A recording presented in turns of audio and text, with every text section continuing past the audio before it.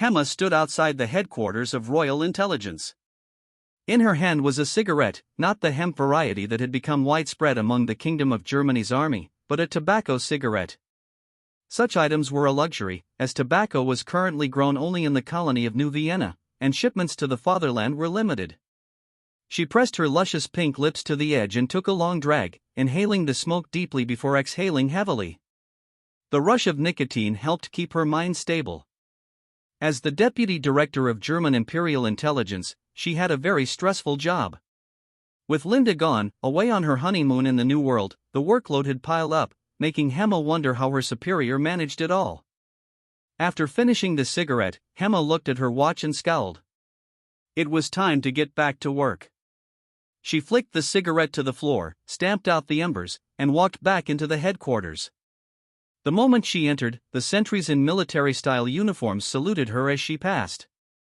On the third floor, she charged directly to her destination, the conference room where the heads of various departments were gathered, discussing an ongoing counter-espionage operation.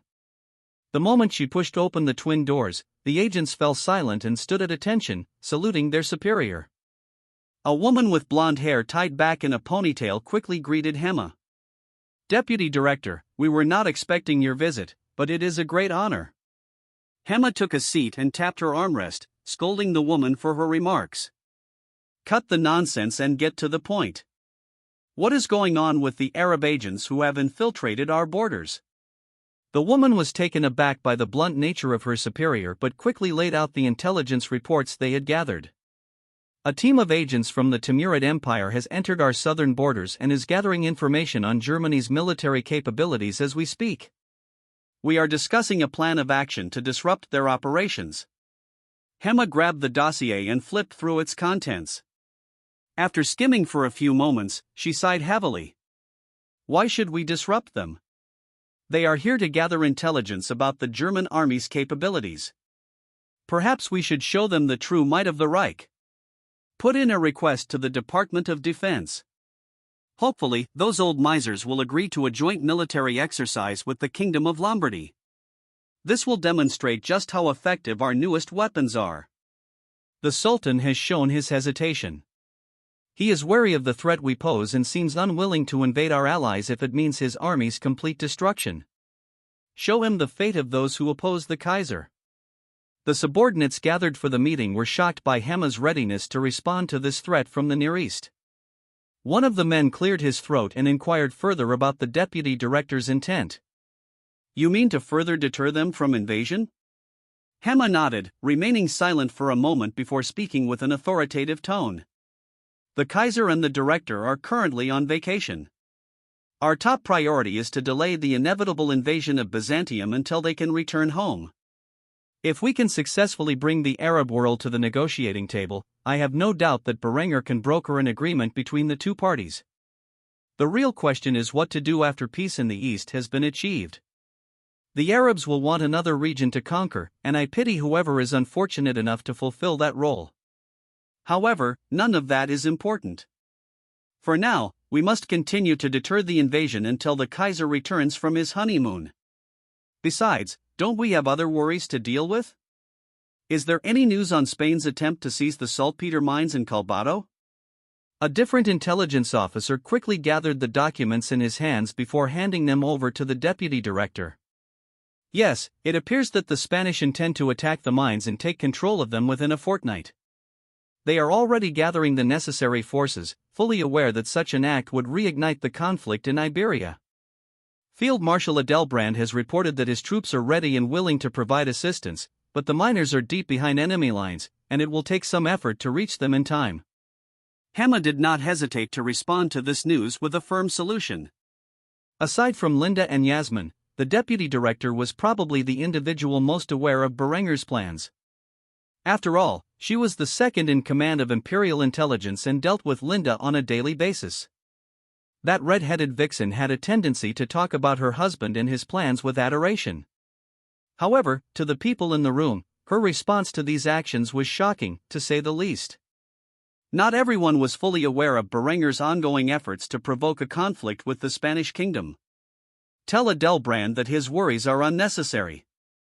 In fact, have him evacuate the miners in secrecy and leave only the smallest force to occupy the area, making it appear to the enemy that our operations are on a full scale. Inform him that any and all saltpeter that has been mined so far is to be removed and shipped back to the fatherland. It is time for phase 2 of our operations in Iberia.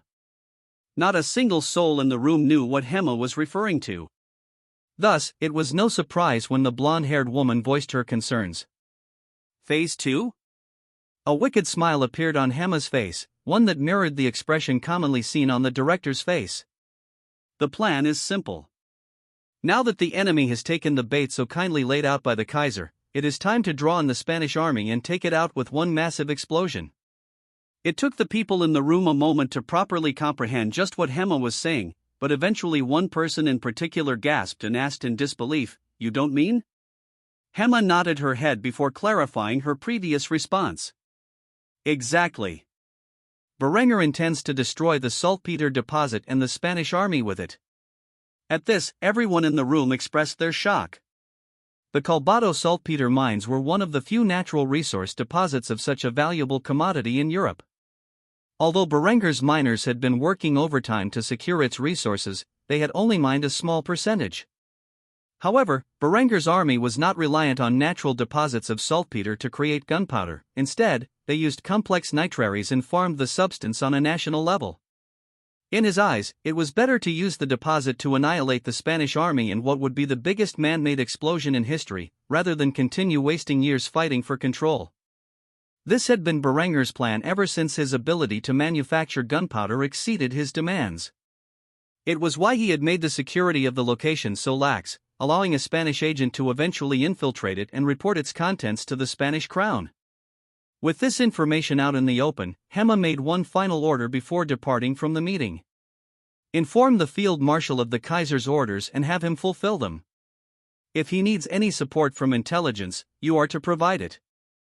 This operation is of critical importance to the war in Iberia, and if done correctly, it will allow our allies to swallow the peninsula in its entirety. Remember, failure is not an option.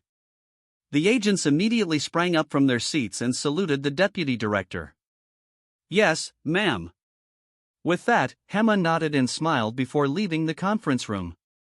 The moment she entered her office and closed the door behind her, only one thing caught her mind: a renewed pile of paperwork. The woman could not help but curse her own existence. Are you fucking kidding me? I just finished my paperwork not 30 minutes ago. How the hell can one woman do so much work? God damn it, Linda, I hope you are having the time of your life right now because I am drowning in everything you've left for me to do. Where the hell is my hot young emperor? It isn't fair. After saying this, the woman quickly stormed over to her seat and sat down with a huff. She did not hesitate to pull out a stamp and began reading the first document in the mountain of paperwork. With a firm punch, she stamped her approval on the report before moving on to the next. Until Linda returned, this was how the deputy director would live out her days, underappreciated and overworked. Berenger sat on the beach, gazing off into the distance with a bitter smile on his face. It had been weeks since he and his girls first arrived on this private island, and one might say it was the greatest vacation he had ever experienced. Not that he had experienced many, as most of his so-called vacations in his past life were simply staying home and entertaining himself with some form of media. Still, he knew the days he could spend alone and isolated with only his lovers for company were coming to an end. Tomorrow, he would have to return to the Empire and live a life filled with warfare and ruthless court politics. A heavy sigh escaped his lips as he drank from his coconut daiquiri and watched the setting sun. In the back of his mind, he made a solemn vow to himself. One day in the distant future, when he had achieved all of his goals in life, he would retire to the countryside like his parents and live a peaceful life in his twilight years. To hell with politics. That was something the younger generation should be worried about. Besides, who the hell would want a senile old man as their nation's leader? He was all too aware of the consequences such a thing would have and had no desire to tarnish his legacy in his feeble old age. As he dwelled on this, a hidden figure lurked in the shadows. A pair of dark eyes cautiously watched the man lying on the beach. After observing Berenger for some time, the mysterious being gripped the shaft of his spear and crept ever closer to the seemingly unaware monarch. Only after reaching striking range did the golden-haired man make a move. Berenger smoothly reached over and grabbed the revolver sitting at the nearby table. He quickly pulled back the hammer and pointed the weapon at the ambusher's skull. The last thing the native warrior saw was a wicked grin on the one-eyed emperor's face before an audible bang, and his soul was reaped. After splattering himself with blood and gray matter, Berenger cursed as he struggled to contain the ringing in his ears. Great! Now I'm soaked in blood. I swear to God, whoever is in charge of security is going to get their ass reamed the next time I see them. As if on cue, the head of security on the island estate and the various members of the Imperial Guard quickly rushed to the scene, witnessing the spectacular sight of their emperor dressed in spandex briefs, coated in the blood of the man he just slew. As Berenger gazed upon the dumbfounded soldiers, he scowled before giving them their orders. Well, don't just stand there. Secure the fucking island, and make sure my wives are safe. The soldiers quickly saluted their emperor and ran off to do as they were told. The head of security stayed behind and knelt beside Berenger, apologizing profusely for failing to prevent the attack. My Kaiser, I am sorry. I don't know how the natives slipped through our security. Berenger wiped the blood from his face with the back of his hand as he reprimanded the man for his failure. It is quite obvious to me these filthy savages have been watching your patrols for weeks, waiting for the opportune moment to attack. My guess is they are from the nearby island and are pissed about us claiming this land for ourselves. You have my permission to show our guests the true spirit of German hospitality. The man in charge of security quickly nodded his head before responding to his emperor's statement. It will be done, my Kaiser. Just when he was about to turn away and enact his orders, Berenger made one last statement that sent a chill down the man's spine. Fail to fulfill your duties as a member of the Imperial Guard again, and I will have your head removed. The man did not respond to his Kaiser's threat, and instantly rushed off to secure the Imperial family and eliminate the threat. While alone, Berenger noticed that his drink was unfinished and drank its contents. He then examined the revolver in his hands. With a heavy sigh, he gazed off toward the distance where his wives were located and commented on the situation with a single phrase. Fucking savages.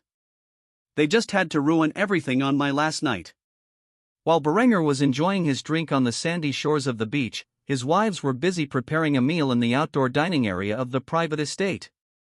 They had decided to leave their husband be for the time being as they worked together to ensure they prepared a proper feast for their last night on their honeymoon. Unbeknownst to them, a group of native warriors from the nearby island, known as Karayaku in Berenger's past life, had infiltrated their estate and were beginning their attack. As Linda was carving the roast beef, an echo resounded in the distance, signifying that a gunshot had occurred. The moment this happened, the girls quickly huddled together and called out for help. Unfortunately, their cries only attracted the predators to their location. Within moments, a group of native warriors quickly surrounded them. These men were dressed in grass skirts, with their bodies painted, and the bones of the slain decorating their hair, creating a terrifying presence as they inched closer to the foreign women. Honoria quickly grabbed a steak knife and gripped it in her hands. With a calm expression on her face, she prepared to battle the native warriors. The other women in Berenger's harem, however, were not as confident as the purple-haired pirate queen and shivered with fear. The roars of conflict echoed through the air as gunfire resounded, and the screams of the defeated filled the island. Upon seeing a woman take up a knife, a large warrior sneered in disdain before charging at her with his stone maul. As he swung the weapon down toward Honoria, she quickly evaded. As she passed him by, she cut his throat with the knife in her hand. The man fell to his knees, covering the severed artery with his hands, desperate to stop the bleeding. In the end, he collapsed to the ground, dead. He could not fathom the existence of such a sharp substance. With a confident expression and a body covered in blood, Honoria cried out to the native warriors with a fierce call. Come and get me, you filthy savages! Immediately, the native warriors rushed toward the girls with fierce intent. One of them quickly grabbed Adela and brought her into his arms. He had a lust-filled expression as he licked his lips. Just as Adela was about to scream, thunder crackled, and her captor's skull was blown apart. Adela quickly shoved the corpse aside and gazed into the distance to see her knight in shining armor. Berenger stood with a revolver raised in one hand and a sword in the other. After finishing his drink, he had rushed into the house to get his dress sword, which was lying with his other belongings. He then charged out to the outside dining area, where he knew his wives were, only to see them surrounded by the enemy. With a concerned look in his eye, he gazed at his wife and consoled her. "Are you all right?" Adela nodded silently, tears streaming from her eyes. She wanted to hug Berenger and never let go, but they were still surrounded by the enemy. Thus, she steeled her resolve and responded in a hateful tone. "Kill them all." Berenger nodded and raised his pistol, firing several more shots into the torsos of the native warriors, gunning them down left and right. Once he was out of ammo, he charged at them with his sword in hand. A hateful glint in his eye, he cried out in mad laughter. "You motherfuckers have done it now. When I'm through with you, I will kill your whole fucking tribe." Honoria took advantage of the chaos, ruthlessly attacking the stunned native warriors with her knife. A concert of carnage unfolded between her and her husband. A wicked smile on her face, she leaped onto one of the warriors, stabbing into his chest repeatedly, as if she were a howling banshee. She cried out in fury, "Kill! Maim! Burn!" Berenger noticed this and smiled as he deflected an oncoming spear. With a lunge and a thrust, his narrow blade protruded through the heart of the enemy, killing him on the spot. With a quick withdraw, he rushed towards the next enemy, standing side by side with Honoria as they drove back the invaders. Honoria's bloodstained face bore a smile as she commented, "This is one hell of a last night on our honeymoon, isn't it?" Berenger chuckled at her words before retorting, "I never expected to fight side by side with you. Your sword skills have definitely improved since I first taught you all those years ago." Honoria merely smirked in response. She did not need to hear that from a man who spent most of his battles on horseback. The tides of battle had now turned, and the savage warriors had become deathly afraid of the dynamic duo in front of them, retreating. Honoria quickly followed, while Berenger called out to her, "No, wait." However, she was already gone, forcing him to rush after her. Apparently, he made it just in time. For the moment, he grabbed her shoulder and dragged the Byzantine princess back into his embrace. The savages rounded the corner and were gunned down by a firing line. Honoria gazed at the bloody scene in shock, realizing that if Berenger had not stopped her, she too would be mincemeat right now. Berenger sighed in relief, knowing he had made it just in time. It was then that an officer revealed himself and gave his emperor a status report. "My Kaiser, the island is secure, and we have eliminated the savages. What are your orders?" Berenger gazed off into the distance toward the larger island nearby, a devilish smirk on his face. "I say retaliation is in order for such a grand insult. Inform the colonial expeditionary forces that I permit them to invade this island chain and kill every living native they come across. These filthy savages picked the wrong man to mess with." Weeks had passed since the night Berenger and his troops repelled a native attack on their private island. During this time, he had returned to Kufstein, where he quickly resumed his work. After all, many exciting events had occurred during his absence, and his immediate input was required. Initially, the girls were shaken by the bloody events, but they eventually calmed down upon returning to the sanctuary of the imperial palace. Still, for some of them, it was their first time witnessing such bloodshed, and it would haunt their memories for many years to come. Upon returning to the fatherland, Linda immediately resumed her position as Director of Intelligence. There was no doubt that she was now pregnant, but it would still be a few weeks before it affected her daily life. Thus, she dedicated this time to fulfilling her role as Berenger's spymaster. At the moment, Berenger was frowning as he reviewed 3 reports from Imperial Intelligence. 2 out of 3 of his ongoing intelligence operations had brought relatively unfavorable news. While the Spanish were marching into a trap designed to annihilate their professional army, allowing for a rapid German granite conquest of Iberia, the Timurid Empire had failed to fall into a similar trap. The cautious attitude of the Timurid Sultan had prompted Berenger to order an immediate investigation of the man and his background. It had been a while since he had faced such a rational opponent. While he awaited the results of this espionage, there was a more pressing matter to attend to. France was in a state of temporary unity, as the rebelling dukes and the English alike had ceased hostilities for the time being. By Berenger's count, Sibylla must have returned home by now, and she was likely to instigate conflict with Germany due to her harsh treatment. Though Berenger was fully unaware of just how brutal her sentence had been. After all, the operation of the labor camps was something he did not personally oversee, and the corruption that plagued the system had gone unnoticed. As the German emperor read the report about the ceasefire, he frowned. A unified France would always be a threat to Germany, though they would never be as powerful as their German neighbors. They had not really been in his past life, except possibly during Napoleon's reign. France still posed a threat to the empire when allied with other nations, a lesson Berenger had learned from both world wars of his past life. Thus, he sighed heavily as he revealed his thoughts on the matter. This is unfortunate. The papacy has insisted on a ceasefire between the kingdoms under their thumb. This presents some difficulties in our plans to destroy the national identity of France and balkanize it into smaller territories. Linda, Hema, and a few generals were present in the room to discuss the ongoing efforts of Germany's espionage in the foreign kingdom. Hema was the first to speak as she handed a proposal to Berenger, listing Imperial intelligence's suggested courses of action to resolve this issue. Berenger quickly looked over the proposal, while Hema spoke about their options.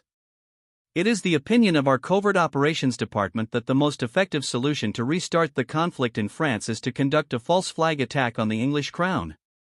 If we can assassinate a member of the English royal family and successfully pin it on the Kingdom of France, we can easily reignite the war. This prospect immediately drew Berenger's interest as he glanced over at Linda, seeking her approval on the matter. The angelic beauty smiled as she addressed her husband. She knew the next question the emperor was about to ask and did not hesitate to reveal her thoughts on the matter. My Kaiser, I believe we have an 82% chance of successfully pulling this off. However, if we fail and our plot is revealed, it will give the Kingdom of England a casus belli against us. Such an event would warrant an invasion by the entire Catholic world. In my honest opinion, despite our military advantages, we are not adequately prepared for such an event at this time, especially with the jihad looming on the horizon. Any Catholic invasion of the fatherland would immediately result in our allies being swarmed by their Muslim neighbors. Let me remind you that the leak of agricultural technology to the rest of the Western world has freed up many hands, which are now being trained in the art of war for the upcoming crusade. The number of forces our enemies could theoretically mobilize within a month across our borders is well over 1 million men. By contrast, we have roughly 300,000 men in active service who are part of our land-capable forces, 10,000 of whom are spread throughout the colonies. We also have approximately 50,000 reservists who can be called up at a moment's notice. This is hardly enough to protect the empire's borders in their entirety. We have only recently accumulated large amounts of territory, and less than loyal states may rebel to preserve their own power. After all, not everyone shares your vision of a unified German empire under Austria's rule. The only clear advantage we have in this conflict is our dominance at sea. However, this is the only aspect we will win with ease. Another major downside is that the Catholics consider all Germans to be heretics, making them likely to slaughter our civilians. If we fail in our aim to assassinate a member of the English royal family and frame the Kingdom of France, it will undoubtedly result in the bloodshed of millions of your people. Berenger weighed the pros and cons of such a potential outcome with great thought. He did not want to make a decision that might result in defeat and the end of his dynasty. Though he was confident he would win the war, the losses he would suffer could set back his plans by decades. He was not an immortal cultivator, and he knew his time as a ruler was at most another 40 years. The German emperor pondered whether such a risk was really worth dividing France over.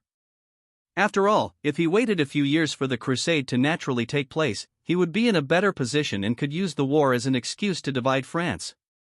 While Berenger sat in silent contemplation, Linda could tell that her husband was struggling to come to a decision. She smiled warmly and offered her personal opinion. If you think such a risk is not worth taking, then don't do it. There are always alternatives we could come up with to ensure our plans to destroy France are realized. In response, Berenger sighed heavily before voicing his decision.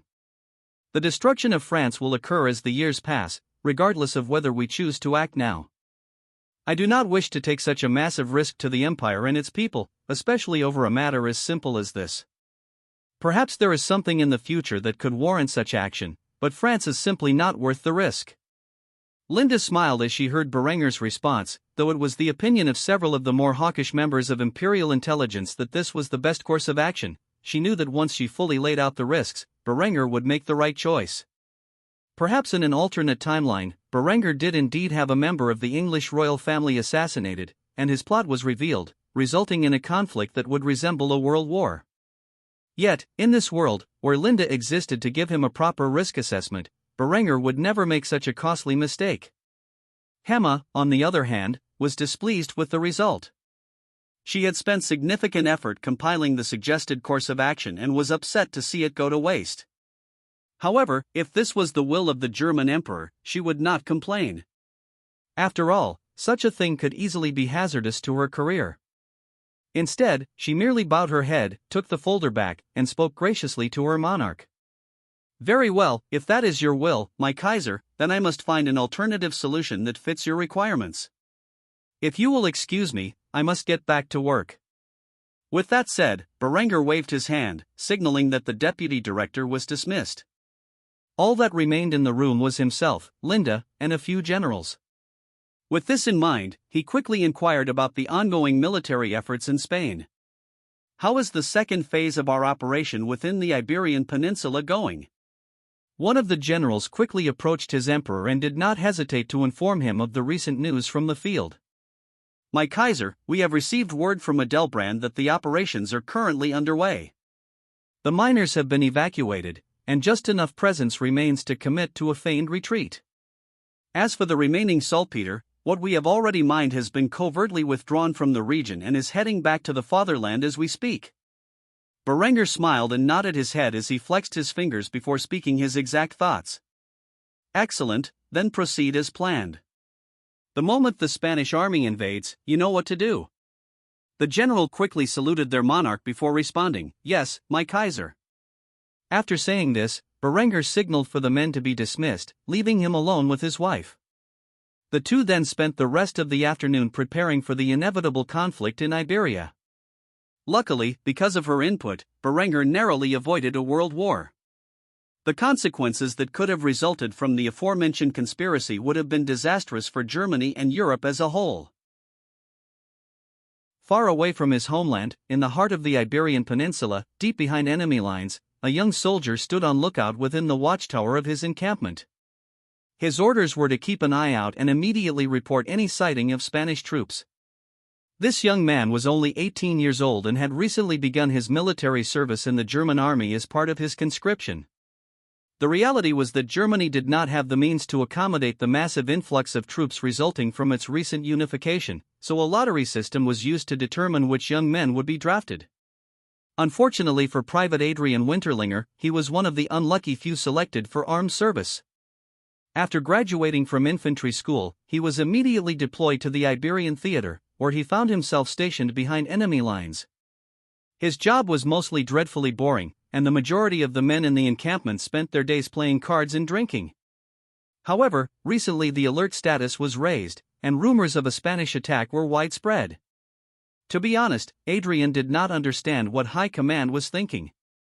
During such an intense period, they had evacuated the miners but left a small contingent of troops behind to defend against any possible attack. What madness had overcome the field marshal to think such an idea was favorable? Thus, he sighed in defeat, pulled out the canteen attached to his combat belt, and took a long swig. After replacing it, he picked up his binoculars and gazed into the distance for the 11th time in the past hour. This time, however, something was different. In the distance, he saw a shimmer he could not immediately identify. As he focused his vision through the binoculars, the shimmer grew in size until it became clear. A shock appeared on the young man's face as he froze in place. A massive army was marching toward the German encampment. He did not know how many men were in the sea of shimmering iron, but he knew it was not something they could easily combat. Gaining control of his panic, he rang the bell in the watchtower, signaling that an enemy army was approaching. The soldiers in the camp below panicked as they rushed toward the earthen fortifications and gazed over the neatly placed sandbags. When they saw what awaited them on the horizon, they quickly donned their helmets and loaded their rifles. Those lucky enough to man the Mk2s began inserting rounds into their weapons to prepare for the oncoming attack. Soon, the officer in charge of the camp emerged from his command post and began addressing the troops. "Hold the line until I give the order to retreat. Any man who falls back before the order is given, I swear I will shoot you myself." This threat sent a tingle down the spines of the men present.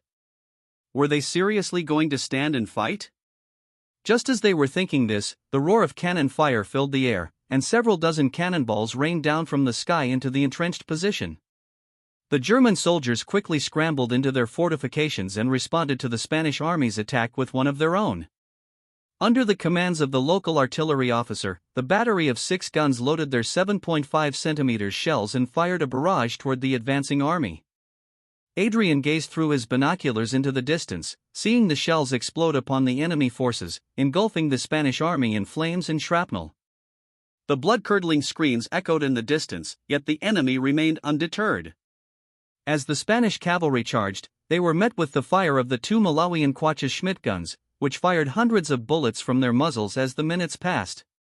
The Spanish cavalry were being cut to pieces, but despite this, the army still rushed forward in a suicidal charge, knowing full well the camp and its defenders did not have the ammunition to completely defeat them.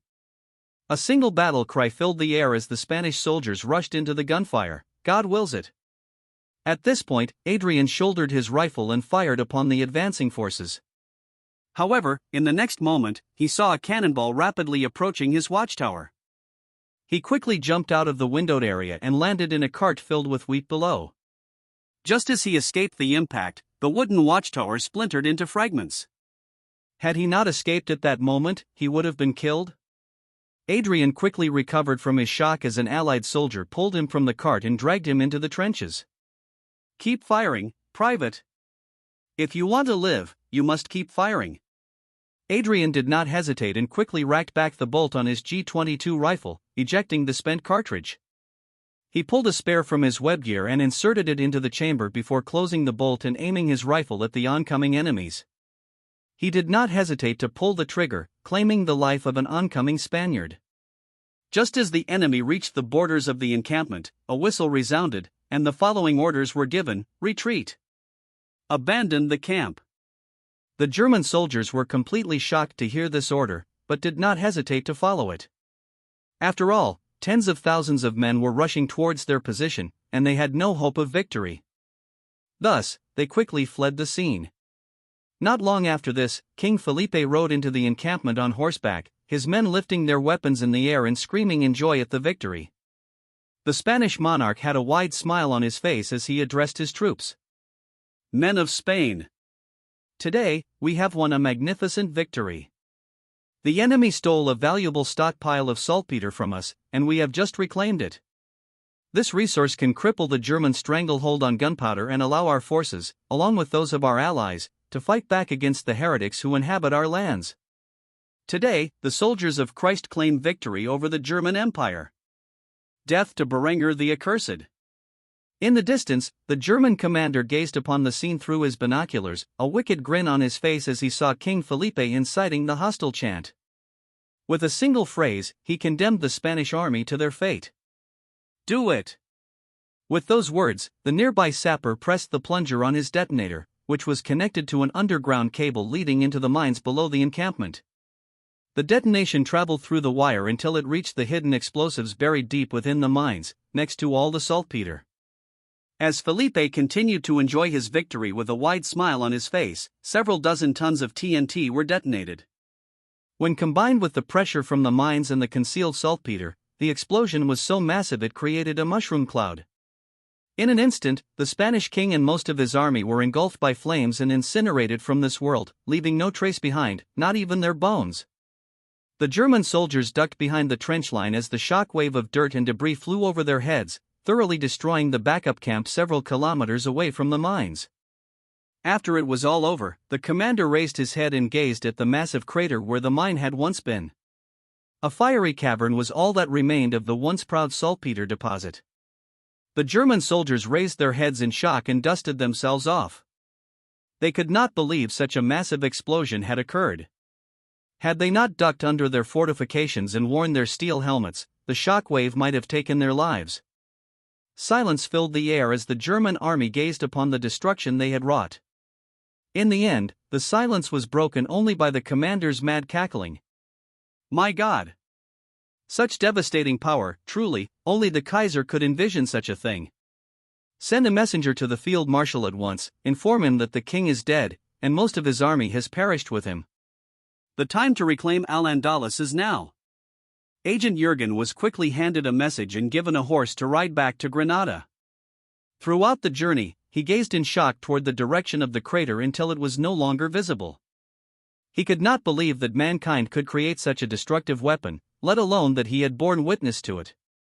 In the days that followed, a new war would begin, and Iberia would once more be engulfed in conflict. King Bruno of Italy stood beside one of the German Empire's newest generals, Wilhelm Ritter von Krieger. Wilhelm had been fighting in the German army since the early days of Berenger's conquests. From his days battling brigands following Berenger's ascension as Duke of Austria, he had participated in nearly every conflict Austria had engaged in, proving himself to be a valuable commander and a gallant soldier. In fact, Berenger had awarded him the Imperial Order of the House von Kufstein, the highest honor in the Kingdom of Austria. This also made him a de facto noble, with the title of knight, hence the Ritter von Krieger surname. In the fields below them, a German artillery brigade was equipped with the Empire's latest weapons. By their side was an artillery brigade from the Kingdom of Lombardy, using the old 1417 12-pound field guns that had long since been phased out of the German army's predecessor. King Bruno gazed upon the weapons used by his suzerain's forces with envy in his eyes. He could not believe such masterful machines existed. For every round his soldiers fired from their cannons, the Germans could fire 10, and at a greater distance, with far greater lethality. Unbeknownst to these men, a group of Arab spies from the Timurid Empire observed the exercise with shock. Not only was the German Empire capable of fielding such massive numbers of artillery on their borders, but they could even deploy a similar amount of cannons to a military exercise with a neighbor. Just what kind of unholy military capability was this? However, the moment they witnessed the explosive impact of the 75mm shell on the straw dummies clad in steel armor, their jaws dropped. Yet that was not the end of their astonishment. Shortly thereafter, another 70 rounds fell on the target location, and then another, until they had conducted 10 separate barrages in the span of a minute. By the time the firing ceased, nothing but a crater remained at the target site. The sheer range, volume, and destructive power of these small field guns greatly outmatched the Timurid Empire's bombards. If they were to go to war with this German Empire, only death was certain. With this in mind, one spy immediately said his prayers, frightened by the mere thought of such a potential reality. While the Arabs were praying, Wilhelm lifted his hand in the air, signaling the German artillerymen to cease their fire. After the shelling stopped, he gave another order that practically made both the King of Lombardy and the Arab spies' eyes jump out of their sockets. Prepare the revolving cannons. The artillery crews immediately switched to a single battery of revolving cannons. These weapons were based on the Hotchkiss revolving cannon from Berenger's past life, but were scaled up to a 40mm high explosive shell. To understand the devastation a single one of these could cause, one only needed to imagine 68 40mm grenades falling on their location within a single minute. Thus, when the 6 weapons were loaded and fired their 40mm explosive shells at such a rate, everyone who was not already aware of their destructive power practically fainted from shock. Just how powerful was the German army with such devastating weapons at their disposal? It was this thought that immediately caused the Arab spies to conclude that a war with Byzantium would mean coming to arms with Germany, which would be nothing more than suicide. The 2 Arab spies immediately ran off, no longer having the courage to witness what further destruction the German army was capable of. Not long after, the military exercise ceased, and the 2 armies returned home. The Arab spies, meanwhile, chartered the fastest clipper they could find and hurried back to the Timurid Empire's borders as quickly as possible. After several weeks, they were kneeling before their Sultan, Salan Mirza, with fearful expressions on their faces. They had just reported the results of their espionage to the Sultan, who stared at them in disbelief. "Are you certain of this?" he asked. The 2 spies quickly nodded without hesitation, declaring their utmost loyalty. "We wouldn't dare lie to your Majesty. I swear on Allah that everything I have reported is accurate and true. If I am lying, may ye strike me down where I stand." This answer forced the Sultan to sit down, shocked, contemplating the implications. 70 of these weapons were on his borders, and another 70 were protecting the German Empire's borders. If the German army had such advanced steel manufacturing technology, allowing them to mass-produce these weapons, it stood to reason that there were far more than 140 of them spread across the world. If this were the case, military action against the Byzantine Empire would be foolish. Their allies were simply too powerful. It became increasingly clear to Solemn that, to achieve his goals, diplomacy was the only viable option. He dwelled deeply on the matter before issuing an order to his subordinates. Inform the heads of the other sultanates that military victory is a fool's goal. Only through diplomacy can we gain what we want. If they doubt my claim, let them know what you have seen. If they still refuse, remind them who holds the real power in the Muslim world. Along with gathering these fools' attention, dispatch a letter to the Byzantine emperor expressing our willingness to negotiate over our claims and the current disputes between our realms. However, make him aware that Kaiser Berenger von Kufstein must be present at these discussions, or else we will be left with war as our only option to settle our differences. The two spies quickly nodded and agreed to these terms. Very well. We will dispatch your orders at once. Is there anything else you need from us, Your Majesty? Solemn merely shook his head. No, you have done well and will be handsomely rewarded. As for the other agents in the field, tell them to stay clear of the German Empire. I have a feeling that involving ourselves in the Kaiser's business may be seen as an act of aggression, and I want him to be in an amicable mood when we finally meet. The two spies silently nodded and thanked their sovereign for his benevolence. Thank you, Your Majesty. After saying this, they disappeared from his palace, leaving the man alone with his many wives. One of them was a woman of striking similarity to Princess Yasmin. She wrapped her arms around her husband's neck and gracefully leaned on him for support as she whispered in his ear. Will you be inviting my cousin to these negotiations? I hear that foolish boy is in an alliance with the Germans. It should be interesting to see his take on the dispute over the Holy Land. Solemn immediately turned around and gazed at the woman with a stern look. He then grabbed her throat and squeezed it tightly. You dare hide such information from me? Why am I only hearing about this now? The woman struggled to voice her defense as the air escaped her lungs. I only found out recently. Upon hearing this, the Sultan released his grip, causing the woman to heave as she struggled to regain her breath. Only a look of disdain was on the man's lips as he spoke a single phrase with fierce authority. Speak, what do you know of Berenger von Kufstein? After regaining her composure, the woman lowered her head before responding to her husband's question. Only that he is neither Catholic nor Orthodox. He has been excommunicated by the Pope and started his own sect of Christianity, which is the dominant religion in his empire. He appears willing to act peacefully with Muslims, even marrying my cousin Yasmin to secure an alliance with Granada. I swear I know nothing else. Upon hearing this, Solemn sneered in disgust before barking orders at the young woman. I need you to send a message to your cousin. Tell that foolish boy that if Granada does not support their Muslim brothers in the fight for the Holy Land, I will turn the entire Muslim world against his petty kingdom. I may not be able to strike him directly now that he is allied with Germany, but I can still cause conflict in his lands with a simple decree from an imam. The young woman nodded before bowing to the Sultan. It will be done, husband. After saying this, the Sultan dismissed the woman so she could get on with her task. A simple phrase escaped his lips as he gazed out the window toward the west. Berenger von Kufstein, I wonder what kind of man you are.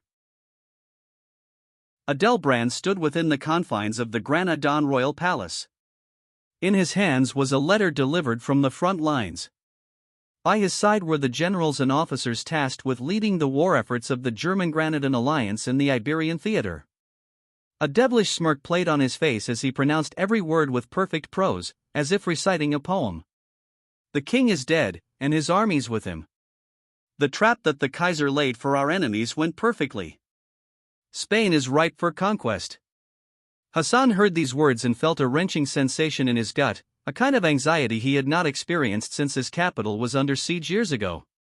After a moment to calm his senses, he wore a stern expression and issued the command that would alter the course of history. "Prepare my army and inform the men that we march on Spain tomorrow. Al-Andalus will be restored."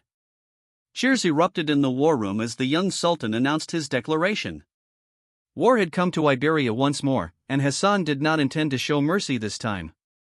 The Granadan royal army had spent years preparing for this moment, and now, his forces were second only to Germany's. Due to Granada's smaller scale compared to the Byzantine Empire and the fact that Hassan had purged disloyal elements from his ranks before reforming his army, the Sultan could surpass even the mighty Romans in the east. The excessive bureaucracy of the Byzantine Empire, combined with its armies being controlled by various generals with their own political interests, had slowed the empire's modernization compared to its allies. The reality was that individual strategoi held too much power and authority for the emperor to assume full control. Unlike Granada, which had the most modern equipment, Berengar was willing to sell it. Many Byzantine units were still in the era of pike and shot.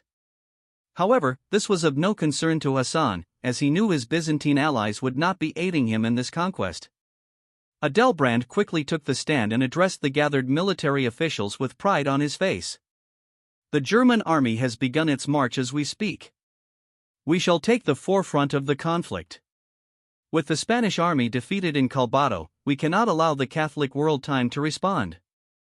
As for our Granadan allies, you can secure the cities we have conquered and ensure the loyalty of the locals. For the Empire!" The German officers immediately broke out into cheers and saluted the field marshal. "For the Empire!" With that, the war for the restoration of Al-Andalus had begun, and the Reconquista, which had been going on for centuries, would soon come to an end. Berengar sat back in his office with a smile on his face. He was reading a telegraph report directly from the German army headquarters in Iberia. This report stated the success of his trap and the fact that the German army had begun its march. Before the Catholic world could react to this news, Germany could easily occupy 3/4 of Spain and entrench its position, waiting to see how the papacy would respond. Technically, he had done nothing wrong, as the Spanish attack on the mines had violated the Treaty of Aquitaine, making military action a lawful and appropriate response. However, the Catholic world would not easily abandon all of Iberia to the Muslim faith, especially knowing that the Muslims in charge of the new Al-Andalus were in an alliance with the German Reformation. He was pleased that his armies, which had been on standby, had already deployed across the Spanish border. It was a shame that he had to lose an artillery battery and a few Mk2 machine guns in the trap he had set for his enemies. A sultry voice interrupted Berengar's thoughts as a pair of tanned, dainty hands wrapped around his neck. "What has you so happy?" Berengar kissed the Granadan princess's hand lovingly as he looked into her deep amber eyes and responded in a coy tone, "I have fulfilled my promise to you." A look of confusion appeared on the Moorish beauty's face as she gazed at the words transcribed on the paper. As she read the content, her confusion turned to shock, then delight. Yasmin quickly kissed Berengar on the cheek and hugged him tightly, voicing her disbelief. "I can't believe it. Is it true? Are the King of Spain and his armies really dead?" Berengar nodded, placing the paper on the desk with a wide smile. "Indeed. Soon, Al-Andalus will be restored, and the glory of your people with it." The maiden's heart raced as she grappled with the words she had just heard. She couldn't believe it. After centuries of defeat and humiliation, Al-Andalus would be reborn. It was all thanks to one man, so she rewarded him with a passionate kiss on the lips. Berengar savored the moment to the fullest before breaking apart from her. He had many things to take care of now that the war had begun. After all, this was a monumental occasion in history. How could he not lead the charge to restore Al-Andalus? When Yasmin noticed this, she sighed heavily before releasing her grip on her husband. In doing so, the excitement she had felt moments ago turned to dejection. "You're leaving again, aren't you?" In response, Berengar nodded. Noticing her bewildered expression, he gently took her chin and gazed into her amber eyes with a solemn look. "You don't need to worry so much. I'll be fine. I always am." Yasmin scoffed and grabbed Berengar's eye patch, stretching it out. After pulling it a few inches away from his face, she released it, causing it to snap against his eye socket. Berengar flinched and cursed in displeasure. Fuck. What the hell was that for? Yasmin sneered at her husband with a grin, crossing her arms in a lecturing manner. To teach you a lesson about your own mortality. I know you better than anyone. The last thing we need is you doing something stupid, like leading a cavalry charge into artillery fire and getting yourself killed. Berenger chuckled at her worry, but it only made her pout. He could tell she was furious about his behavior during the War of Unification. He didn't know how his reckless actions had been leaked to her, but it was clear they had been. So, he made a solemn vow. I promise, I won't do anything stupid that will get me killed. Yasmin hardly believed Berenger's words, but she knew she wouldn't get anything better from him. With a heavy sigh, she reluctantly agreed. Fine. Just know that if you die trying to restore my homeland, I will never forgive you. A slight chuckle filled the room as Berenger pulled his pregnant wife into his embrace. The couple remained like this for some time before a knock on the door interrupted them. Linda quickly entered the room and saw the wholesome sight. She bit her lip in envy as she interrupted the scene. We have a status update on the jihad.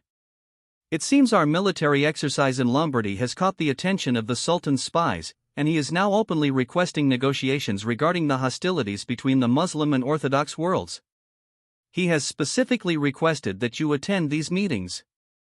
Apparently, he knows you are the de facto leader of our alliance and wants to deal with you directly.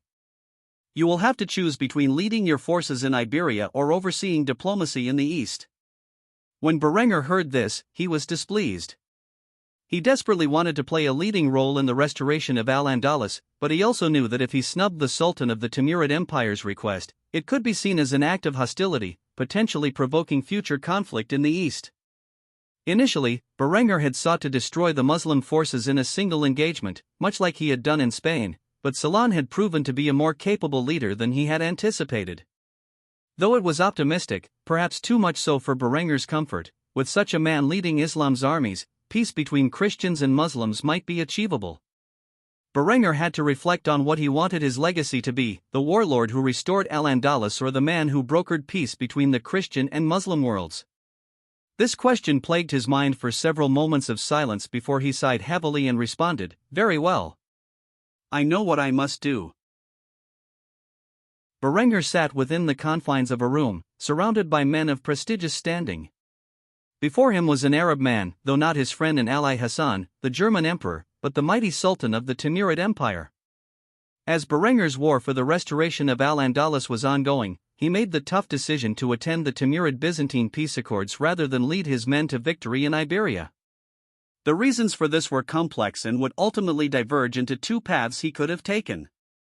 By leading his soldiers in Iberia, Berenger would be remembered as a conquering warlord who used the sword to bring Iberia under the heel of his Granadan allies.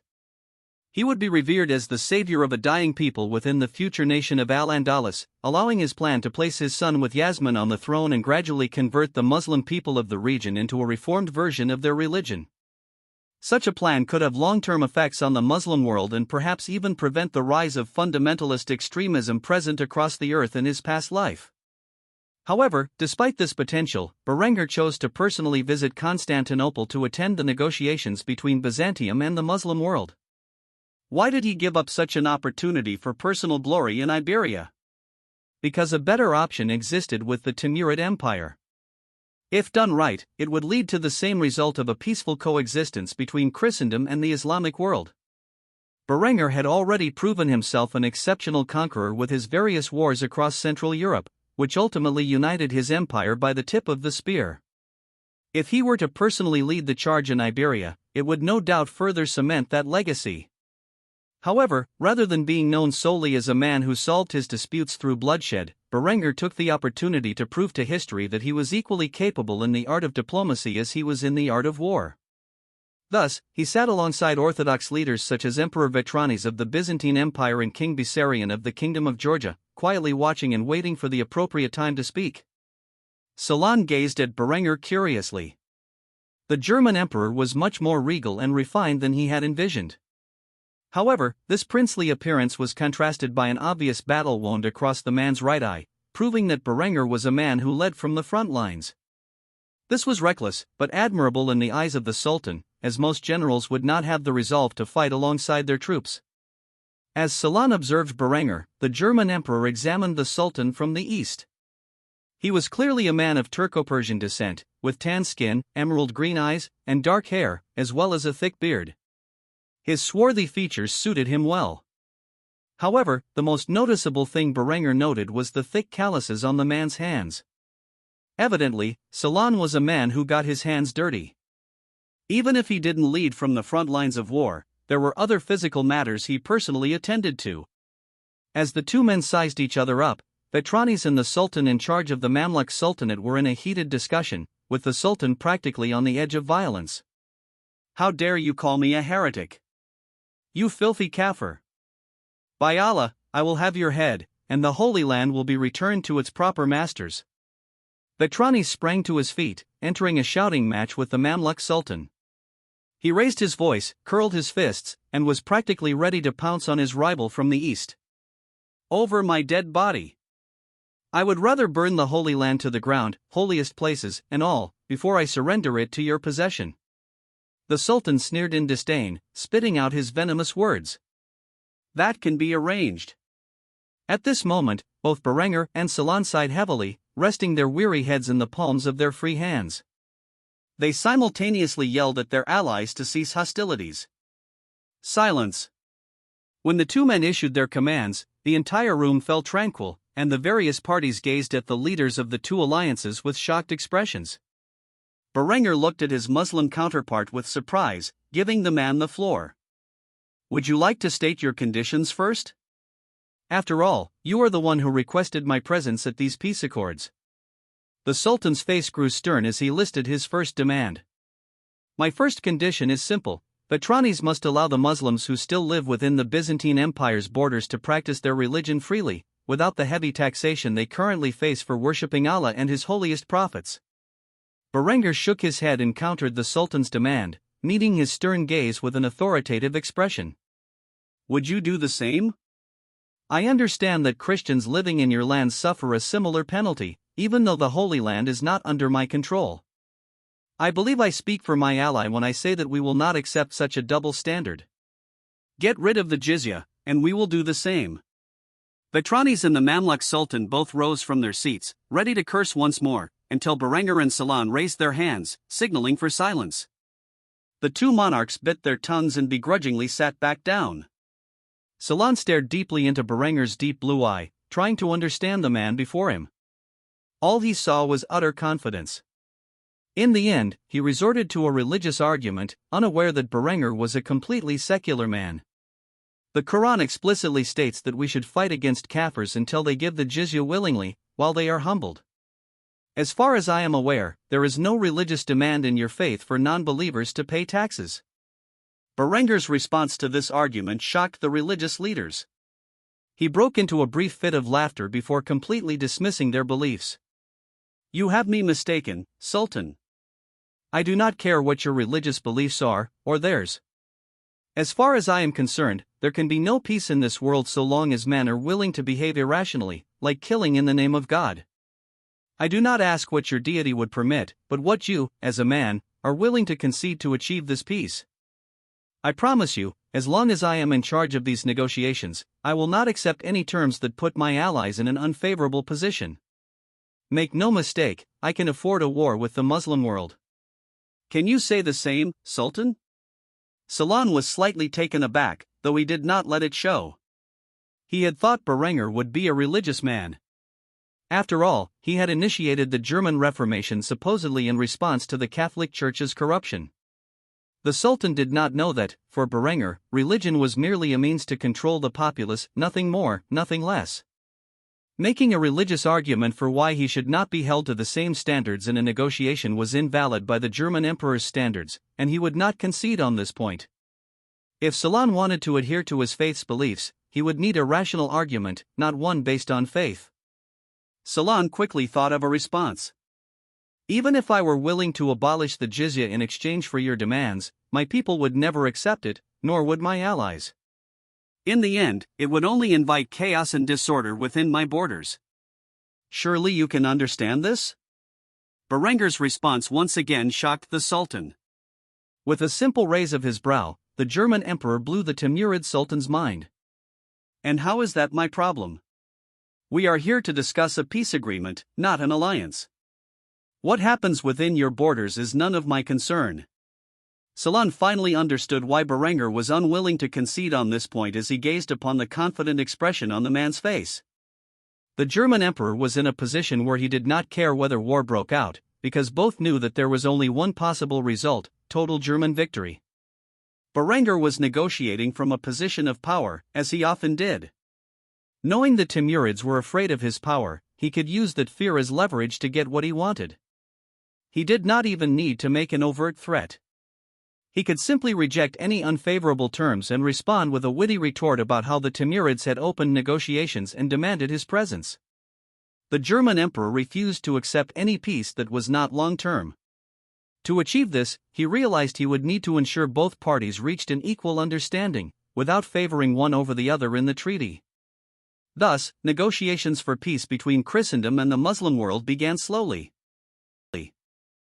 The echo of guns filled the air above the capital of the Kingdom of Spain. Not even a week had passed since the German-Granadan alliance began its invasion of the Iberian kingdom, and yet the Allies were already at the capital of their enemy. If not for the foolish actions of the Spanish monarch, such a rapid advance would not have been possible. King Felipe had foolishly rushed into the saltpeter mines with a majority of his army, walking straight into a trap that successfully killed himself and his forces. Because of this masterful play by the German emperor, the Kingdom of Spain was practically defenseless, with only a few thousand defenders spread across its many cities. Most of these surrendered the moment they saw the German-Granadan alliance cross into their borders. Despite this mass surrender, the city of Madrid was more than willing to lay down their lives in its defense. Thus, a prolonged siege had been established outside the city's borders. Hassan's orders were clear: the German army was not to destroy the city in its attempt for a rapid victory. Therefore, they had focused their artillery fire on the walls. The plan was to bring them down and allow the German soldiers to advance into the city en masse. At the moment, Adelbrand was sitting back in the siege camp, watching the fiery explosions as they detonated against the walls. He held a cup of freshly brewed coffee in his hands, taking several small sips as his officers addressed their concerns. Soon, word will reach the French about our invasion and the Spanish kingdom's defeat. If we wish to hold on to the ground we have gained, we will need to set up defenses in the Pyrenees, where we can ambush any crossing the French or other Catholic kingdoms might make into Iberia. I know the papacy will not abandon these lands without a fight, so we should expect an expeditionary force to combat our gains. At the very least, the Pope will be able to claim that he tried to combat our conquest. Adelbrand nodded as he heard these terms, then placed his coffee mug on the table and glanced over at General Ziad of the Granadan Royal Army. With a stern expression, the German field marshal asked for the man's advice. "Do you think your men are up to the task of holding the borders? I can assure you that our navy will deter any seaborne operations the Catholics may attempt. It is simply a matter of protecting the Pyrenees and preventing the Catholic army from invading." Ziad took a few moments to contemplate before nodding in response. "Indeed, we now have a chance to restore the glory of Al-Andalus. My soldiers would rather die than let our victory go to waste. I assure you the French will not be able to pass through the mountains. I will make sure of it." At that moment, the walls around the city came crashing down. Cheers echoed in the air as the generals looked into the distance and noticed only a few sections of the once mighty city barrier still standing. Upon seeing this, Arnulf took a few gulps of his coffee, finished it, and donned his helmet with a smirk on his face. He posed a question to the other leaders of the Alliance's army. "Shall we get to it, then?" The German field marshal did not wait for an answer. Instead, he pulled out a nearby G22 rifle, made sure it was loaded, and marched alongside his guard into the city, which had been infiltrated by the German and Granadan armies. Because of their strict orders not to shell the city into oblivion, the few defenders the city could muster were lying in wait, their matchlock muskets and arquebus ready. The moment the German and Granadan soldiers rushed past the ruined walls, the defenders opened fire. A spray of smoke and lead pelted the German and Granadan soldiers. Despite this, fewer were killed or maimed than one would suspect. The armor that the Germans and Granadans wore protected their vitals from any form of enemy fire. Only at extremely short distances could a Spanish musket ball penetrate the quenched and hardened steel armor of their enemies. Most of the rounds were deflected off the armor of the advancing soldiers, with only the most unlucky dying from the impact. If someone was unfortunate enough, a musket ball could penetrate their unarmored face or femoral arteries. Aside from that, most of the men simply walked through the line of fire and exchanged volleys of their own. The city's defenders desperately struggled to reload their weapons and fire another round, but the Germans' ability to reload in a matter of seconds was too much for them to handle. Eventually, the sheer volume of fire overwhelmed the Spanish defenders, who were either slaughtered behind their defenses or outright surrendered. The siege came to an end, and the gunfire halted. Those fortunate enough to survive could only sense the smell of smoke and blood within the city. As for the leaders of the German Granadan alliance, Hassan led his generals and those of his German allies into the royal palace as if he were a conquering hero. The young sultan stepped into the center of the great hall with a stern expression, noticing the Spanish queen huddled alongside her children, shivering in fear. When he noticed this, his expression softened, and he opened his arms in a peaceful gesture, begging the woman to surrender. "It is over. Surrender your forces now and accept the restoration of Al-Andalus. If you peacefully end this conflict, I promise that you and your children will live a life of peace and prosperity. Under my authority as Sultan, I swear no harm shall come to you. All you need to do is bend the knee to my rule." The woman snubbed his gesture, glaring at the young Sultan with a killing gaze. Unbeknownst to Hassan, she had a dagger concealed behind her back. The moment the Grenadan Sultan neared her, she lashed out, attempting to skewer his heart and take his life. Hassan gazed at the knife, which was a mere foot away from his torso, with trepidation. As his life flashed before his eyes, the echo of a gunshot resounded in the room, and the woman, who was so close to killing Hassan, fell to the ground lifeless. A bloody red circle appeared between her eyes. Noticing that he was still alive, the young sultan immediately searched for the man who had killed his attacker. What he saw was Adelbrand holding his revolver. The German field marshal quickly blew out the smoke protruding from the barrel before reholstering the weapon, as if killing the Queen of Spain was of no concern to him. When Adelbrand saw the look on Hassan's face, he was confused and thus voiced his complaint. "What? The bitch was going to kill you. You should be thanking me. I just saved your life." The Grenadan royal guard instantly moved to secure their sultan, while Hassan's soldiers restrained the queen's crying children. The sultan could not believe what had just transpired. He had offered the woman peace and luxury, and instead, she had tried to kill him. If not for Adelbrand's sharp eye and quick draw, he would be dead right now. After several moments of shock, Hassan sighed before thanking the German field marshal for his help. "Much like your Kaiser, I owe you my life. When this war is over, I promise to reward you handsomely for your heroic actions." Adelbrand merely smiled and nodded before dispatching orders to the surrounding soldiers. "The capital is ours, but we still have much territory to conquer. If the Catholic expeditionary forces cross the Pyrenees, we will face a long and bitter campaign.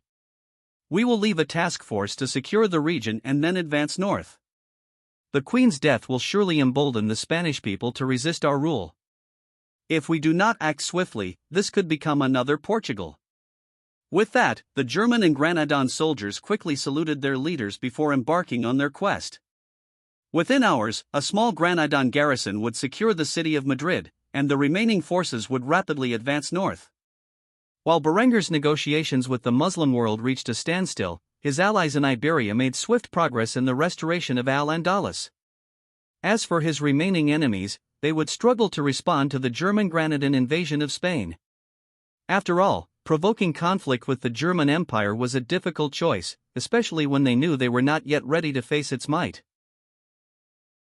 Solemn scratched his bearded chin intently as he tried to think of a resolution to the current disputes between his people and the Christian world. He had to admit he had completely underestimated Berenger and his aggressive nature during the negotiations.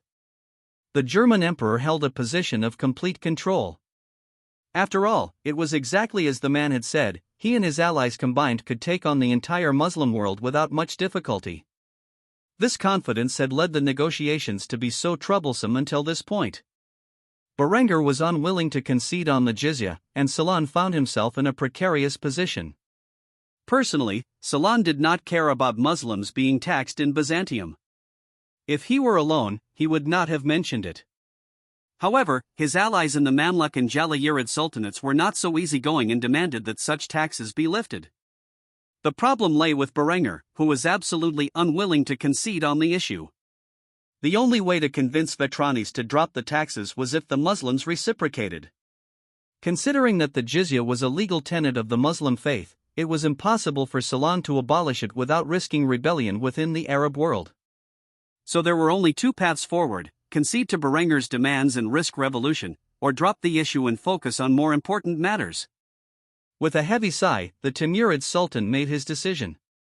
Very well, since we can't come to terms with this aspect of the treaty, we will leave it as it currently stands. The moment he said this, the Mamluk Sultan jumped out of his chair in protest. Absolutely not. I will not accept any form of peace unless the Byzantine Empire and their allies cease the religious taxes on the Muslim faith. There is no valid reasoning for such a tax by these unbelievers. Berengar sneered in disdain before turning to Solemn. Do you mind keeping your ally under control? It is hard to have a civil discussion when he barks in protest at any form of progress.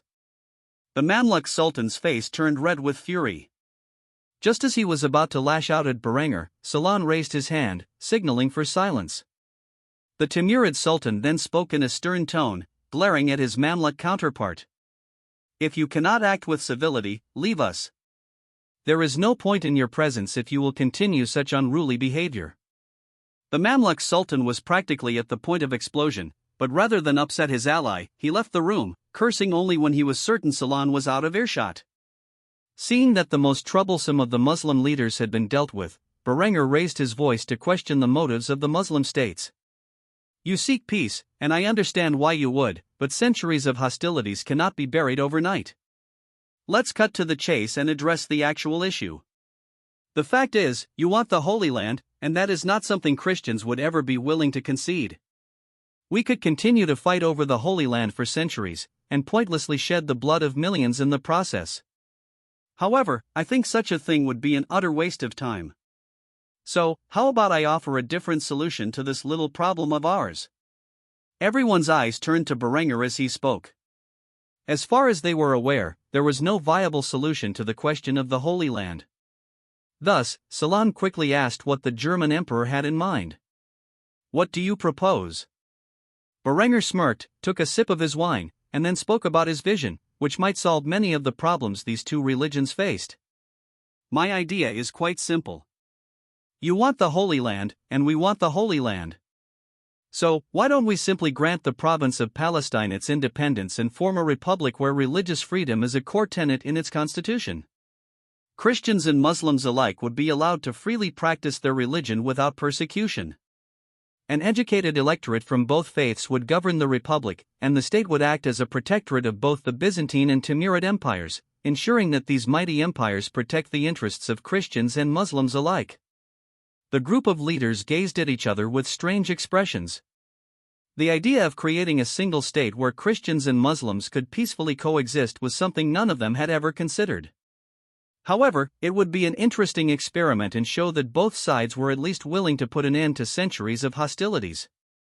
The question on everyone's mind was whether Vetranis would accept such a suggestion, so all eyes shifted to the Byzantine emperor, who was deep in thought. After several moments of intense contemplation, Vetranis sighed and nodded. If it meant bringing long-term, or even permanent peace between his neighbors and himself, it was something he was willing to do. Very well. If this is what it takes to achieve peace between our two realms, then I will consider it. I will only agree to Palestine's independence once we have drafted a proper constitution that we can all agree upon. With this, everyone present sighed in heavy relief. They could not believe that such a crazy idea was agreed to. However, this meant that perhaps the Middle East had a chance for peace in this timeline. Berengar was satisfied as well. Truthfully, he did not expect Vetranis to agree to such a condition so easily. Over the next few hours, the Christian and Muslim delegates would heavily debate other issues, but they were all minor compared to the establishment of the Free State of Jerusalem. After a while, they concluded their arguments for the time being and dined together. At the dinner table, Berengar could not help but notice the beautiful woman by Solemn's side, who was heavily reminiscent of his wife Yasmin. Perhaps her bust was a bit smaller, and her features were less desirable, but there was no mistaking the two were similar. Because of this, he voiced his interest in the topic. "I'm sorry, but you look very similar to my wife, Yasmin al-Fadl. Are the two of you perhaps related?" The woman gazed over at the German emperor and smiled before responding to his question. "Naturally, she is my cousin from my father's side. I was surprised when I heard she got married to some Christian king in the center of Europe. Though I must say, I now understand why." Berengar smiled when he heard this, but Solemn scowled at his wife. Was she seriously flirting with the German emperor in front of him? He would need to severely punish her for such a statement later that night. As for the Timurid emperor, he spoke with Berengar as he cut into his lamb. "So tell me, Berengar, I hear you have had many wars. It is surprising to hear that you have fought so many wars in such a short time. How do you achieve victory so quickly? By my understanding, most of your wars have lasted several months at most." Berengar chuckled when he heard this, then responded with a smug tone. "I simply have superior artillery. In a world where man cannot own the skies, artillery is the most important weapon on the battlefield." The Timurid emperor reflected on this statement with great curiosity. The reality was that field artillery had not been fully developed outside of the regions under Berengar's influence. Most cannons of this era were large, heavy, immobile, and used almost exclusively in sieges. However, Berengar's knowledge of the future had helped improve the efficiency of artillery on the battlefield. Despite his superior firepower, news of Berengar's conquests and how he had achieved such rapid results were more rumor than fact in lands as far east as the Timurid Empire. Few German traders made it that far, and even fewer had actually witnessed the might of Berengar's armies. Thus, when Solemn heard that it was through artillery that Berengar had achieved such significant results, he immediately made a mental note of this and decided to invest in the research, development, and manufacture of cannons as a primary focus of his military. The rest of the dinner went on rather peacefully.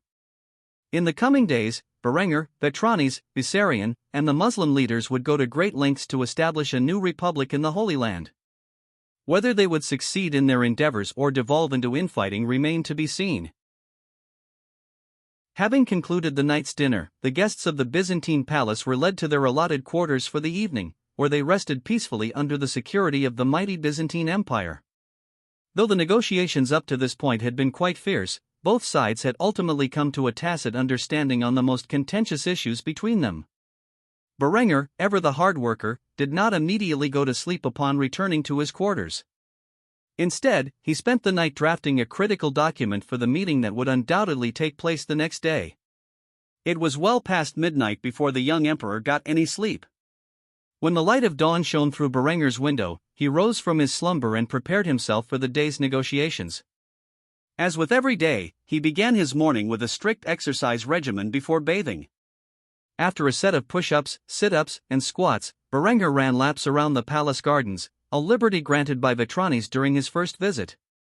Unbeknownst to him, while he was doing his morning run, Solemn, the Sultan of the Timurid Empire, was nearby and was shocked to see the German emperor maintain such a high level of discipline regarding his fitness.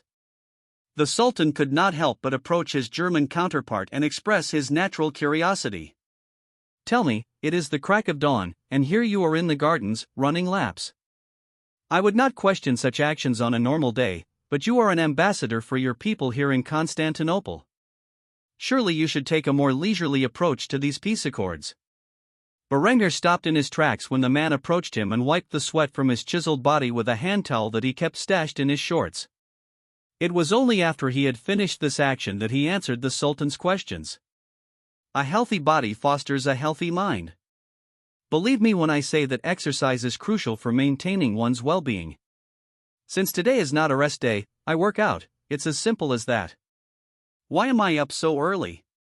It's because I like to complete my daily fitness routine as soon as possible, so I can focus on more important matters for the rest of the day. The diligent response Berengar gave stunned the Timurid emperor. He could not fathom a monarch following such a disciplined lifestyle. After all, most men of power lived in excess. To see the German emperor exhibit such discipline was unexpected. It appeared to the Timurid emperor that his German counterpart was an exceptional man. This was not the first statement Berengar had made that caused the Sultan to reflect deeply on its meaning. Just as the German emperor's military advice on artillery being the most critical aspect of warfare resonated, so too did his philosophy of strict physical and mental discipline. Perhaps he would begin to incorporate rigorous physical training into his own lifestyle? However, this was not a concern for Berengar, who glanced at his watch and noted the time.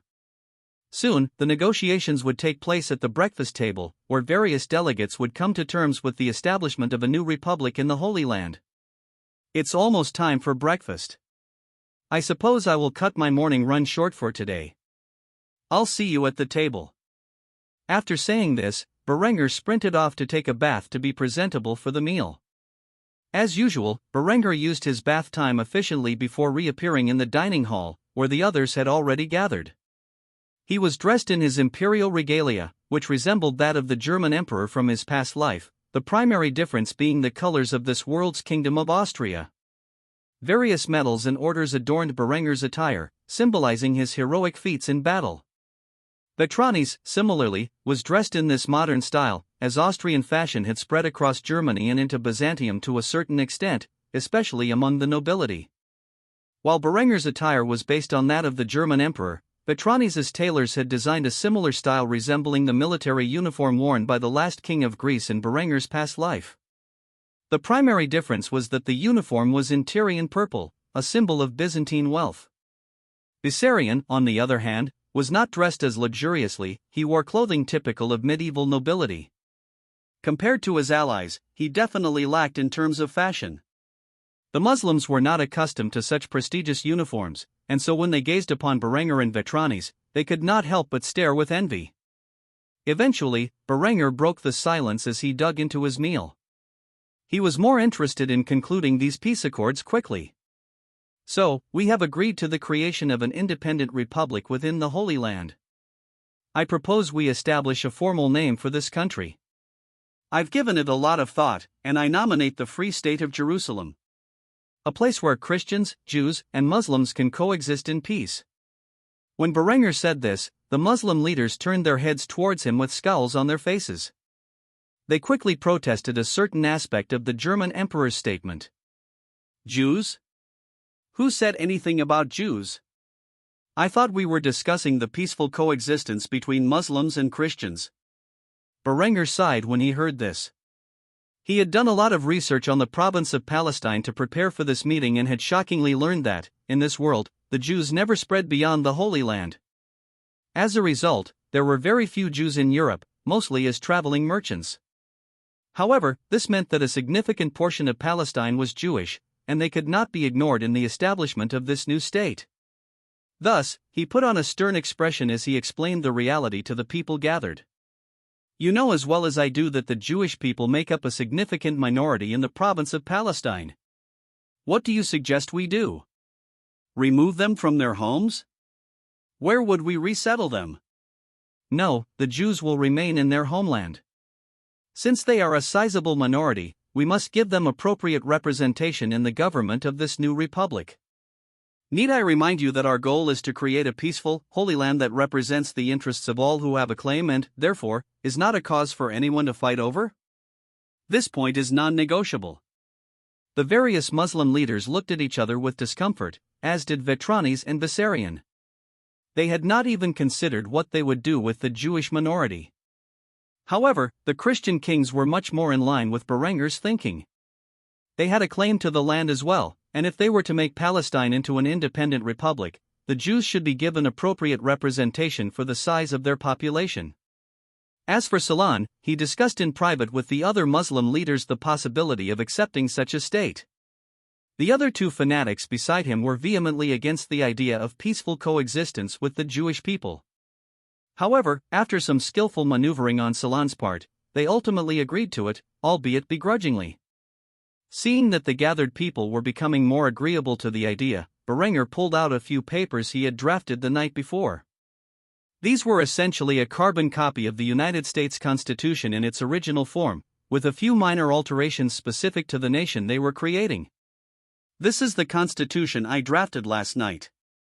Please look it over and see if there are any major points of contention we need to address before we come to an agreement. One by one, the men present read over the constitution and voiced any minor changes they wanted. In the end, the government of the Free State of Jerusalem resembled the early U.S. government but with a multi-party system in place. After the men voiced their last concerns, they drafted a comprehensive peace treaty between the various Muslim sultanates, the German Empire, the Byzantine Empire, and the Kingdom of Georgia. The treaty included a stipulation ensuring that the Orthodox and Reformist nations would remain neutral in the event of a Catholic war with the Islamic world. Thus, after several days of heated negotiations, Berengar had successfully led a peaceful agreement between the Christian and Muslim worlds. How long this peace would last was uncertain, as empires rose and fell, and it was unclear if the Timurid successors would honor these agreements. However, for the time being, the current Muslim states of the world had ceased their desire for jihad, and the Christian states outside of Catholicism had ceased their hostilities toward Islam. History will remember Berengar's role in bringing the Abrahamic religions to a more peaceful state and will consider the Treaty of Constantinople a critical factor in maintaining peace in the Near East. Berengar sat back in the royal train with a drink in his hand, watching the Austrian landscape go by. Since German unification a year ago, substantial progress had been made on the German National Railway. Though it was far from complete, many cities across southern Germany were now connected in a way they had never been before. The young emperor took a sip from his drink before placing it down on the table in front of him.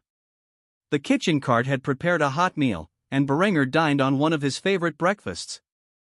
By introducing the potato, many staples of German cuisine from Berengar's past life had now been introduced to his empire.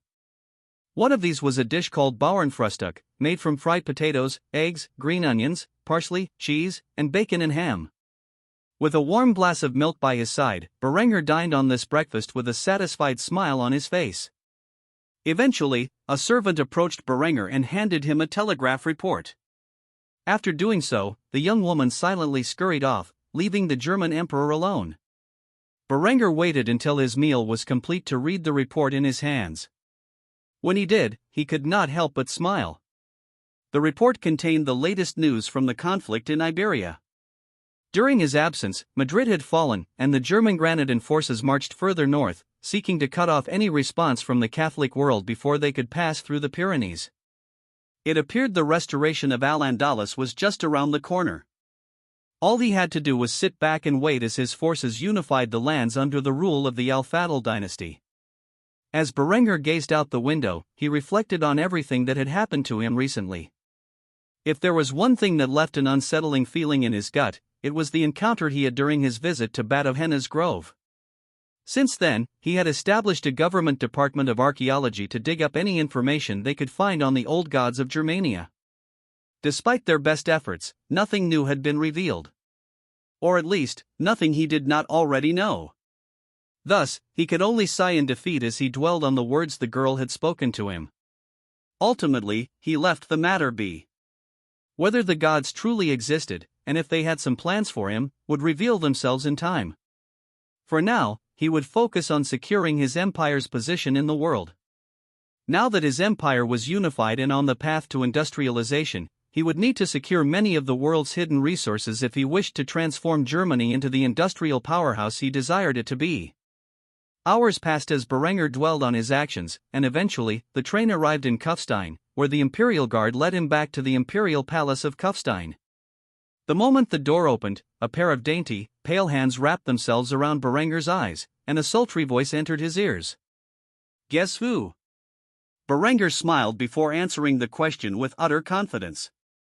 "Linda, my love, I'm surprised to be greeted in such a way."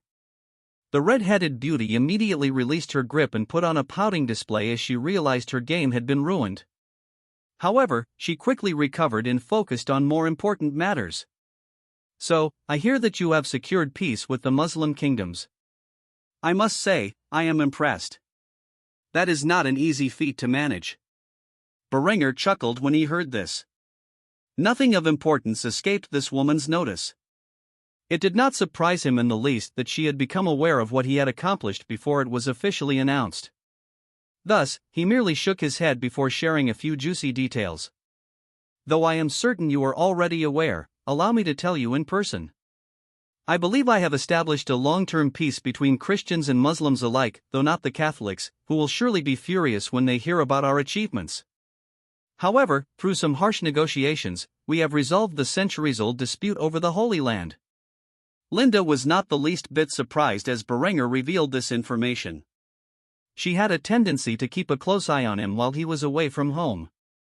There were many people by his side who reported the Emperor's affairs to his veteran spymaster. One might call it obsessive, but Linda liked to know that Berenger was safe and, more importantly, behaving himself while abroad. After he had brought home Yasmin unannounced, Linda went to great lengths to ensure she knew everything her husband did while overseas. The last thing she needed was for him to bring home another foreign woman. Speak of the devil, and she shall appear. The moment Linda thought of Yasmin, the Moorish princess entered the room and hugged Berenger like a lamprey, kissing his neck. Welcome home, husband. Linda was stunned when she saw this. Yasmin's actions were completely against what his wives had previously agreed upon. Besides this point of contention, there was another aspect of the intimate display that bothered the veteran spymaster. If there was one woman in Berenger's harem who threatened the red-headed beauty, it was the Moorish princess. After all, Yasmin had been nothing but a perfect wife to Berenger, staying out of family drama altogether and believing she had no part in it. When Berenger saw Yasmin, he kissed her on the lips and informed her of what he had achieved in his absence. You should be happy to know that I have brought peace and prosperity to our two peoples. I have single-handedly ended the hostilities between Christians and Muslims, or at the very least, begun a long path toward such a result. Yasmin stroked Berenger's slick-back golden hair and complimented him for his efforts. That's my husband. No man alive is greater than he. When Berenger heard this, he chuckled before remembering something. Oh, yeah, I met your cousin while I was in Constantinople. You never told me she was married to the Timurid Sultan. Yasmin's face grew dark as she heard this. She simply crossed her arms and made a snide remark about the woman. That harlot? I really do not care to hear about her. Such a harsh response led Berenger to believe there was definitely some conflict between the two cousins who looked so similar. However, if Yasmin did not want to talk about it, he would not force her. Instead, he grabbed hold of the woman's plump rear and whispered sweet nothings into her ear. She's got nothing on you. If anything, she is merely a discount version of the beautiful Moorish princess, whom I am lucky to call my wife. Yasmin chuckled as she heard this and bopped her husband on the nose with her index finger. Behave yourself. I have already prepared food for your arrival. I wouldn't want it to spoil. Upon hearing this, Berenger chuckled and nodded his head. The bedroom fun would have to wait until later. After all, there were few things Berenger despised more than wasted food. Very well. Shall we adjourn to the dining room? After saying this, he looked over toward Linda, who had been completely sidelined by her rival, and invited her to join them. Linda, join us.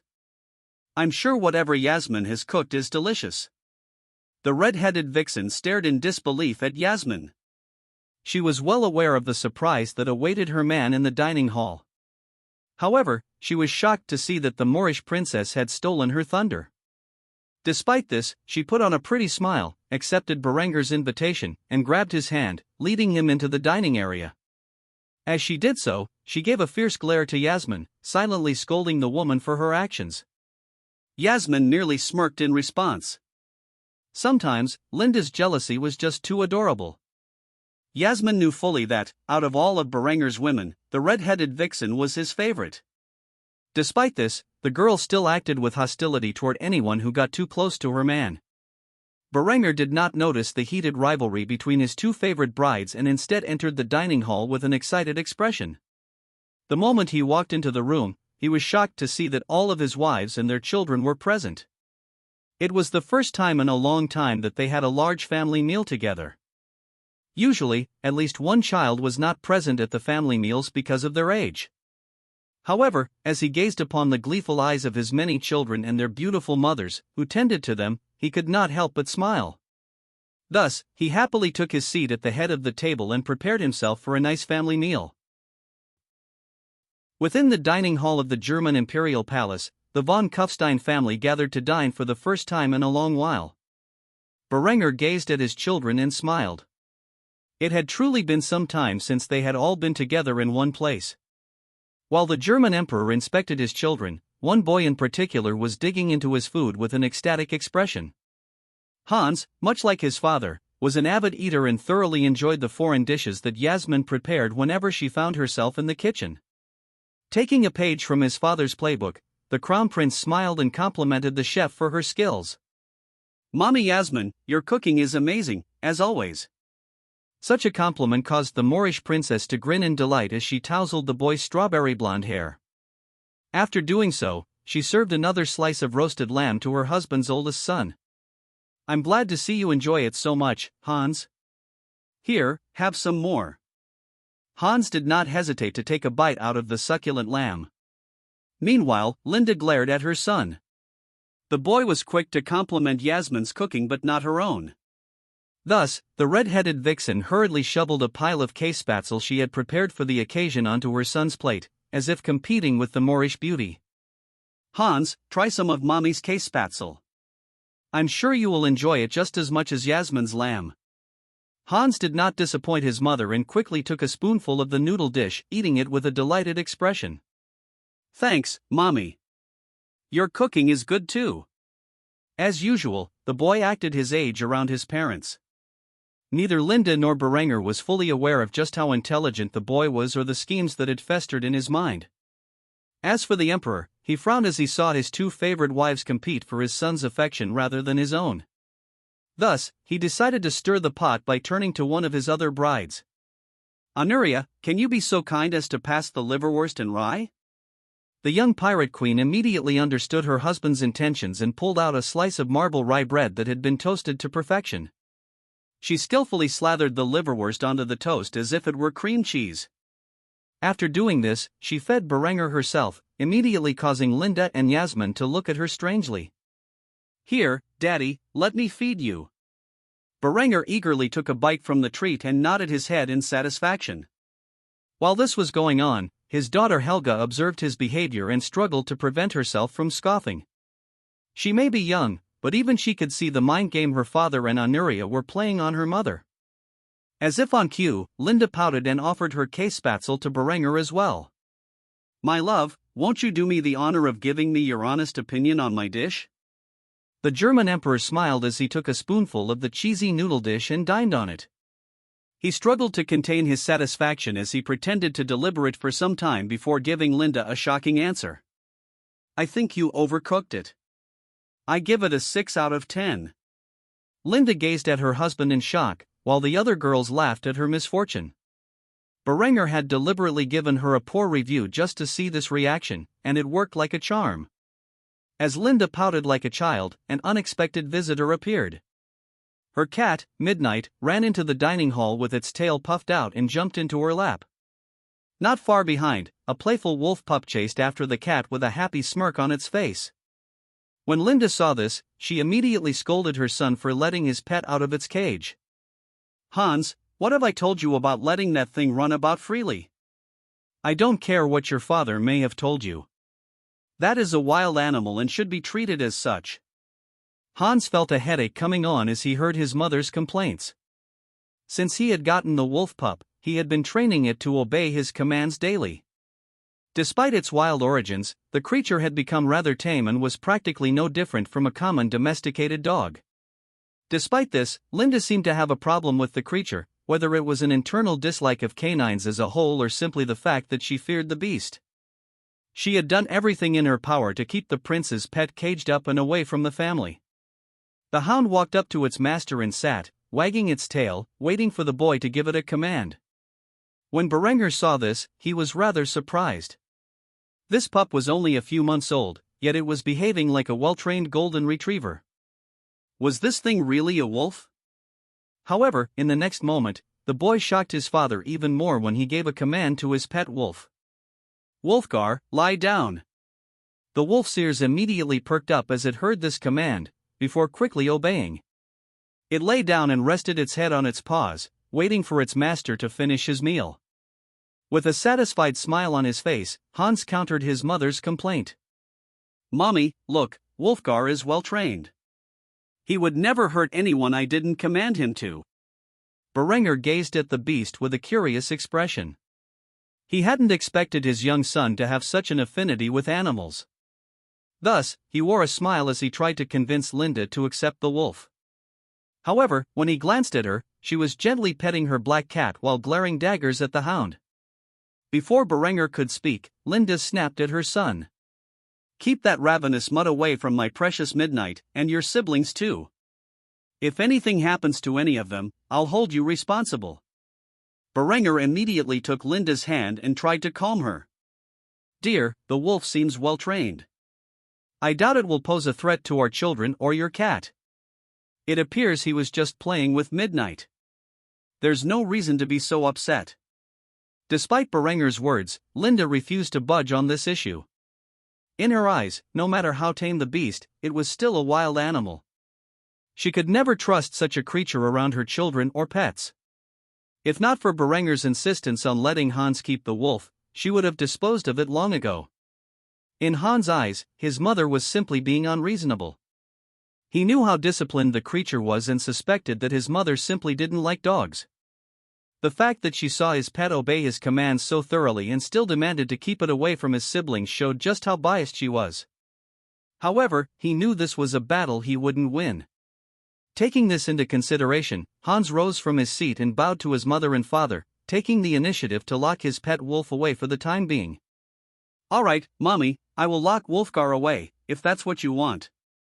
After saying this, the boy called for his hound and ran off toward the courtyard where its own quarters were. Once Hans was out of earshot, Berenger sighed and gazed upon Linda with a stern expression.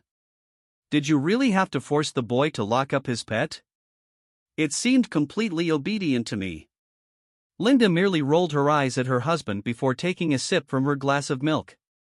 After doing so, she responded in a haughty tone, "No matter how tame it may be, that beast is still a dangerous wolf. It needs to be properly locked away so it can't harm any of my children. I will make this abundantly clear: if Hans gets hurt because of that creature, I will blame you until the day I die." Berenger merely sighed in defeat before responding to his wife's criticisms. "Very well." After saying this, he dug into his food once more, not willing to waste energy on such a pointless matter. Having seen how well the boy commanded his pet, Berenger was certain that the creature would not harm his son. However, Linda was right about one thing: they should keep such a dangerous beast away from his other children.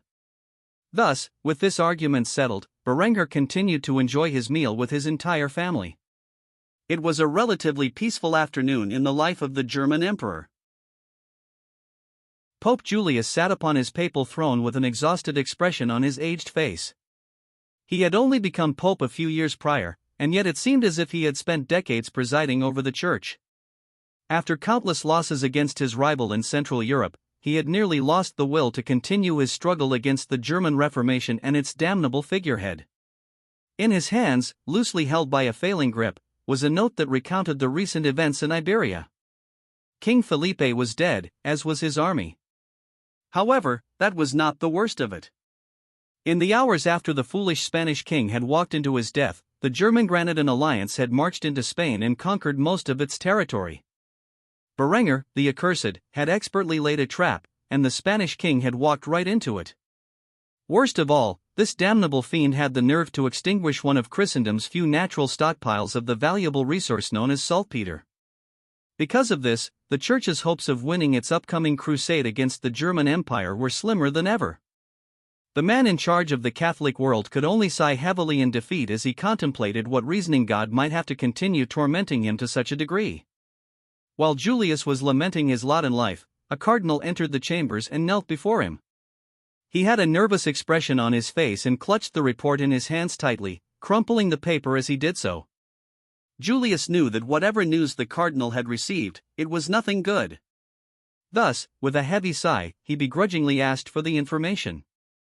"Go on, what terrible news do you have to report to me this time around?" The cardinal struggled to meet the Pope's eyes. Such words caused a tinge of guilt in his heart, as he knew he was always the bearer of bad news, especially these days. However, in his panicked state, he managed to mouth a few words, stuttering as he did so. The Holy Land. It has fallen. Julius' pupils grew wide in shock as he heard this news. At first, he thought he had misheard. After all, the Holy Land was owned by the Byzantine Empire, and he had received no news from the East that it had come under attack. Thus, he immediately asked for clarification on what had just been spoken. What do you mean, the Holy Land has fallen? Has there been a new jihad I am unaware of? Just what has happened? The cardinal realized that his choice of words was a bit misleading, but it contained the truth nonetheless. Still, he spent a few moments collecting his thoughts before speaking about the information he had received from the Byzantine emperor's public declaration. Emperor Vetranes has declared that he is allowing the independence of the Holy Land. After careful negotiations with the Timurid Empire and other Muslim sultanates, they have established a republic that is open to both Christians and Muslims. This means that the Saracens now have power over the Holy Land. How shall we respond? The Pope immediately reacted to this news by picking up a nearby book and throwing it toward the cardinal in a fit of rage. He could hardly believe such a thing had happened. Though Vetranes had been the one to voice this sudden change, Julius knew only one man could be responsible for such evil. Thus, he had no qualms about pinning the blame on his German rival. You damned fool! This is Berenger's work, I am certain of it. With one hand, he destroys Iberia, and with the other, he brings damnation to the Holy Land. This devil cannot be allowed to further defile Christendom. We must respond to this incursion and send word to every able-bodied man. The Holy Land must be reclaimed. The cardinal was shocked when he heard this decree and immediately voiced his confusion. But what of Iberia? When Julius heard this, he gazed upon the cardinal with a puzzled expression. The news of the Holy Land had made him forget the concern he felt just moments ago about the situation in Iberia. As the Pope, he could not abandon the Iberian Peninsula to the fate of becoming an extension of the Muslim world. The threat of an Islamic state on the borders of France was something Christendom had not faced in centuries, and he did not wish to return to those days. However, the Holy Land needed to take precedence. Since Julius knew he could not contend with the German and Granadan armies in the field, his only chance of achieving victory in both theaters was to focus his attention on Jerusalem. Thus, with a heavy sigh, he decided how to proceed. I will not abandon the people of Iberia to the Muslim hordes who now seek to conquer and control them. However, it has become painfully obvious to me that we are not yet prepared to take on the might of the German-Granadan alliance. Thus, we can only encourage resistance and give our people in Iberia the means to defend themselves against their unholy occupation. What we can do is bring the might of the Catholic world into Jerusalem and reclaim the Holy Land for ourselves. It is unlikely that Berenger would commit troops to the region, as he has left its protection to the Byzantine and Timurid empires. So long as the German Empire does not interfere in our conflict, we have a high chance of winning. After all, we have spent the last few years preparing for a war with Berenger. Surely, the means we have gained will allow us to defeat the Byzantine army and the Muslim hordes of the Timurid Empire. When the cardinal heard this, a sadistic grin etched itself upon his rat-like features. He understood now more than ever that the Catholic Church needed a glorious victory, and Berenger had so kindly delivered it to them with the Holy Land's independence. Thus, he bowed before the Pope and asked for him to give the order. Your Holiness, I would be honored to convey your commands to your followers, so long as you are willing to give the order. With this, a smug sneer formed on Julius' lips as he issued the decree that would set Jerusalem ablaze in the flames of war. I, Pope Julius, hereby declare a crusade to reclaim the Holy Land from the Saracens who currently inhabit it. God wills it. Upon hearing this, the cardinal grinned wickedly as he nodded his head and obeyed the command. Very well, I will muster the Crusader orders and the Catholic kingdoms to march on the Holy Land at once. Jerusalem must not fall into the hands of the Saracens. With that said, Julius dismissed his agent to begin his task. It was only after he was alone that he collapsed into his papal throne, exhausted beyond measure. It took every ounce of his strength to maintain the facade of dignity and strength. He could not believe that he was forced to choose between Iberia and Jerusalem. With a powerful slam of his fist upon the gilded armrest, the Pope cried out in fury. Berenger von Kufstein, I swear to God, one day I will have your head, and will permanently remove your lineage of vipers from the face of the earth. After saying this, the man sighed heavily. The most he could do to the man was curse his name. If not for that fool Simeon, the church might have removed Berenger from power before he gained the strength to stand on his own. However, as it stood, such an outcome was impossible. The German emperor had the backing of the most powerful military in the world and the most advanced spy network. After the failed attempt on his life, Imperial Intelligence created a dedicated department whose sole goal was to gather information on potential threats against the royal family and to counter such efforts. It was virtually impossible to harm a hair on Berenger's head. The only way to kill him would be on the field of battle, and even then, Berenger had not been seen in combat for nearly a year. To Julius, it seemed that his goal of claiming the man's life was drifting further away with each passing day. The only thing that could ease the Pope's sorrow was wine, and copious quantities of it. Thus, he got off his seat, grabbed the nearest flagon, and poured the contents into an old Venetian glass chalice. Since Berenger had invented the means to mass-produce clear glass, the Venetian market had been completely strangled, and such an archaic cup was only used by Germany's most bitter adversaries. Having filled the glass to the brim, Julius indulged in the sweet red wine, sinking deeper into intoxication. If Berenger had known that he was the cause of the Pope's alcoholism, he would surely have been pleased. However, he was unaware of this reality, as was everyone else. Thus, the Pope slowly but surely drank himself to sleep in the middle of the afternoon, completely defeated by the recent events. Berenger stood within the confines of his office and gazed upon a map that he had personally designed. It was incomplete, as the world had yet to be entirely discovered in this era. Yet, there were markings of the German Empire in Central Europe, as well as its colonies in North and South Vinland, and their holdings in the Caribbean. To put it simply, Berenger had taken the first step in establishing a global empire. However, despite this, Berenger was not satisfied with his current achievements. There was more to be done, and not enough time to accomplish it in his lifetime. Only by investing further in colonization could he achieve a fraction of what he had planned for his dynasty's empire. Thus, he set his eyes on a new territory he had yet to explore. With Honoria by his side and his new Grand Admiral, a man named Friedrich von Wolflingen, Berenger laid out his plans for his next colony. His fingers shifted from the fatherland all the way to a blank portion of the map, settled between the two colonies in the New World. If he were to be looking at a modern map of the world, his finger would hover over the region known as Mexico. An excited smile spread across his face as he boldly declared his plans to his wife and admiral. With the current capabilities of our Navy and the first Dominion-class ocean liners set to be finished in the coming weeks, we will soon have the ability to project such force in the New World that no kingdom we may come across can possibly challenge our rule. It is because of this newfound military might that I intend to go all out with colonization and connect our two territories with a third in between them. Honoria immediately scoffed when she heard this goal. In her eyes, this was a foolish endeavor. After all, the existing colonies were still not fully independent, and yet Berenger desperately wanted to charge into the unknown and conquer a third.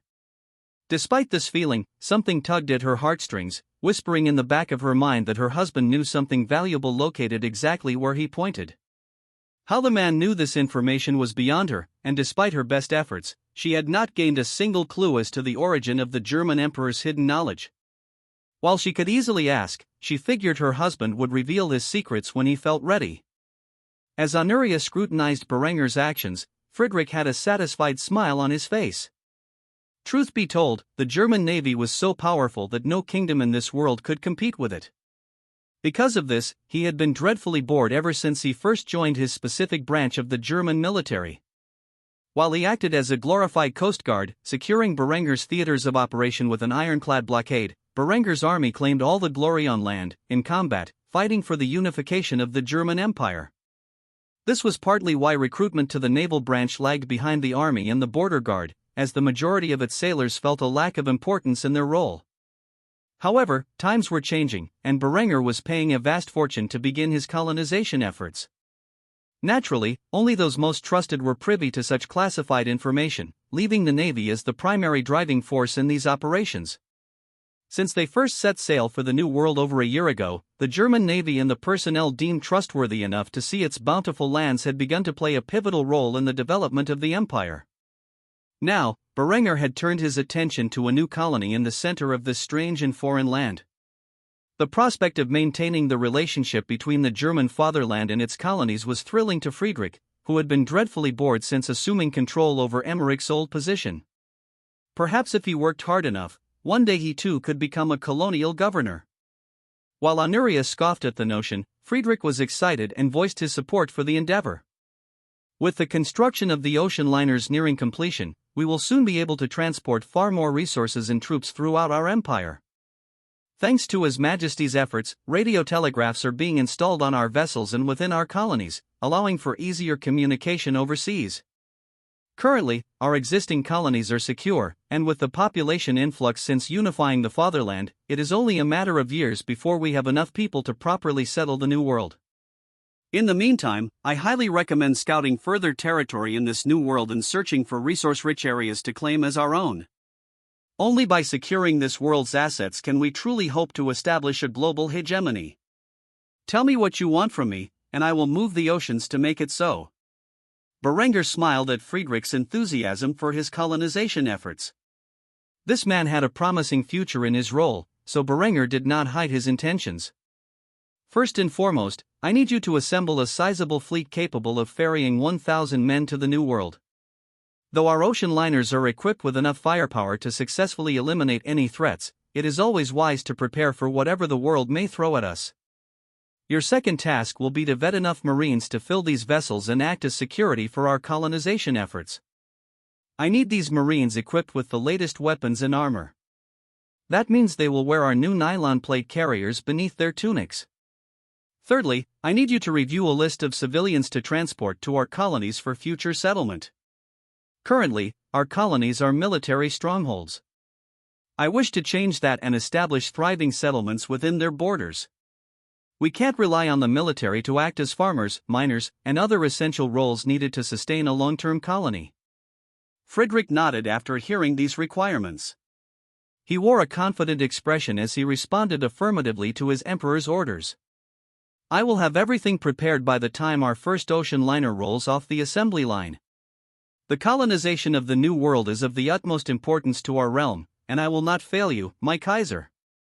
Berenger smiled at the certainty in Friedrich's words and patted him on the shoulder, commending his efforts. Good. I look forward to your career. See that you are prepared to depart within a fortnight. If you have no more questions, you are dismissed. After saying this, the Grand Admiral saluted his emperor before departing, leaving Honoria alone with Berenger. She had an inquisitive gaze on her face. Berenger was bringing far more troops to this new colony than he had in the past, and such a level of precaution was unusual for his personality. Unless, of course, he was already aware of a significant threat in the region they were about to settle in. Thus, she could not help but ask what he knew. I know that look on your face. You're worried about this new colony. I don't know how you know, and I also know that you are not yet ready to inform me, but there is a serious power in this new location, isn't there? Something we have not yet encountered? Berenger gazed at Honoria with a curious expression. He was not aware how much of his past this woman knew, but since she was not deliberately asking about it, he would not tell her for the time being. However, he also would not lie to her about the dangers he was about to face, so he sighed heavily before revealing his thoughts.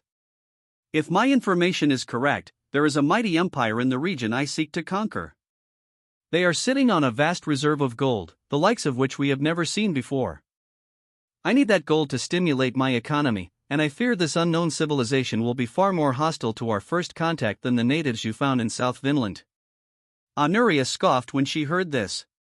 It was as she had suspected. Berenger knew more than he let on. She pouted, realizing the reason he wasn't allowing her to join in on the fun. So you're sending me on a quest to explore less hostile areas while you take on this mighty empire by yourself? Typical. Berenger chuckled when he saw the look on her face, as if he had just killed her pet. He realized she was so bloodthirsty that she wanted to take on the Aztecs. With a heavy sigh, Berenger relented and allowed his pirate queen to play her role in this conquest. Alright, if you really want to, I will allow you to come with me on this perilous journey. Just make sure you and your girls stay out of needless trouble. Honoria smiled, then wrapped her arms around her husband's neck and kissed him passionately. After releasing herself from his embrace, she thanked him for his concession. Thank you, Daddy. I promise we will behave. After saying this, Berenguer sighed and revealed some of the information he was aware of regarding the Aztec Empire and their control over Mesoamerica. With this, Berenguer had made his plans to claim the most precious resources the New World offered. The quest for gold had begun. The day had finally come. Over a month had passed since Berenguer began preparing for his invasion of Mesoamerica. At the moment, he was standing in front of the bathroom mirror, where his wives dried his soaked body with various towels. The young emperor dipped his fingers into the greasy pomade and slicked back his hair into the elegant style he had become known for over the years. After taking his time to perfectly style his golden locks, he reached into a nearby drawer and fetched an eye patch. This brown leather eye patch contained an iron cross embedded at its center, a symbol of authority and bravery in the act of war. It was one of the many designs Berenguer kept to conceal his hideous wound. After stretching the leather band over his head so that the iron cross was perfectly seated over his damaged pupil, he dressed himself in a combat uniform. This uniform began with nylon polyester blend undergarments, over which he placed a pair of Feldgrau trousers. He continued by securing his boot socks, followed by a pair of embellished brown leather cavalry boots in the style used by his hussars. After dressing the lower portion of his uniform, Berenguer stretched a Feldgrau undershirt over his chiseled body and quickly adorned a Feldgrau concealable plate carrier over his vitals. This plate carrier contains ceramic composite plates rated to stop just about any projectile this world could throw at him. After donning this life-saving armor over his torso, he put on a Feldgrau hussar tunic, placing his Order of Merit and Grand Cross of the Iron Cross around his collar. He then pinned his Star of the Grand Cross of the Iron Cross onto his chest before fastening his brown leather Sam Brown belt around his waist and shoulder. This belt contained both a 1422 service revolver and a hussar's sword, which would be his primary weapons in the upcoming conflict he was certain would arise when he discovered the mighty Aztec Empire. Finally, after all of this was finished, he grabbed hold of a 1422 Stahlhelm, modeled after the 1916 Stahlhelm used by German soldiers in the Great War of his past life. This helmet was designed to distinguish his royal guard from their regular army counterparts and offered superior protection compared to the standard steel pickelhaube. Berenguer held this helmet tightly to his hip as he turned around and faced his loving brides and sister. All except Honoria had concerned expressions on their faces.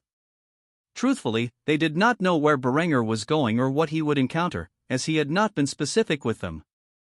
However, they were aware that, as with every time he left the fatherland in pursuit of conquest and glory, danger would be present. Ultimately, Linda was the first to voice her concern for his well-being. "Come back to me in one piece, okay? I swear, if you die out there on the other side of the world, I will follow you to the grave and leave our children to be raised by Adela." When Adela heard this, she gave a questioning gaze to her old rival. Must this woman really be so melodramatic? However, Berenguer merely smiled and wiped the tears from Linda's eyes, nodding his head before responding. "I understand. I will be home shortly. You do not need to worry so much. Take care of our children while I'm away." After saying this, he kissed his wife on the lips before saying his proper farewells to his other wives. After all was said and done, he took Honoria's hand and led her to the railway, where the two boarded the royal train and headed toward the docks in Trieste. They sat in the railcar for some time, gazing out at the German landscape. Eventually, Honoria broke the awkward silence that had settled between them. "It's amazing what you've accomplished in so little time. Sometimes I wonder if you're actually human." Hearing this, Berenguer chuckled before responding to Honoria's comments. "I assure you, I am very much human." Honoria observed Berenguer in silence for a few moments as he drank his coffee. Finally, she replied with a smug smile. "I'm not so convinced." To this, Berenguer merely shrugged his shoulders and changed the subject. "So, are you and your girls ready? I won't lie to you. If my information is correct, we may very well be fighting an empire filled with millions of savages. We have at most 1,000 men on this journey. This will be a long and bloody campaign. Honoria scoffed when she heard this. She had finally had enough of his cryptic answers about how he knew all of this. Eventually, she sighed and asked what had been on her mind for some time. All right, that's it. Be honest with me. How do you know all of this? Berenger wore a bitter smile as he considered whether to reveal the truth to her. While Yasmin had been loving and didn't care about his origins, he was unsure about the other women in his life. Ultimately, he sighed and revealed his biggest secret to the Byzantine princess. Would you believe me if I told you I have memories from the future? Honoria's first response was to scoff again. Such a fantasy seemed preposterous, so she simply crossed her arms, pouted, and scolded Berenger for not being honest with her. Fine, don't tell me. See if I care. Berenger merely chuckled when he heard this and commented on her behavior. You're the one who wanted to know the truth. If you don't believe me, that's up to you. Honoria tilted her head and did not look at her husband for several moments, dwelling on his answer in silence. Eventually, her curiosity got the better of her, and she broke the silence with a single question. How is that even possible? Berenger's brow raised at this question, and a smug smile appeared on his lips as he began to explain. Your guess is as good as mine. Truthfully, I do not know how I gained these memories, but I will tell you what I do know. Years ago, when I was still the heir to the barony of Kufstein, my brother poisoned me, nearly killing me. Perhaps Lambert did kill me, as I drifted into a deep sleep where I dreamed of another life in the distant future. I was born to an impoverished family and worked my way up to become an engineering officer in the world's most powerful army. The last thing I remember is dying from an enemy attack on a foreign battlefield. When I finally awoke, this dream was as clear as day, and there had been a fundamental shift in my personality. My indolent, carefree, and dim-witted self had been replaced with the ambition, cunning, and knowledge of Julian. However, many aspects of my original self were still present, though perhaps dormant. It is only now, after years of contemplation, that I have come to realize, perhaps, my original personality is not as dead as I once thought. Honoria gazed at Berenger with a curious expression as he calmly drank his coffee and spun his tale. She could not fathom that what he was saying was actually reality, and only a single question escaped her lips. You're serious? In response, Berenger laid down his coffee mug and wore a bitter smile as he nodded his head in affirmation. Quite. After several moments of awkward silence, Honoria finally revealed the thoughts on her mind. So you're not Berenger? I'm so confused. The young emperor chuckled lightly before responding to this question. I am Berenger, at least the only Berenger you have ever known. I like to think that I am a new and improved version. One could say that all the faults that existed in both of my past selves were extinguished in their deaths, and in their place, a superior amalgamation formed. Believe me when I say that if you knew my former self, his personality would disgust you. A drunken fool, that one. It's no wonder Lambert tried to kill me. Honoria struggled to come to terms with what she was hearing and immediately ordered a cup of coffee from the staff. Her hands were shaking as she slowly sipped from the cup. Eventually, she found the question she most desired in the labyrinth that was her current state of mind and asked it. So, you know all this information about engineering in the New World because? A smug expression formed on Berenger's face as he answered this question with complete honesty.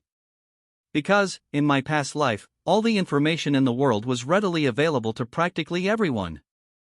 At least in the West. It was just that most people were too lazy or foolish to care. I spent my childhood reading troves of information and experimenting with what I learned. It was a way to stave off boredom. After all, I had no friends to hang out with. I also had a superior memory, so most of what I learned stayed in my mind. I never would have thought that I'd die and be reincarnated into the medieval period, where I could use everything I had learned to create a vast empire. It's quite entertaining to think about.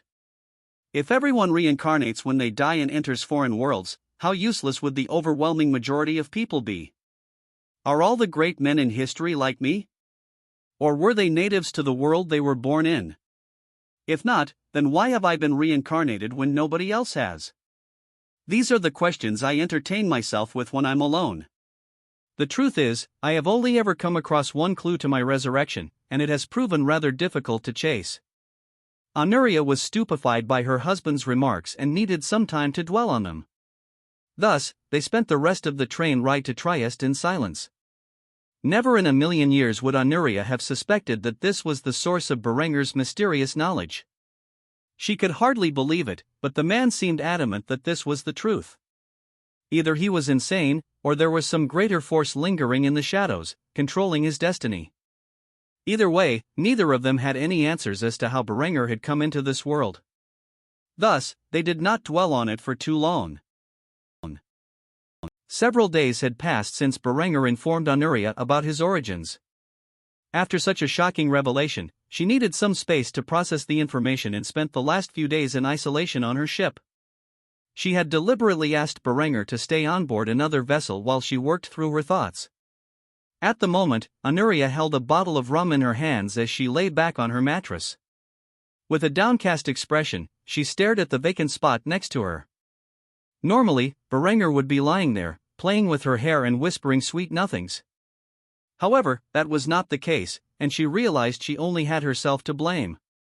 The Byzantine princess was certain she had messed up by asking her husband about the source of his boundless knowledge, and his honesty had only complicated things between them. However, as time passed and the alcohol affected her mind, she realized she was overreacting.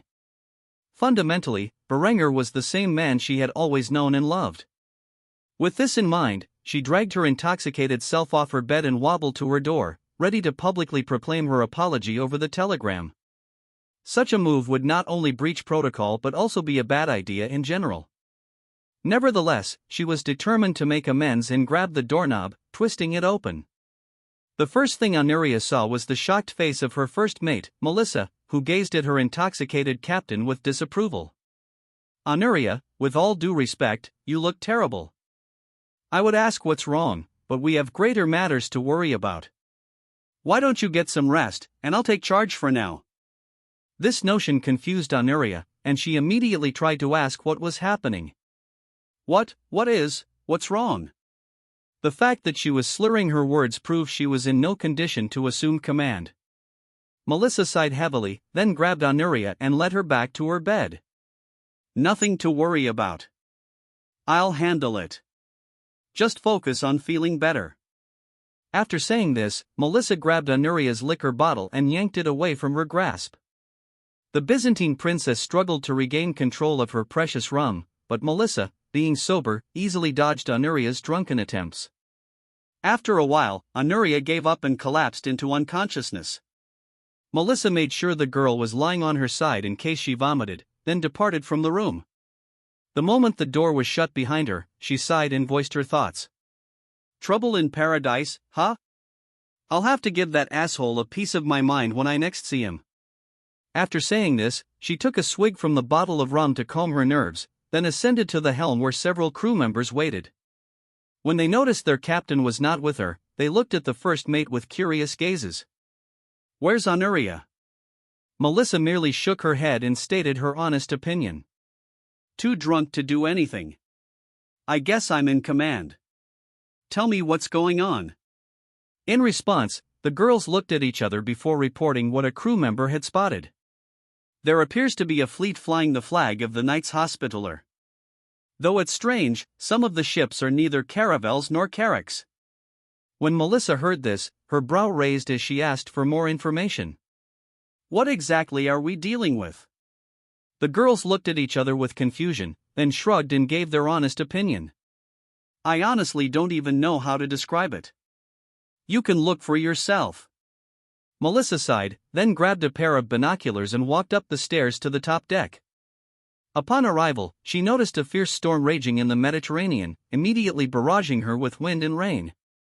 Despite this, she quickly looked through her binoculars at the Crusaders' ships. There were several dozen, mostly old carracks, caravels, and galleys, likely repurposed from the remains of the Iberian, Venetian, and Genoan fleets. However, at the forefront of the armada were much larger vessels. If Melissa had to describe them, she would say these ships looked as if someone had taken the sail plan of a Berenger-class frigate and grafted it onto an extended carrack. These extended carracks also had gun bays with 30 bronze cannons stashed away on the broadside. This fleet posed no threat to the German navy, nor even to a single armored frigate. However, they were a fearsome representation of the innovation occurring in the Catholic world as they desperately tried to catch up to the German Empire. Melissa then climbed back down to the helm and issued an order to her telegram operator. "Inform the SMS Berenger of what we have spotted, and ask for further orders." The girl quickly nodded and sent the message to the SMS Berenger, the flagship of the fleet. On board the vessel, Berenger was relaxing in his personal quarters when he suddenly heard a knock on the door. He quickly walked over and opened the door to see his Grand Admiral staring at him, holding a report. The man said nothing, simply handing it to his emperor and waiting for a response. Berenger gazed over the report, and a smile formed on his face. It appeared that the first wave of Crusaders had begun their invasion of the Holy Land. In response, Berenger handed the paper back to the Grand Admiral and said one simple phrase: "Do nothing. Let's see how they react to our presence." After this, Berenger climbed to the top deck and stood in the middle of the pouring rain, gazing off the starboard side toward the Hospitaller fleet. As the ships neared each other, it became dreadfully apparent that the German Empire and its enemies were from different eras. Steam engines powered Berenger's mighty fleet, and his vessels were armored with steel, while the Crusaders were still on wooden sailing ships that were dwarfed in comparison by the frigates of the German fleet. The maritime flag of the German Empire flew proudly in the raging winds as Berenger smiled and stared at the Hospitaller fleets, who simply passed by with shocked expressions on their faces. One Crusader in particular reached for his arquebus but was halted by his commander. The last thing the Hospitaller order needed was for these steel behemoths to rain their guns down upon them. Thus, the two fleets silently passed each other, one heading west to the New World, and the other heading east to the Holy Land. It was only after Berenger's ship was no longer visible to the Hospitaller fleet that they sighed in relief. Meanwhile, the German Emperor himself smiled as he descended back down into the lower decks, satisfied with the results of his plans. The Catholic world would send their full might to reclaim the Holy Land and fight a war against the combined power of the Byzantine and Timurid empires. From Berenger's perspective, the likelihood of a papal victory was slim, but the damage it would cause to the Timurid Empire would keep the two factions in check. Either way, things were progressing smoothly. For now, Berenger did not care about the war for the Holy Land. If something unexpected happened, he would be notified by telegram and could respond accordingly, giving orders at a moment's notice on how to proceed. What was more important was the vast wealth he would gain from his conquest of Mesoamerica. How he would manage to do such a thing with so few forces was something that the history of his past life had already taught him. Berenger sat back in his vessel and gazed upon a map he had created. This map, drawn from memory, depicted Mexico and the current political alliances of the region.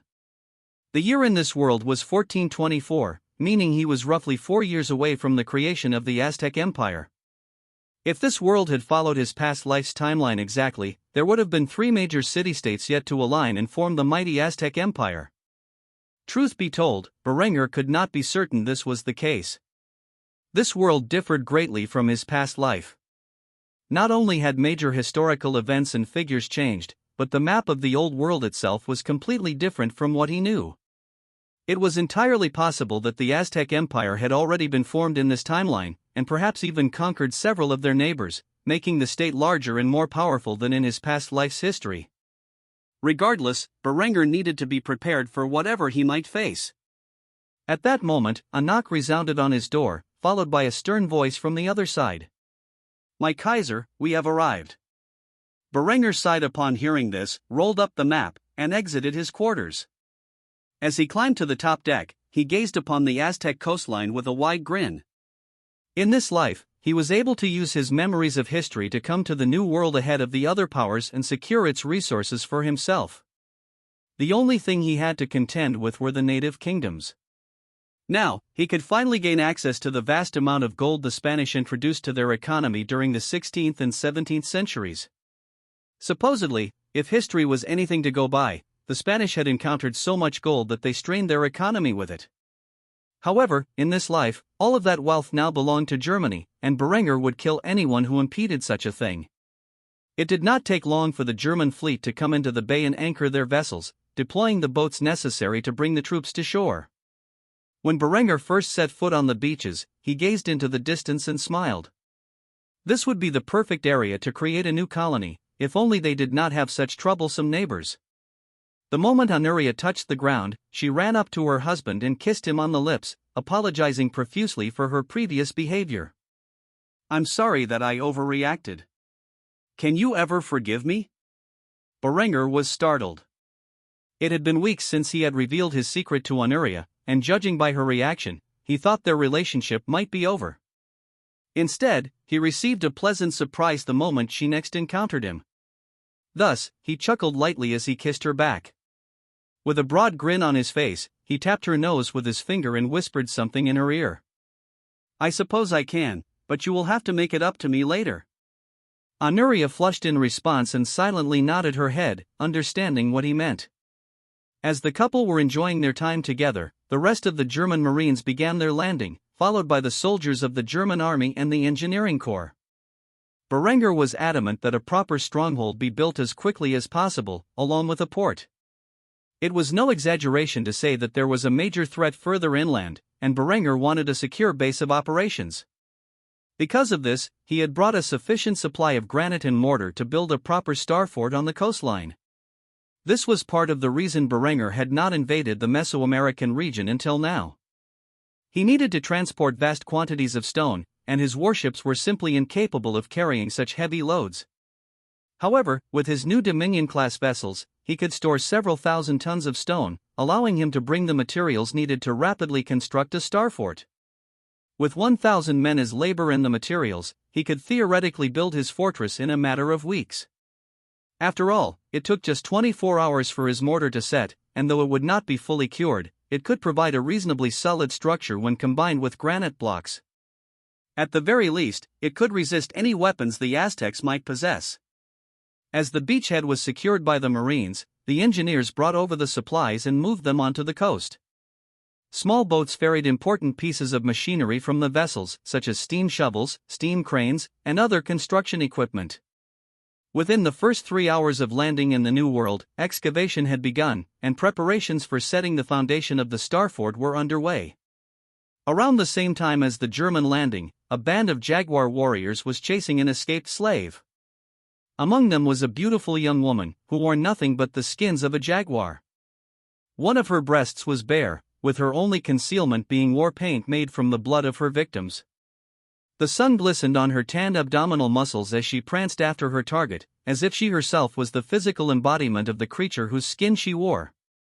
Just as she was about to launch her atlatl, a loud roar, unlike anything she had ever heard, echoed nearby, startling the birds into the air. Unbeknownst to her, her weapon slipped from her hand and launched into the back of the escaped slave, who stood in shock at the edge of the cliff. The spear penetrated the man's chest, sending his lifeless body rolling down the cliff and onto the beach below. When a nearby warrior saw what the woman had done, he ran over and complimented her on the kill. "Great job, princess. The punishment for fleeing captivity is death." Despite the kind words, the woman stared in disbelief, trying to comprehend what she had just heard. Eventually, she asked her comrades if she was simply imagining things. "Did you hear that?" The man looked at her with confusion in his eyes, about to speak when he heard the shouting of several men in a language he did not recognize. He quickly rushed through the woods and onto the cliff to investigate the noise. When he gazed down at the beach below, he could not believe his eyes. Golden-haired men with pale skin and blue eyes were dressed in unfamiliar clothing, carrying weapons he could not understand. The most astonishing thing was that these men had come from the east, beyond the Great Sea, in massive vessels, using machines to dig out the sand on the beaches below. Some of these men were inspecting the corpse that had fallen from the cliff above, and when they looked up to see where he had come from, they saw the native warrior with a weapon in his hand. Immediately, the German soldiers raised their weapons and shouted at the native.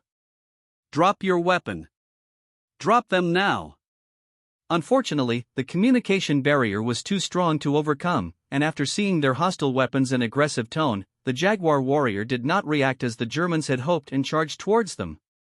However, he was facing men equipped with vastly superior weapons, and the squad of soldiers instantly fired their rifles, sending .45-70 projectiles straight into his torso, taking his life in the process.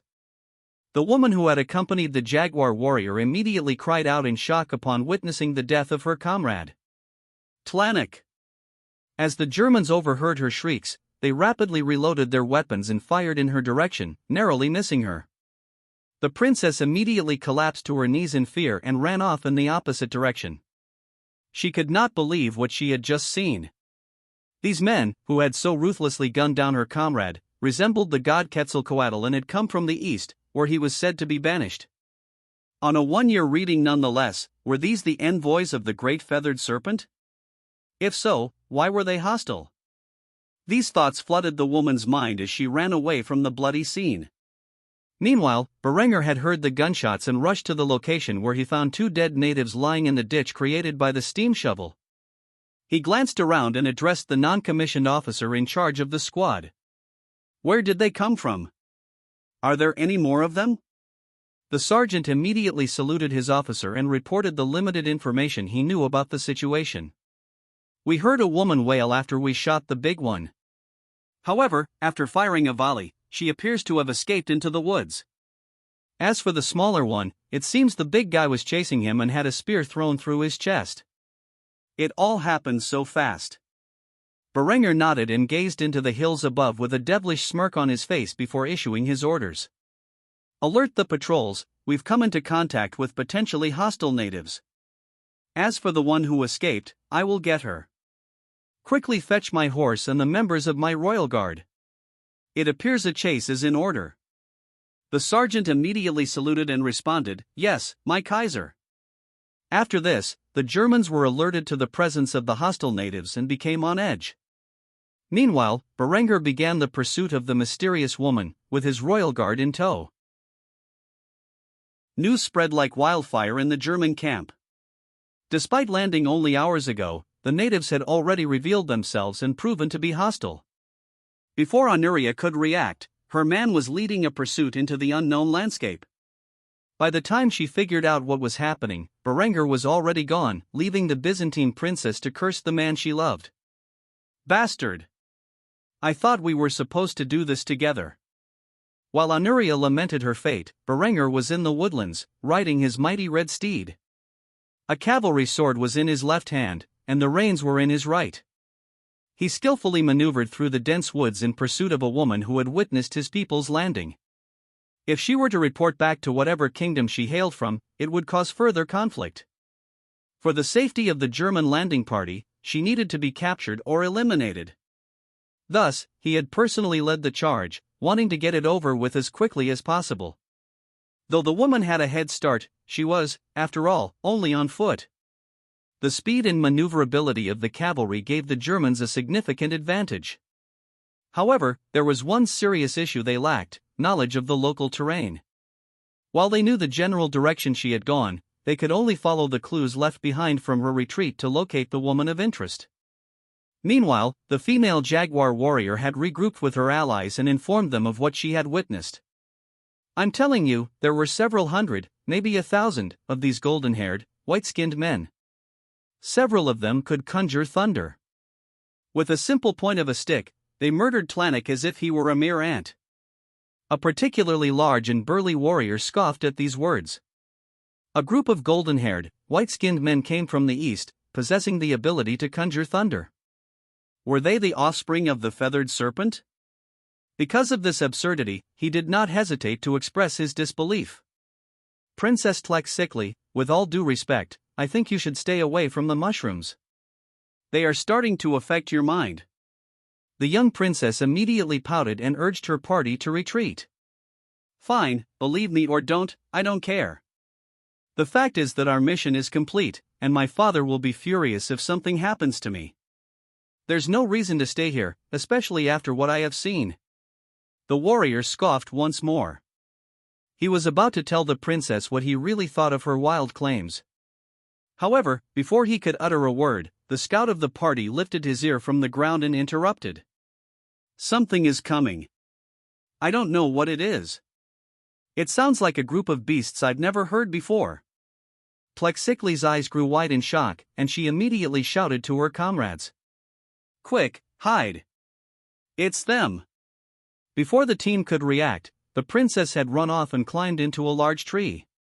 Gazing down at the area below, where her friends were too slow to react. The beating of hooves resounded as Berenger and his squad came across the jaguar warriors. The natives raised their weapons in fear when they realized the princess's words were true. One of them immediately pulled out a blowgun and prepared to strike.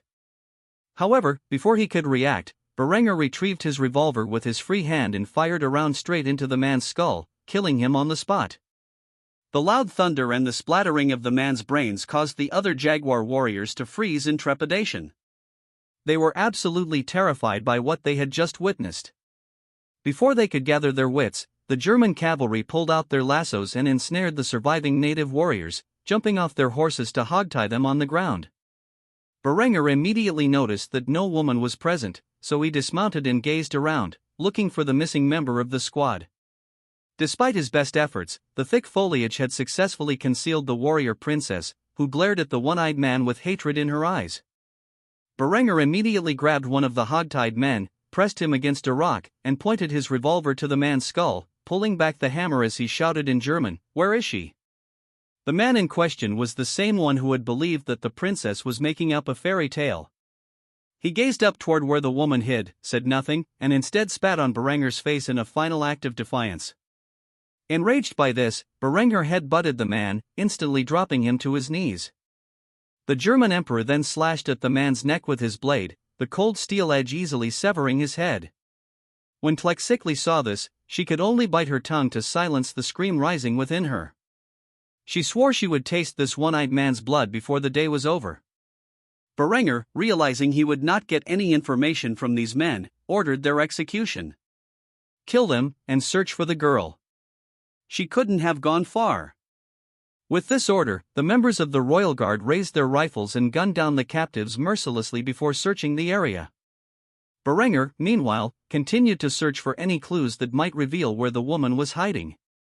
While he was doing this, Tlexicli climbed into the trees above, stalking the members of the German royal guard like a sly jaguar. Only when the men were alone did she strike. The woman reached into her belt, grabbed her obsidian-headed axe, and jumped off the branch onto the back of one of the German soldiers, covering his mouth with her hand and slitting his throat with the sharp edge of her stone axe. Aside from the noise caused by the tumble, not a single sound escaped into the surroundings, allowing her to stealthily retreat to the trees above. She repeated this tactic until Berenger was all alone, returning to the bloody scene where the German emperor inspected his surroundings. As the leader of these foreigners and the man who issued the order to slaughter her comrades, Tlexicli knew that Berenger's death had to be slow and painful. Thus, she stealthily approached him as he knelt down and observed footprints. Just as she was about to incapacitate her target, he spun around and raised his revolver to her face, saying a single word, "Clever girl." However, in the next moment, Berenger's smug expression vanished, replaced by one of fear as the yellow eyes of the region's greatest predator emerged from the shadows. While Tlexicli had been hunting Berenger's men, she too had been pursued by a vicious jaguar, enraged by the sight of its slain kin being worn so proudly over the woman's naked figure. Berenger reacted before the jaguar could pounce, pushing the woman out of the way and raising his sword as the creature jumped where she had knelt, skewering itself in the process. The jaguar wailed and roared in its death throes, trying its best to take the man who had so violently pierced its abdomen with it into the afterlife. The German emperor struggled to reach for his revolver, which had been knocked to the floor during the scramble as he evaded the creature's jagged teeth. They snapped towards his neck, attempting to claim his life. The only thing keeping the beast at bay was the sword embedded in its guts. Eventually, Berenger grabbed the gun, raised it to the beast's skull, and squeezed the trigger, blowing out its brains. After killing the jaguar, Berenger retrieved his blade and sheathed it. By the time he recovered, he noticed that the woman had assumed a fighting position and was circling him. Clearly, their dance was far from over. Recognizing the danger he was in, Berenger lifted his revolver again and sighed heavily in defeat before revealing his thoughts. "I really don't want to have to kill you. It goes against my moral code to kill a beautiful young woman like yourself. I thought that by saving your life, you might have come peacefully, but I can see the hatred in your eyes. This will only end with one of our deaths. I'm sorry, but your time has come." Just as he was about to pull the trigger, the girl pounced on him like a wild beast, causing him to miss his shot. She grabbed hold of him and launched them both off the edge of a nearby cliff. They tumbled into the dirt and rocks below, falling into a river and losing consciousness. When the two rivals awoke, they would have floated downstream to a strange and foreign land. Hours had passed since Berenger and Tlexicli fell over the cliff's edge. Lying on the riverbed, the young German emperor awoke from his unconscious state with a sore head and a damp body. His first instinct was to look around and survey his surroundings. Once he gained clarity, he realized he was alone in the jungle, with nothing but his sword and a few loose bullets to keep him company. After this realization, he desperately searched for his compass, which he immediately found was missing. It must have fallen out of his pouch when he was tumbling down the cliff, he thought. Berenger groaned as he stretched his legs and rose from the riverbed, stretching his sore body to ensure everything was still functional. After confirming he was miraculously uninjured, Berenger gazed off into the distance. Large wooded cliffs and a relatively narrow river surrounded him. Aside from that, all he could see was a waterfall in the distance. A single thought escaped his lips as he realized the precarious situation he was in: I am so fucked. His only hope was to find the woman he had fallen off the cliff with and coerce her to lead him back to his camp. Unfortunately, she was not within his immediate vicinity, and it was possible she had flowed down a different part of the river. With only one immediate landmark visible, Berenger headed for the spring below the waterfall, hoping to find something of value. Berenger marched for several hundred yards along the edge of the unknown river before arriving at his destination. It seemed fortune favored him. As he approached the pond, he spotted the woman he had been chasing. There was visible pain on her pretty face as she stretched her ankle and grunted in agony. Berenger took a moment to thoroughly examine the native beauty. She was young, not yet in her mid-20s, with short brown hair styled in a bob. She had an athletic frame, stacked with muscle and a defined six-pack, indicating she spent a significant amount of time on physical fitness. This was not surprising, considering she was an Aztec jaguar warrior. Other noticeable features included the red war paint that adorned her face and body, concealing her bare breasts. If Berenger had to guess, she was sporting C-cups, which he thought were just the right size for a fit woman like her. He nodded in approval of her beauty, appreciating that not everyone understood the appeal of fit women, but he was a man of culture and genuinely admired the effort she had put into her health. After a while, the woman noticed Berenger examining her and flushed with embarrassment. She grabbed her obsidian hatchet and attempted to charge at him. Unfortunately, she had severely sprained her ankle during a fall and was in no condition to fight. She collapsed into the river, the water glistening on her already damp tan skin. Berenger chuckled, then helped her out of the river. The first thing he did was confiscate her weapon, which she immediately resisted, struggling to regain possession of her obsidian axe. However, Berenger was stronger and swifter, easily securing the weapon. He couldn't risk her being armed during negotiations, especially since she was his only guide out of this foreign territory. Coercing her into helping him would require all of his charm, especially given they could not communicate through language. The woman struggled out of Berenger's grip and tried to punch him. However, Berenger was clearly stronger. He merely wrestled her to the ground, pinning her arms to the sandy floor. There was nothing she could do but avert her gaze and bite her lips, fearing the worst treatment from her captor.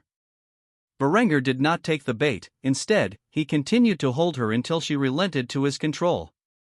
After several minutes of struggle, the woman looked up at him in shock, stunned that he did not rape her.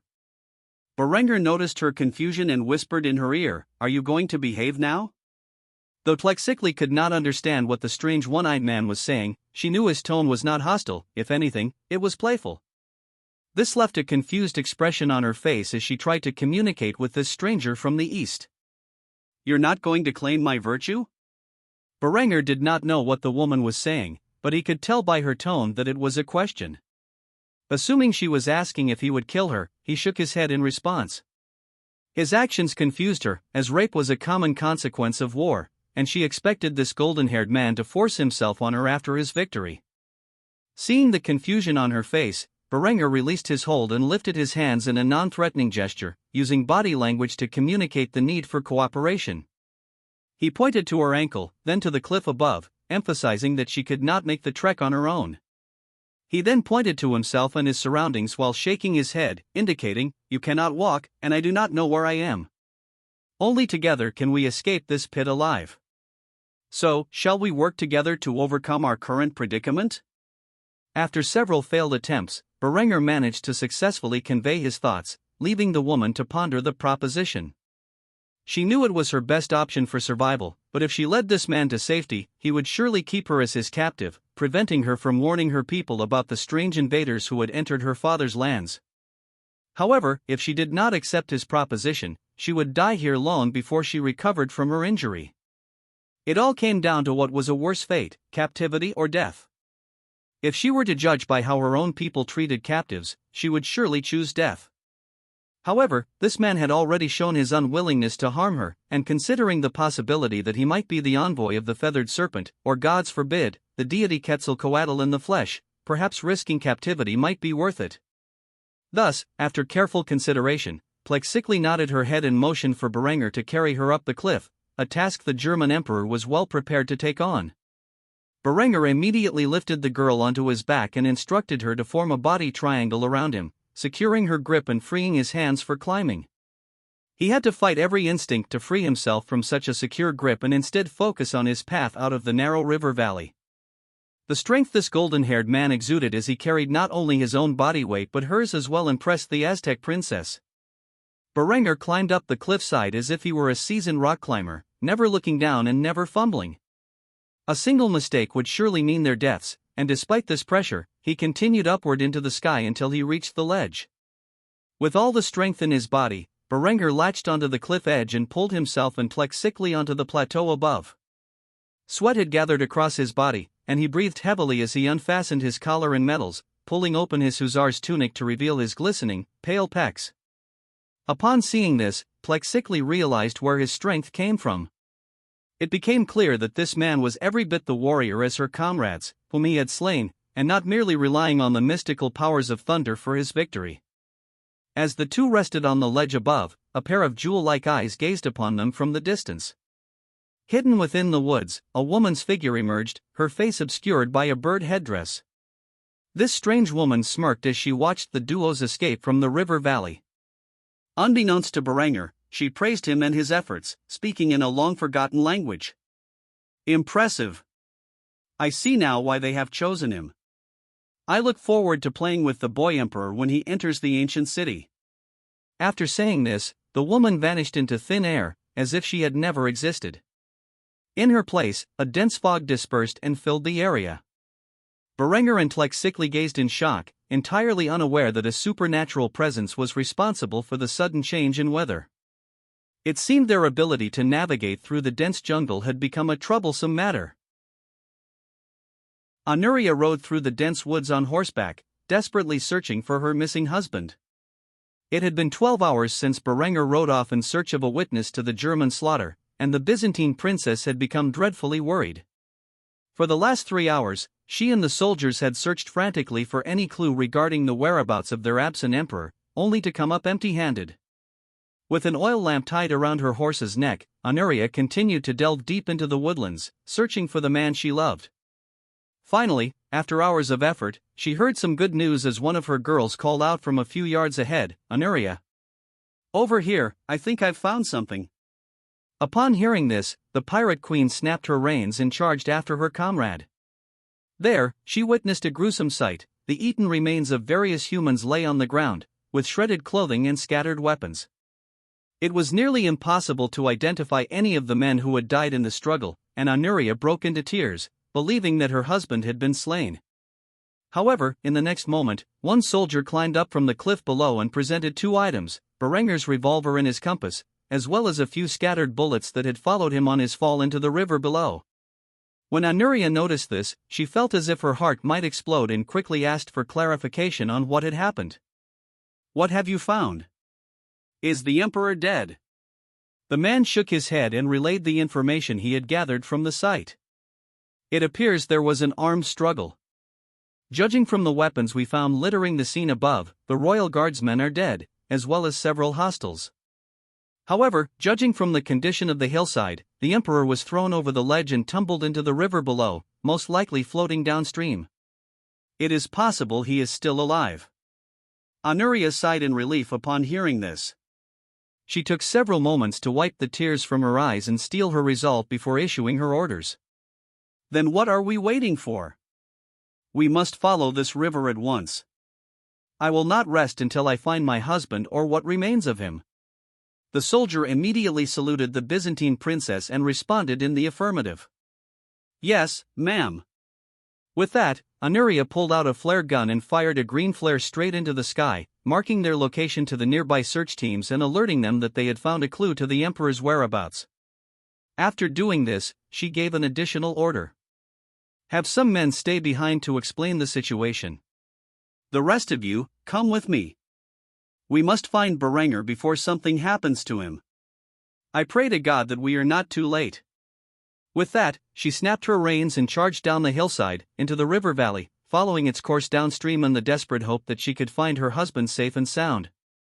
While Honoria was searching for Berenger, he was wandering aimlessly in the thick fog within the woodlands above the river valley, praying to whatever deity was listening that no hidden jaguar or poisonous snake would take advantage of his poor condition. Attached to his back in a body triangle was the princess of the Aztec Empire.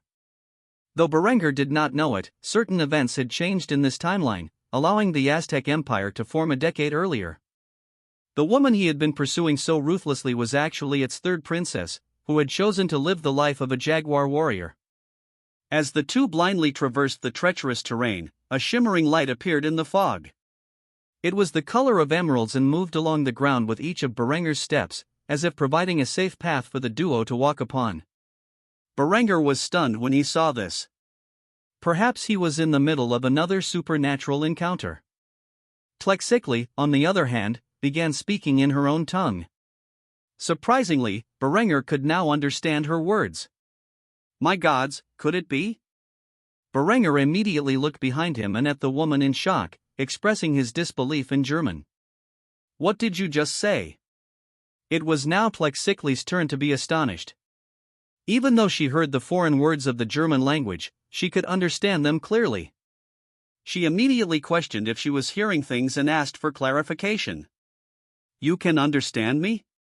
Berenger silently nodded his head with a befuddled expression. How was this possible? Then again, when he thought about it, he had previously understood the girl he believed to be the ancient Germanic goddess Badahenna. When he had that vision in the woods within the borders of Frisia, he could understand the little girl clearly, despite the fact that she spoke an ancient and forgotten predecessor to the German language. The duo stared at each other in disbelief. There were so many questions they wanted to ask, but before the Aztec princess could ask the most pressing one in her mind, Berenger interrupted her.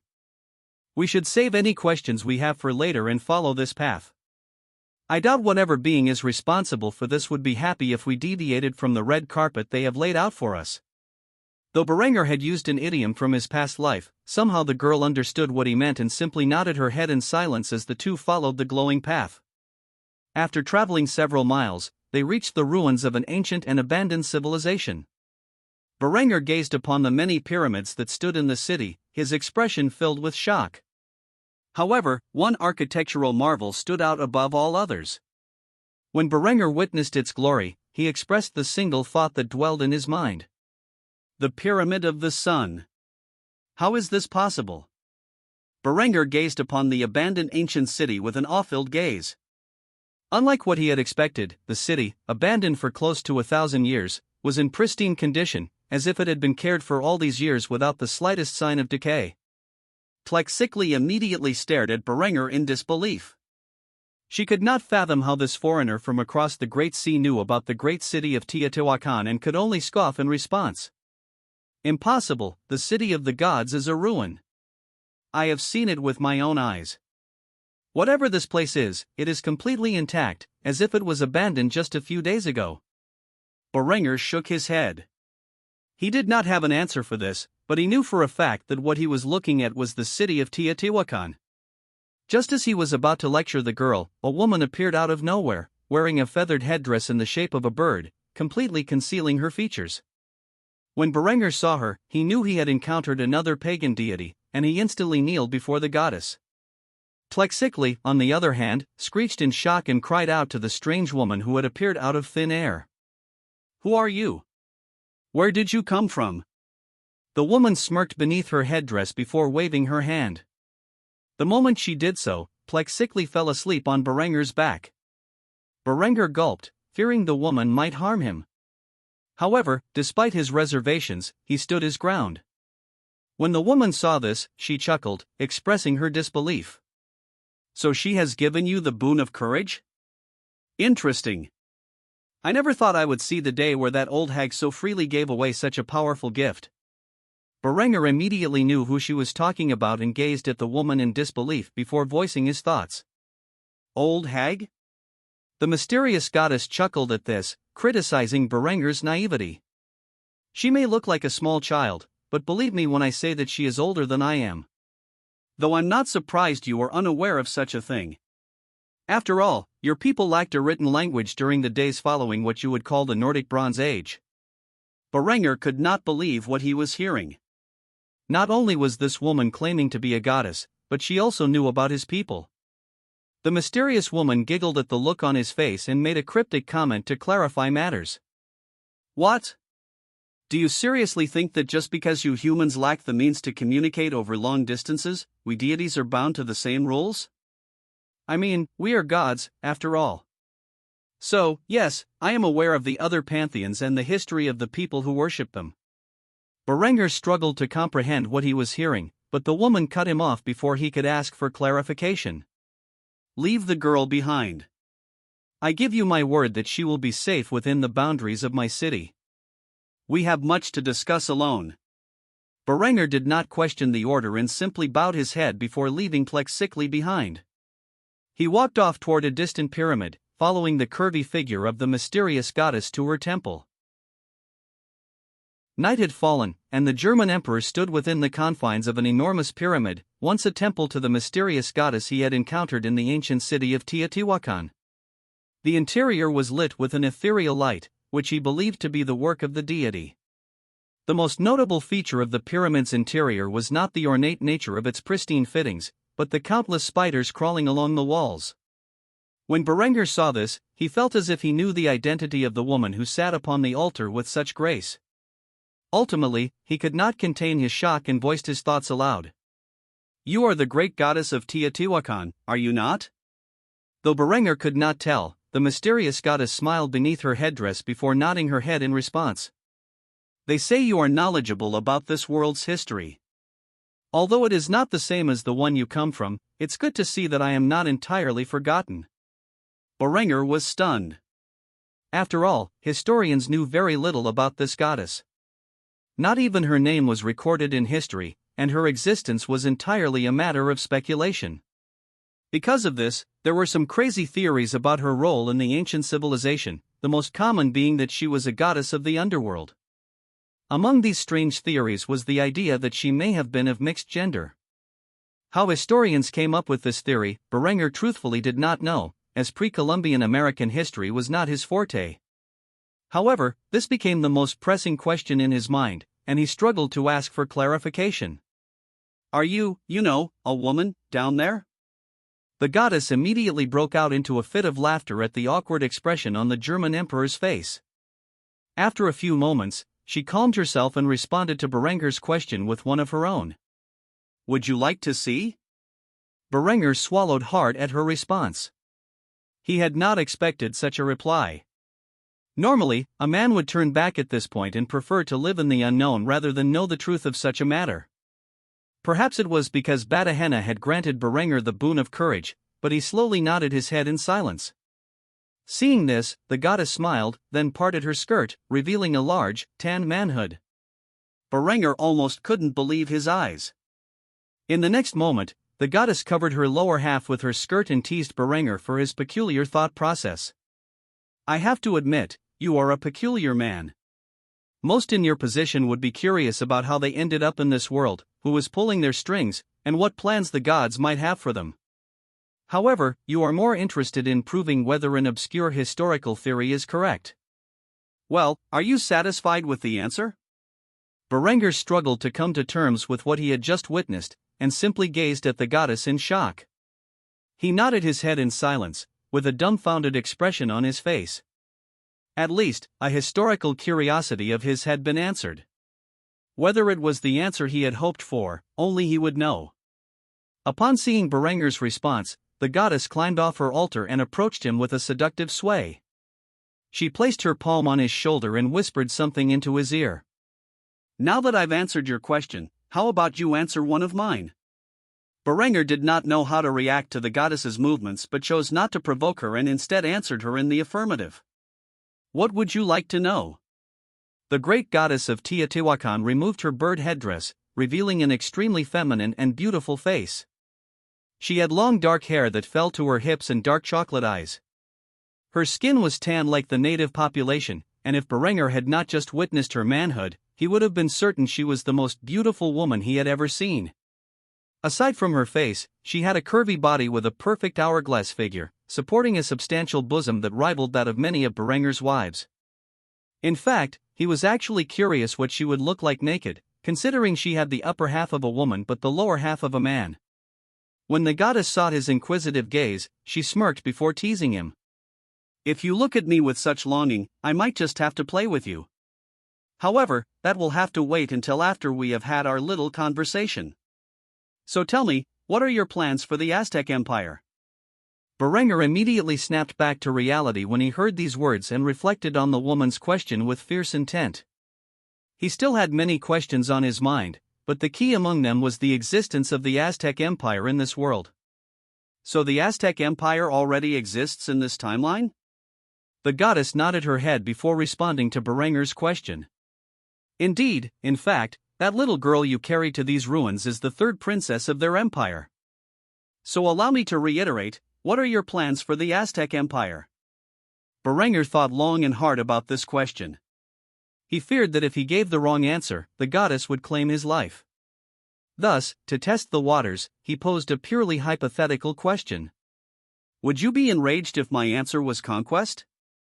The goddess did not react as Berenger had expected. She immediately giggled and retorted to his question. "You think I care about the Aztecs? They aren't even aware I exist, let alone worship me. No, the civilization that once saw me as their goddess is long extinct. Do with the Aztecs as you please. I'm just curious whether you plan to follow the same path as in your last life." Berenger was relieved when he realized she would not kill him for answering incorrectly. Thus, he did not hesitate to voice his honest thoughts on the matter. "Initially, I had planned to conquer Mesoamerica. After all, there is a vast stockpile of resources here that my empire needs to truly prosper. However, as I dwell on this idea, such a thing seems not only unlikely but also the longest route to success. If I were to pursue the route of conquest, there is only one feasible way to gain the resources in the region, through slave labor, which I abhor. The fact is, I simply do not have the population to colonize Mesoamerica in this lifetime. This is why I have considered an alternative, to force the Aztec Empire to acknowledge us as their suzerains. In doing so, the Aztecs can continue to rule these lands and use their massive hordes of slaves to mine the resource deposits I tell them to, paying tribute to the fatherland. This allows me to slowly and steadily introduce gold and silver into my economy in a way that won't destroy it." The goddess smiled at Berenger and nodded her head in approval. She then grabbed hold of his head and kissed him on the lips. The moment she did so, Berenger felt a searing pain inside his body. In the next moment, he fell to his knees, grasping his chest in indignation. He gazed up at the woman in fury as he interrogated her for her actions. "What the hell did you just do to me?" The goddess frowned and flicked the German emperor's forehead, scolding him for his tone. "You should be thankful that I have taken an interest in you. If you must know, I removed the mark the Abrahamic God has branded upon your soul and replaced it with my own. When your body finally passes from this world, your soul will reside here with me for eternity. This is the greatest gift I can give you as a goddess of the underworld. Trust me, it is a better alternative than where you were headed." Berenger gazed at the woman in shock. He could not believe what he had just heard.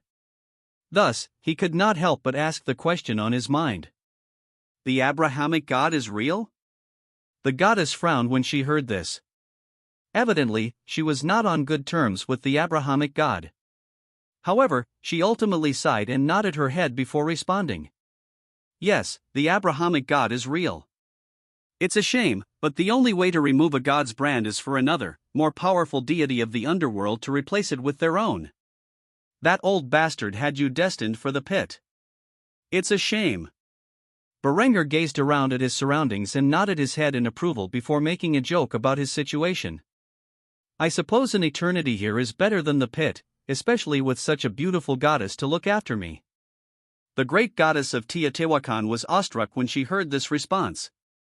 Even after revealing her lower half, this audacious man still had the nerve to say such a thing. She could not help but blush before muttering something under her breath. Just don't go having any other deity replace me, or else I will never forgive you. Berenger gazed at the goddess with a questioning look. He had not quite heard what she said and asked for clarification.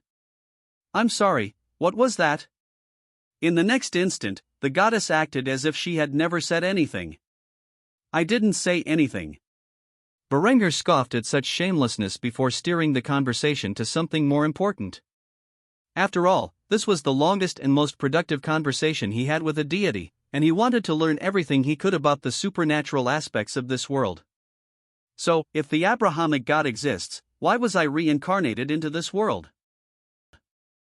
The great goddess of Teotihuacan gazed upon Berenger with a playful smirk before responding to his question in a deliberately deflective manner. I'm sorry, but that is not something I can reveal. Do not fret, I am sure that in time you will find those who brought you here, and on that day, you can ask them all the questions you want about your role in this world. For now, just know that your soul belongs to me, so do nothing that will bring me dishonor. In response, Berenger merely chuckled before replying to the deity's quip. Fine, I promise I won't do anything to dishonor your name. After this was said, the two of them shared a laugh, knowing full well that Berenger would not live up to that promise. When they had finally calmed down, the German emperor asked the next most important question on his mind. So, that girl I brought with me is a princess of the Aztec Empire? It's a damned good thing I didn't kill her. The goddess nodded her head, agreeing with what Berenger had said. Yes, I believe that would have severely harmed your prospects of turning the Aztec Empire into a protectorate. Upon hearing this, Berenger sighed before gazing around the interior of the temple. He did not even know where to begin his campaign to subjugate the Aztec Empire. Eventually, he was forced to ask the goddess for her opinion. So, what now? The goddess walked away from Berenger and sat back down on her altar in a suggestive manner. She did not hesitate to respond to Berenger's question with her opinion on how to proceed. For now, you two can stay here as long as you need. The girl is injured, is she not? She will need time to heal. Lucky for you, the flow of time moves slower in my domain than it does in the real world. What appears to be a lifetime here will be just minutes outside. That's why this abandoned city does not look the slightest bit decayed. Berenger was shocked when he heard this and immediately asked another question. Will I age while I am in your divine realm? The goddess shook her head, placing her chin on the palm of her hand. She took a few moments to compose herself before responding to Berenger's question. Not at all.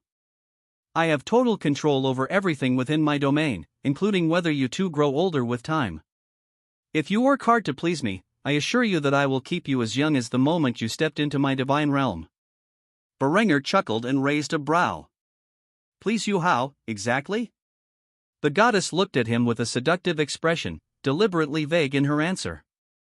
You will know soon enough. For now, you should use the spare time I have given you to tend to that girl's wound and teach her your language.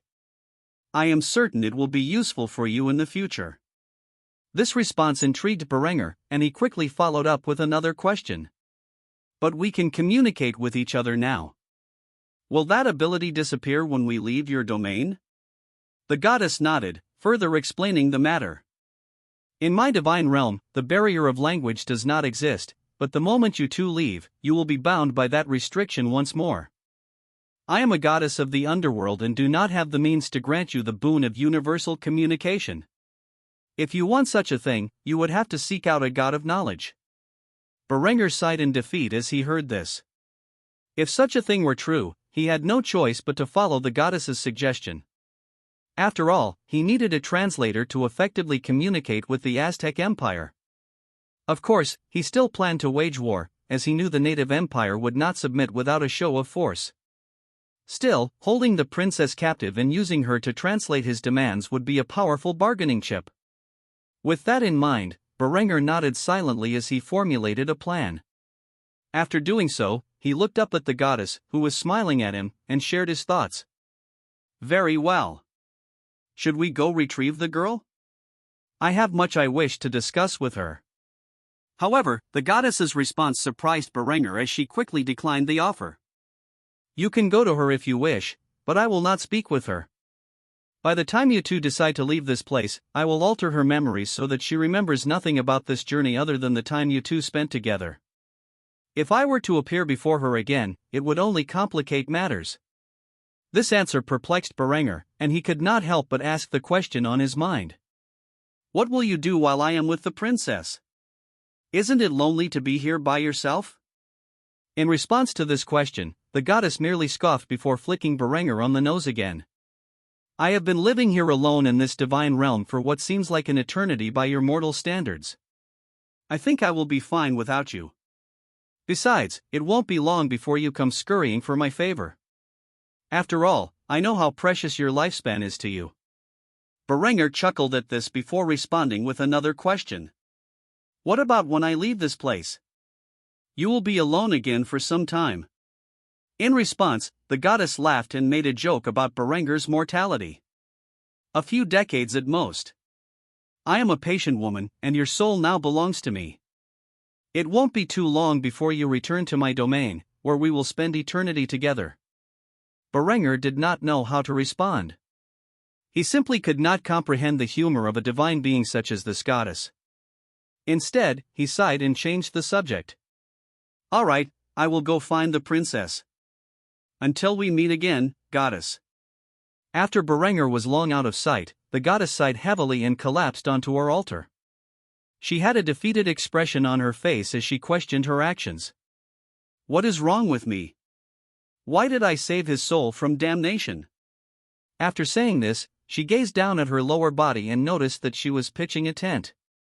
It was at that moment she laughed to herself and commented on the whole situation with a heavy sigh. Of course that's why. Berenger did not know, but the mixed-gender goddess fantasized about him in his absence. As for Berenger, he rushed down from the temple and found the Aztec princess still asleep against the side of a building.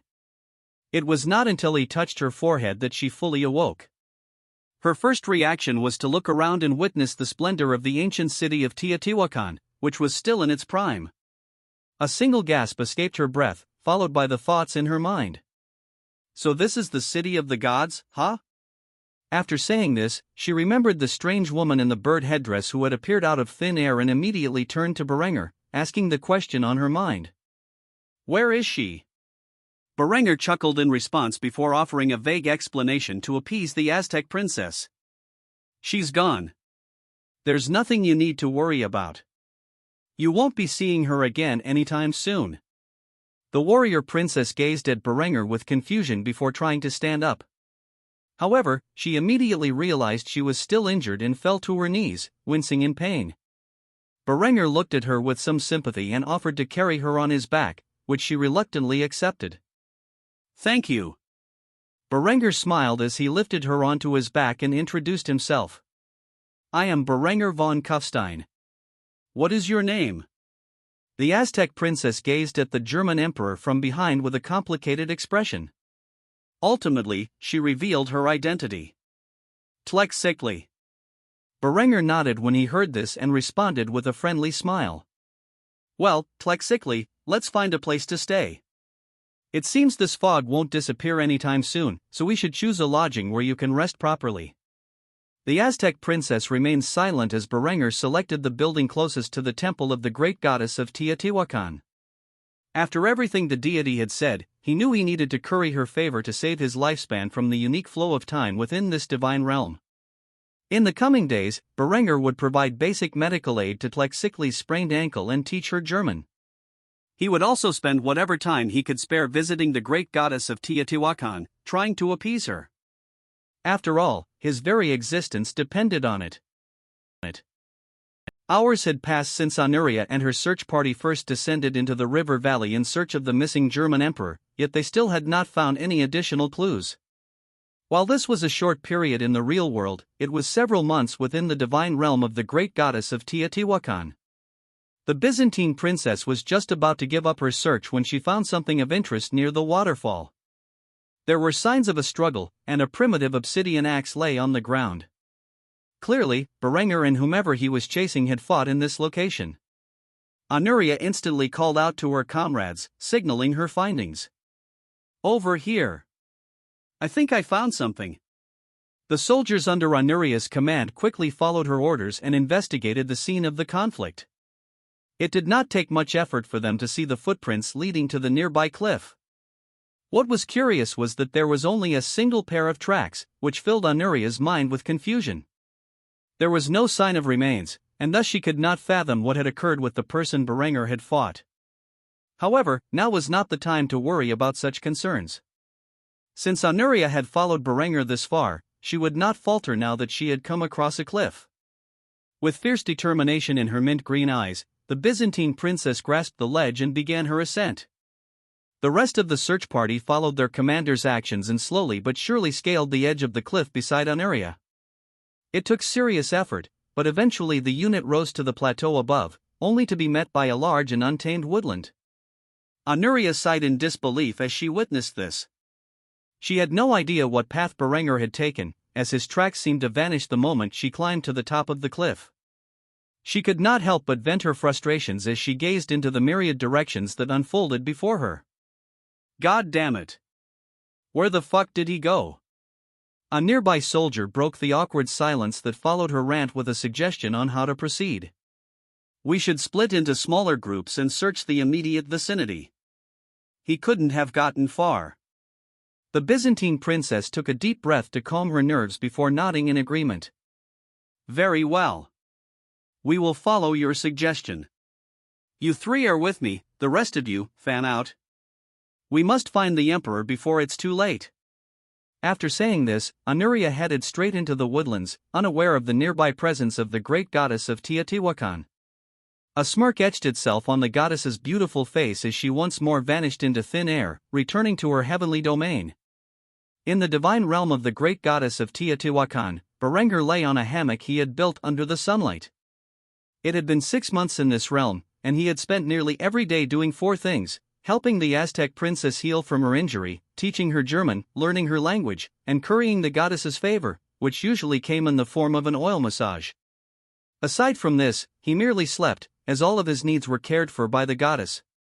Food, water, and waste removal, she could conjure and disperse such things within her realm at will. His life had been relatively peaceful in this domain, and he had to admit that he enjoyed the brief respite from warfare. However, just as he was about to fall asleep, the goddess appeared before him and ended his serene lifestyle with a shocking revelation. "Your wife has entered the boundaries of the ancient city. Your time here in my heavenly domain has come to an end. I guess this is goodbye." "I must admit, it was fun while it lasted," Berenger said as he rose from his hammock and hugged the goddess with a gentle embrace. He had grown close to this deity during his stay and assured her that everything would be fine as he said his goodbyes. "I'll be back, eventually. After all, you have a claim on my soul. Sooner or later, I will perish from this world, and my soul will return to your realm." A bitter smile formed on the goddess's face as she shook her head in silence. Before Berenger could react, she kissed him on the lips, and he felt a searing pain in his heart. Shocked, he gazed at the woman one last time as he suddenly entered the real world. The last words spoken with the mysterious woman left him hollow. "Your soul is your own. I hereby relinquish my claim over it. You are now free to follow whatever deity you choose. This will likely be our last encounter. I wish you the best of luck in all your endeavors. You are going to need it." With that, Berenger entered the real world and gazed upon the ruins of the ancient city with a forlorn expression. He had not expected such an outcome. He could only sigh in defeat as he gazed up at the cloudy sky, thinking about the time he had spent in the divine realm and the goddess who ruled over it. After several moments of silence, Berenger looked to his right and saw the Aztec princess asleep. As the goddess had proclaimed, the girl had lost her memories of the heavenly domain and could only remember the time she had spent with Berenger and the things he had taught her. He quickly walked over to her and kneeled down beside her. Just as he was about to wake her, he heard a familiar voice call out to him from the distance. Berenger! Thank God you are alive! Honoria rushed toward her husband as fast as she could, then jumped into his arms, nearly knocking him over. She kissed him passionately, grabbing the back of his golden hair and smothering him with affection. The search party who accompanied her averted their gazes, instead looking upon the ruins of the ancient city with awestruck eyes. They could not believe such a massive metropolis existed in such a primitive part of the world. Eventually, Berenger managed to pry himself away from Honoria and ask her what had happened. What's going on? Why are you here? The Byzantine princess did not hesitate to reveal the effort she had gone through to track him down. I was worried sick about you. After coming across so many dead bodies, I thought for sure I had lost you, but you're okay. You bastard, I can't believe you would do this to me. Berenger chuckled when he heard this, then wrapped his arms around his wife to calm her. I'm fine, I just got a little lost, that's all. At that moment, the Aztec princess awoke. The first thing she saw was a group of German soldiers, armed to the teeth, pointing their weapons at her. She flinched instinctively and hid behind Berenger like a frightened child, questioning what was happening. Berenger? What's going on? Though her German was shaky, she had clearly spoken in the language of the invaders, which shocked the soldiers and Honoria alike. The Byzantine princess became furious, seeing how close this savage woman was to her husband, and began to interrogate him for answers. Who is she? How does she speak German? What the hell have you been up to in your absence? Berenger merely sighed as he gazed off into the distance toward the temple of the great goddess of Teotihuacan. His response had a hint of melancholy in its tone. It is a long story. Just know that she is a princess of a mighty empire, and she is now our captive. When Honoria heard this, she instantly issued a command to the nearby German soldiers. Restrain her. Though Plexically attempted to resist, she was quickly overpowered by the troops and wrestled to the ground, where she gazed at Berenger with confusion in her eyes. What's going on?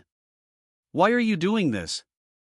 Berenger merely sighed as he gazed at the Aztec princess with a hint of pity in his eyes before expressing his plans. I am sorry, but as of right now, you are my prisoner, to be used in negotiations with your father.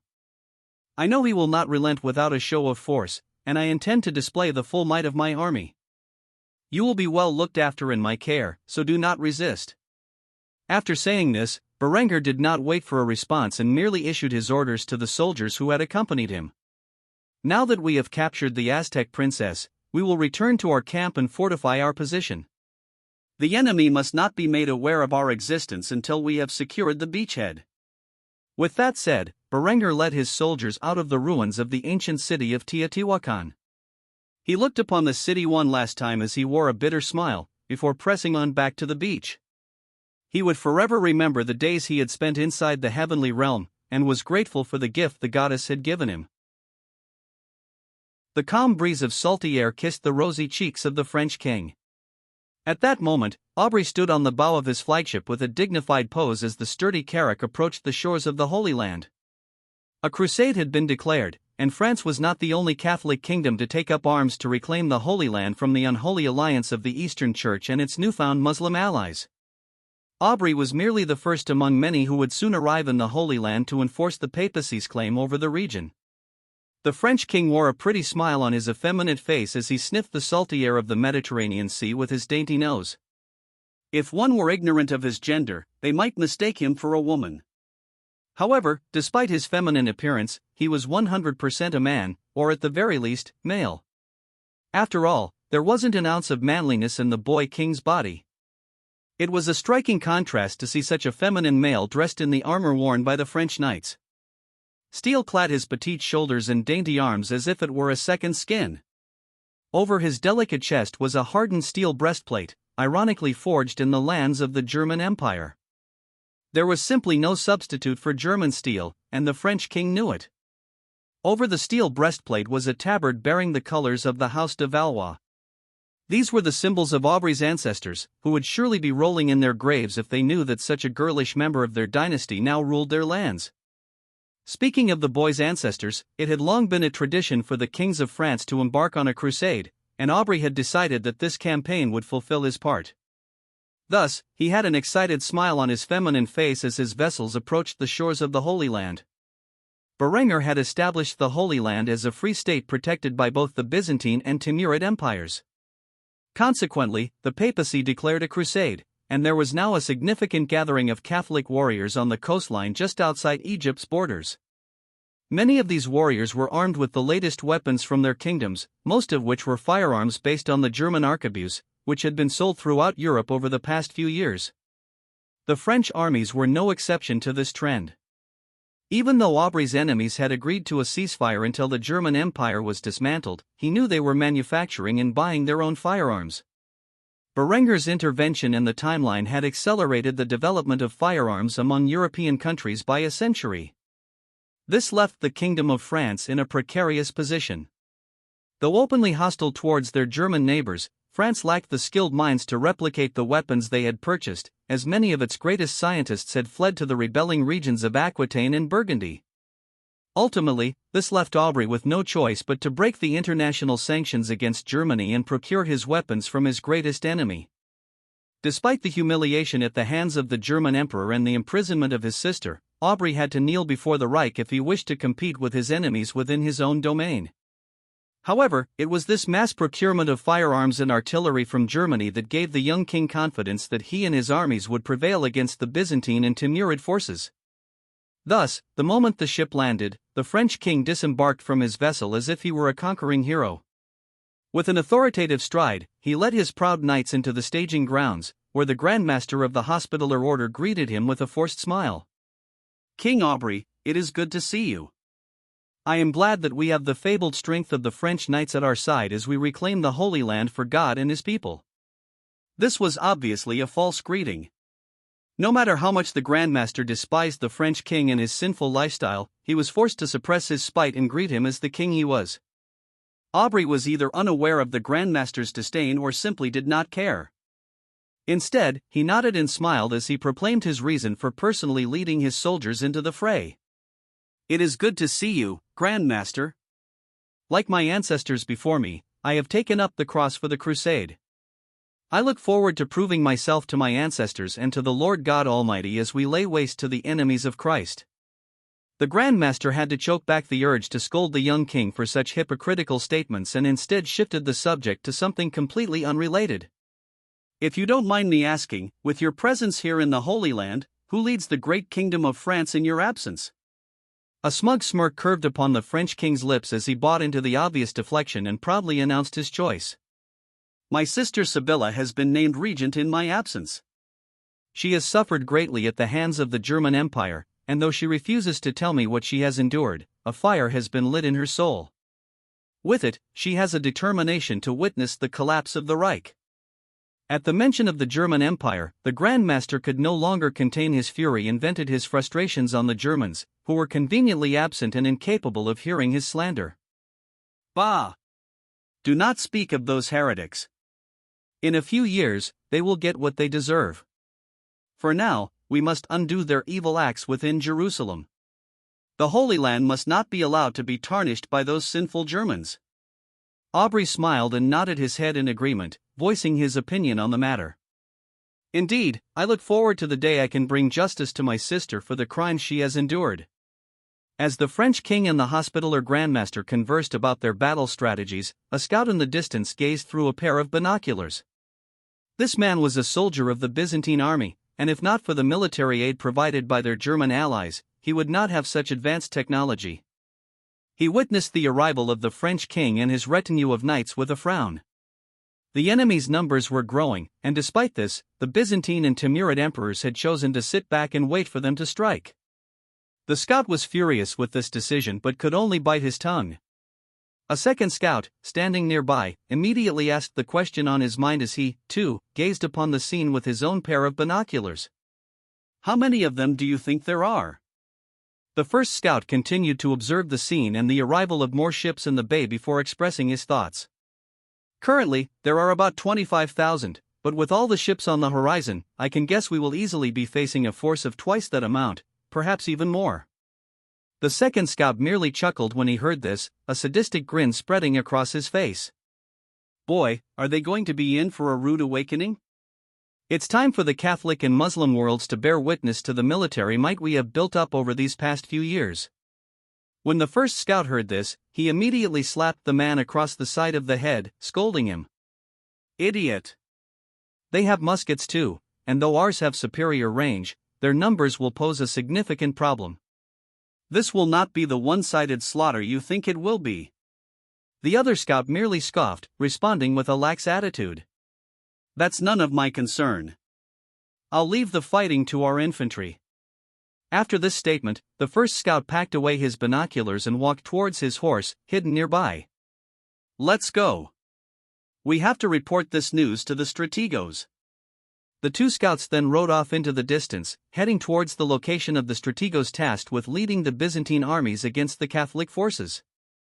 As for the French, they were merely the first of the Catholic kingdoms to arrive. In the coming weeks, more and more kingdoms and their armies would arrive in the Holy Land, seeking to challenge the Byzantine and Timurid alliance for control of the Holy Land. In the city of Kufstein, a dense torrent of rain bombarded the denizens of this Austrian town. It was an utterly depressing atmosphere as the wind and rain swept away any stains that might have existed on the city's streets. Linda gazed out the windows of the royal palace, holding a virgin strawberry daiquiri in her hand and wearing a sullen expression on her pretty face. At that moment, she yearned for an actual alcoholic beverage, but she was pregnant with what could be her beloved's last child, and she would never jeopardize the safety of such a precious gift. It had been nearly 12 hours since she received word that Berenger had gone missing shortly after arriving in the New World, and she was in a state of complete despair. As she lounged in the bar of the royal palace, she sighed to herself. Without her noticing, Hans had approached and gazed at his mother's look of grief with a heavy heart. He did not know what had caused her to be in such a depressed state, but he suspected it had something to do with his father. So, the boy casually approached his mother, took hold of her delicate hand, and instantly gained her attention. With a forced smile, he tried to comfort her. "It'll be okay, Mommy. Whatever happens, you still have me." Such kind words from her young child brought a bitter smile to Linda's face as she stroked Hans's strawberry blonde hair. While Hans had inherited her beautiful hair color, he had his father's eyes. She gazed deeply into those sapphire eyes as tears formed in her own. The second Empress of Austria struggled to fight back her tears, but in the end, they came. "Oh, Berenger. Please be all right." At this point, Hans knew something had happened to his father and could not help but ask, "Did something happen to father?" Linda had not revealed to anyone the news of Berenger's disappearance. She had pledged to inform no one until they found the emperor or his remains.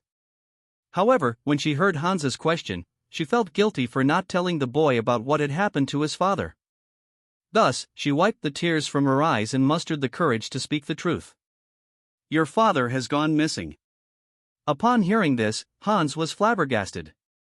Berenger couldn't be missing. As long as the boy could understand German, he had heard stories of his father's bravery on the battlefield and his courage in the face of the unknown. To Hans, his father was unkillable, a living legend. He had never once considered the possibility that his father would disappear or lose his life on one of his campaigns. However, hearing such words filled Hans with an overwhelming sense of dread. As intelligent as the young prince was, he lacked the emotional maturity to handle such grim matters and immediately lashed out at his mother for telling him such lies. "That's impossible. Father can't be dead. He's invincible." When Linda heard this rant, she became visibly enraged and, in the heat of the moment, backhanded her son across his face, screaming at him, "Don't you dare say that. Your father isn't dead, he's just missing. He will return to us safe and sound, as he always does." Hans was once more filled with disbelief as he felt the sting on his tiny cheek. For as long as he had lived, his mother had never struck him. She had only shown him the love and kindness he had taken for granted. However, he could see the fury in the woman's eyes at the mere suggestion that her husband might have lost his life. Such a ferocious gaze filled the boy's heart with fear, causing him to break into tears. When Linda realized what she had done, she climbed out of her lounge chair and knelt beside her baby boy, pressing his head into her ample bosom as she stroked his silky hair, apologizing for her actions. "I'm sorry, Hans. I don't know what came over me. I didn't mean to hurt you. Here, let mommy take a look." The boy instantly revealed his reddened cheek and gazed at his mother with a sense of intimidation he had never felt before. In that moment, he winced in pain, afraid that she might bare her fangs at him again. Instead, she merely kissed his wound, which made him feel a bit better. Ultimately, the loving scene was interrupted by the deputy director of German Imperial Intelligence, who held a report in her hands. When she saw how her superior was acting, she coughed to alert the woman to her presence. When Linda saw Hema standing in the doorway of the bar area, her expression turned grim. She immediately gave an order to her young son, who was still clinging to her like a lamprey. "Hans, go to your room. I promise I will meet you there in a bit and make you some grilled cheese sandwiches." Hans knew that this interruption was most likely an update on his father's disappearance. Though he wanted to stay behind and listen to the news, he feared his mother might strike him again if he protested. Thus, he simply bowed his head and scurried off. "Okay, mommy." It was only after Linda was sure that Hans was out of earshot that she steeled her resolve and asked for the update. "What's the news? Did you find him?" When Hema saw the worried expression on Linda's face, she merely sighed before sharing all the information she had received. They found him alive and unharmed, quite a bit away from the coastline. He appears to have discovered the ruins of an ancient civilization. If the reports are accurate, it's a city larger than ancient Rome. I swear, only Berenger could go missing and stumble upon such a lost civilization. Linda nearly fainted from relief, but despite maintaining her consciousness, she lost control of her legs and fell to the ground. Hema helped her up. The red-headed beauty felt as if this news had lifted a giant weight from her heart. She could only smile with pride and relief, thinking about the adventures her man had been on. "Oh, Berenger. Thank God you are alive." As soon as she said these words, the crackle of thunder echoed in the air, as if such words had angered the deity she mentioned. However, such a thought would not appear in Linda's pretty head, as she did not know why the Abrahamic god might be enraged by the mere suggestion that he help save such an apostate. After saying this, Linda regained control of her legs and was able to stand on her own. She bowed her head respectfully to her deputy director and thanked her for the good news. "Thank you, Hema. If you had not delivered me such information, I fear what I might have done in my grief." Hema was shocked. She had never seen Linda in such a disturbed state before, so she could not help but question her boss's condition. "Your Majesty, are you going to be all right?" Linda wiped a tear from her eye and nodded 3 times in response. "Of course. Now that I know Berenger is safe and sound, I will be fine. If you'll excuse me, I need to inform my son. In my despair, I may have told him his father is missing, and I don't wish for him to worry any longer." After saying this, Linda scurried off towards Hans' room, where she found the boy curled up in the corner, holding onto a painted wooden figure of his father. It was a common toy among young boys within the German Empire, and the Prince of Germany was bawling, staring at it with grief in his heart. The moment the door opened, the boy looked to his mother for visual cues, and when he saw her face brimming with a beautiful smile, he sighed in relief. "Thank God. He's okay." The moment the boy said this, thunder crackled in the air again, but he paid it no mind. He was simply happy that his father was alive and well. Although he also felt a sense of fury at his mother for worrying him, he said nothing. Linda, of course, took this opportunity to hug her son and confirm his suspicions. "Your father is all right. He's been found, and he's unharmed. In fact, if the reports are true, he's even found the ruins of a lost and ancient civilization during his absence. Isn't he such an amazing explorer?" Hans could only laugh as he heard how his mother rationalized the man's disappearance. In the end, he smiled and nodded his head in agreement, repeating his mother's words. "Yes, father is an amazing explorer indeed." After hearing this, Linda wiped the tears from her son's eyes before placing his toy on his nightstand. She had a pep in her step, the likes of which the boy had not seen in some time, as she latched onto his hand and dragged him towards the dining area. I believe Mommy promised you some grilled cheese sandwiches, shall we? Hans simply looked back at the wooden figure, which represented his father, and nodded with a smile on his face before responding to his mother. Let's. While Berenger was off in the New World on another one of his escapades, he left his chancellor, uncle, and father-in-law, Otto von Graz, in charge of his empire. If there was one thing Berenger admired about the man, it was his work ethic, which rivaled his own. Thus, it was no surprise that Otto spent a significant amount of effort maintaining control over the empire's various realms and signing bills into law. At the moment, he was reviewing an expense report regarding the expansion of the train network. It had been over a year since Berenger united the empire, and among his largest and most expensive projects was the National Railway. The railway had made significant progress over the past year and now connected much of southern Germany. Currently, the Department of Transportation was requesting funds to expand the railway into Prussia's borders. Otto carefully reviewed the expenses before signing his name to the paper. He then stacked it in his pile of outbound paperwork, which would later be collected by a clerk and sent to the appropriate departments. Afterward, he picked up another piece of legislation and noticed it was an expense report regarding the Kingdom of Prussia. King Eckhard von Marienburg was requesting increased funding for the construction of his shipyards.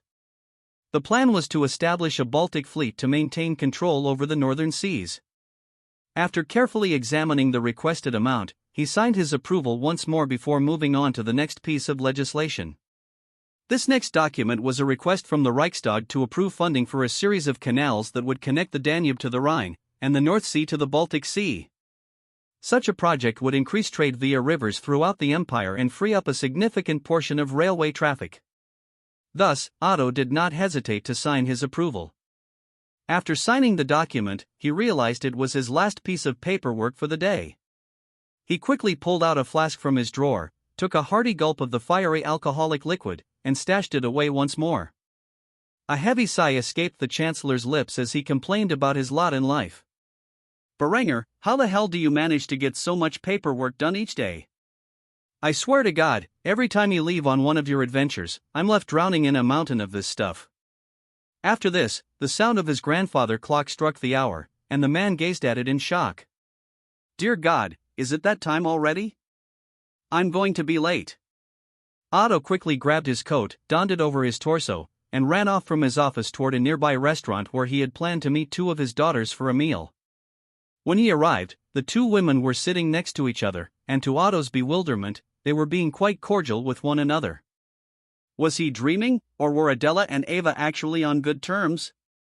He quickly sat down at the table and apologized to his daughters for being late.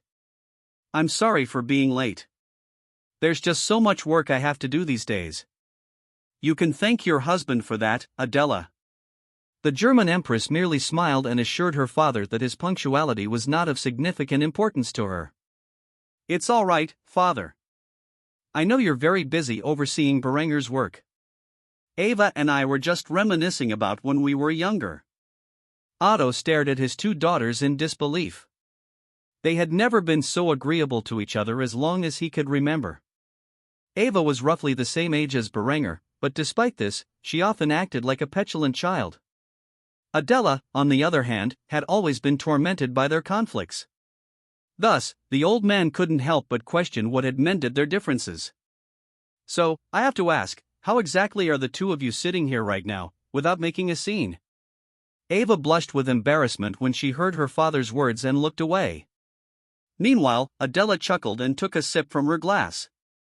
Eva proved me wrong. I thought she couldn't handle looking after the kids, but she did a splendid job while I was away on my honeymoon. I figured if I could trust her with my children, then perhaps we could bury the hatchet. Eva gazed out the window, her eyes wide with awe as she looked at the bustling streets of Kufstein. She couldn't help but voice her thoughts on the changes to the city over the years. I can't believe this is the same small agricultural town where I used to frolic in the fields when I was young. I will never understand how Berenger managed to turn this entire valley into a thriving metropolis. When Otto heard this, he reflected on how rapidly the city had developed and nodded in agreement. It is truly mystifying. The man has proven me wrong on so many occasions. Who would have thought he used to be such a foolish and sickly child? Sometimes I wonder what could have driven him to become the man he is today. It is a damn shame." When Ava and Adela heard this last part, they looked up at their father, their confusion evident. "What is?" At this moment, Otto sighed and glared at his eldest daughter before lecturing her about her past actions. "It's a damn shame that you had to ruin your relationship with Berenger. If I had known that Berenger would one day be the emperor and legalize polygamy, I would have gladly given both my daughters to him." Adela was shocked to hear her father say this, and Ava was overcome with embarrassment. It was her greatest regret in life, breaking her childhood engagement to Berenger and pursuing a dim-witted count's son.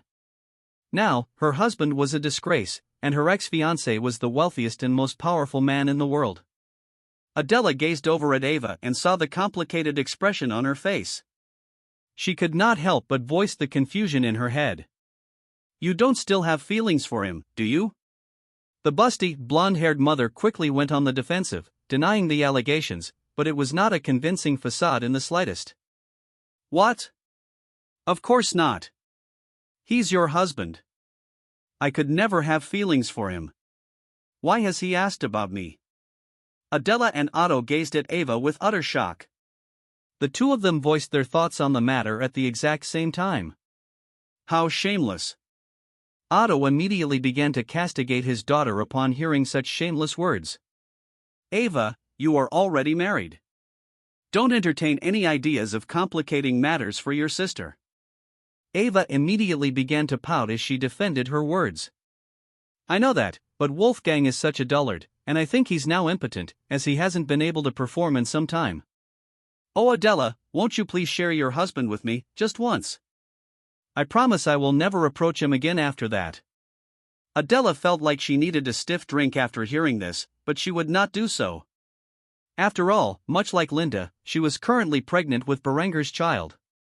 Instead, the young Empress of Germany reprimanded her elder sister as their father had done previously. "It sure is tough, Ava, but you made your choice, and now you have to face the consequences. I won't share my man with you just because your husband can no longer satisfy you." Ava sulked in indignation, muttering a single word as she dwelled on her life's mistakes. "Humph, it's just not fair." After she said that, Adela and Otto merely rolled their eyes. It seemed that Ava would never mature. Adela wasn't entirely angry with Ava. After hearing her complaints, she could only imagine how frustrated the woman must be.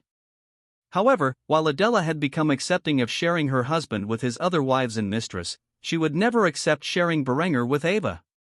If she allowed such a thing, the spoiled woman would never learn her lesson. As for Otto, he felt like he was about to have a stroke. Was he now so out of touch that such conversations were normal among siblings? Or was what his eldest daughter had just said equally scandalous as it would have been in his youth? He didn't know the answer to any of these questions, but what he did know was that he needed a drink to cope with it. So, the Chancellor of Germany immediately ordered a stiff drink to calm his nerves as he continued to have a meal with his two daughters. As painful as listening to these two bicker was, it was still better than the mountain of paperwork awaiting him the next day. Within the southern lands of Iberia, the sun gleamed down upon the city of Granada. After centuries of warfare in Iberia, aimed at reconquering the region under Catholic control, the Moors had emerged victorious. This feat was impossible without the massive military aid provided by the German Empire and the schemes of its Kaiser. This fact was recognized not only by the young Sultan of the newly reformed Al-Andalus but also by the people who dwelled within the lands. Moors cheered Berenger's name as if he were a hero, while the Catholic Iberians cursed him to damnation with their malicious prayers to an absent god. As the people of Iberia came to terms with the outcome of the centuries-long Reconquista, Hassan sat back in the seat of power of his newly established empire.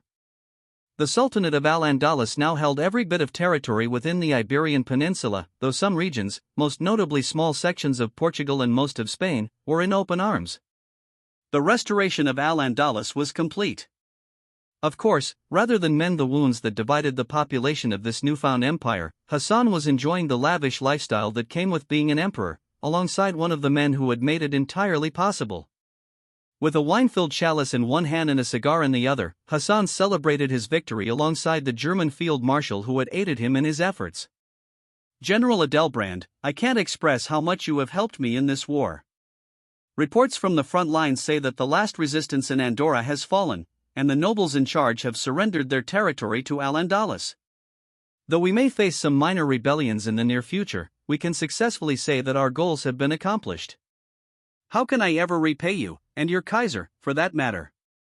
Adelbrand took a sip of the fortified wine as he dwelled on the subject at hand. His mind had previously been more occupied with stabilizing the region, knowing full well that his Kaiser would command him to stay until the last vestige of rebellion had been snuffed out. He did not expect to be rewarded while his job was yet to be completed. Nevertheless, something immediately caught his interest, and thus he voiced his desires. I understand that you have given a particularly large villa on the beaches of Gibraltar to my Kaiser. I myself would not mind a coastal estate, perhaps in Portugal? As for the Kaiser's demands, all he asks for is open access through the Strait of Gibraltar and that you allow us to build a naval port in the area. We will be happy to lease the land from you, if that is what you desire. Hassan was in a rather generous mood and thought little of this demand. Thus, he simply nodded his head with a wide grin on his face before nonchalantly agreeing to the request. Consider your personal request approved. Find the land you want, and I will give it to your house. As for Gibraltar, I would have to speak with your Kaiser personally about this issue, but I see no reason to refuse his request. We just need to discuss some minor details of the matter. When you next speak to your master, you can inform him of my decision. Such an agreeable response was out of Adelbrand's expectations, so he wore an emphatic smile as he shook Hassan's hand and thanked him for his generosity. Truly, your generosity astounds, your majesty. Hassan merely smiled and nodded his head in acceptance of the compliments. Adelbrand was a man he greatly respected and desired to keep within his lands for many years to come. Thus, the next topic he shifted to was more personal in nature. Have you ever thought of marrying an Iberian woman? Many men have done so during this conflict, leaving me with more men than women. I would be honored to offer you the woman of your dreams from within my realm. After all, you are allowed to have up to 5 wives in the German Empire, isn't that correct? Adelbrand immediately understood Hassan's plan and politely declined, shaking his head. While it is true that we are permitted up to 5 wives, I have never considered the idea until you suggested it. However, I am getting older, and soon it will be time to start a family, so perhaps I will take your words into consideration. Upon hearing this, Hassan nodded silently, taking a sip from his drink.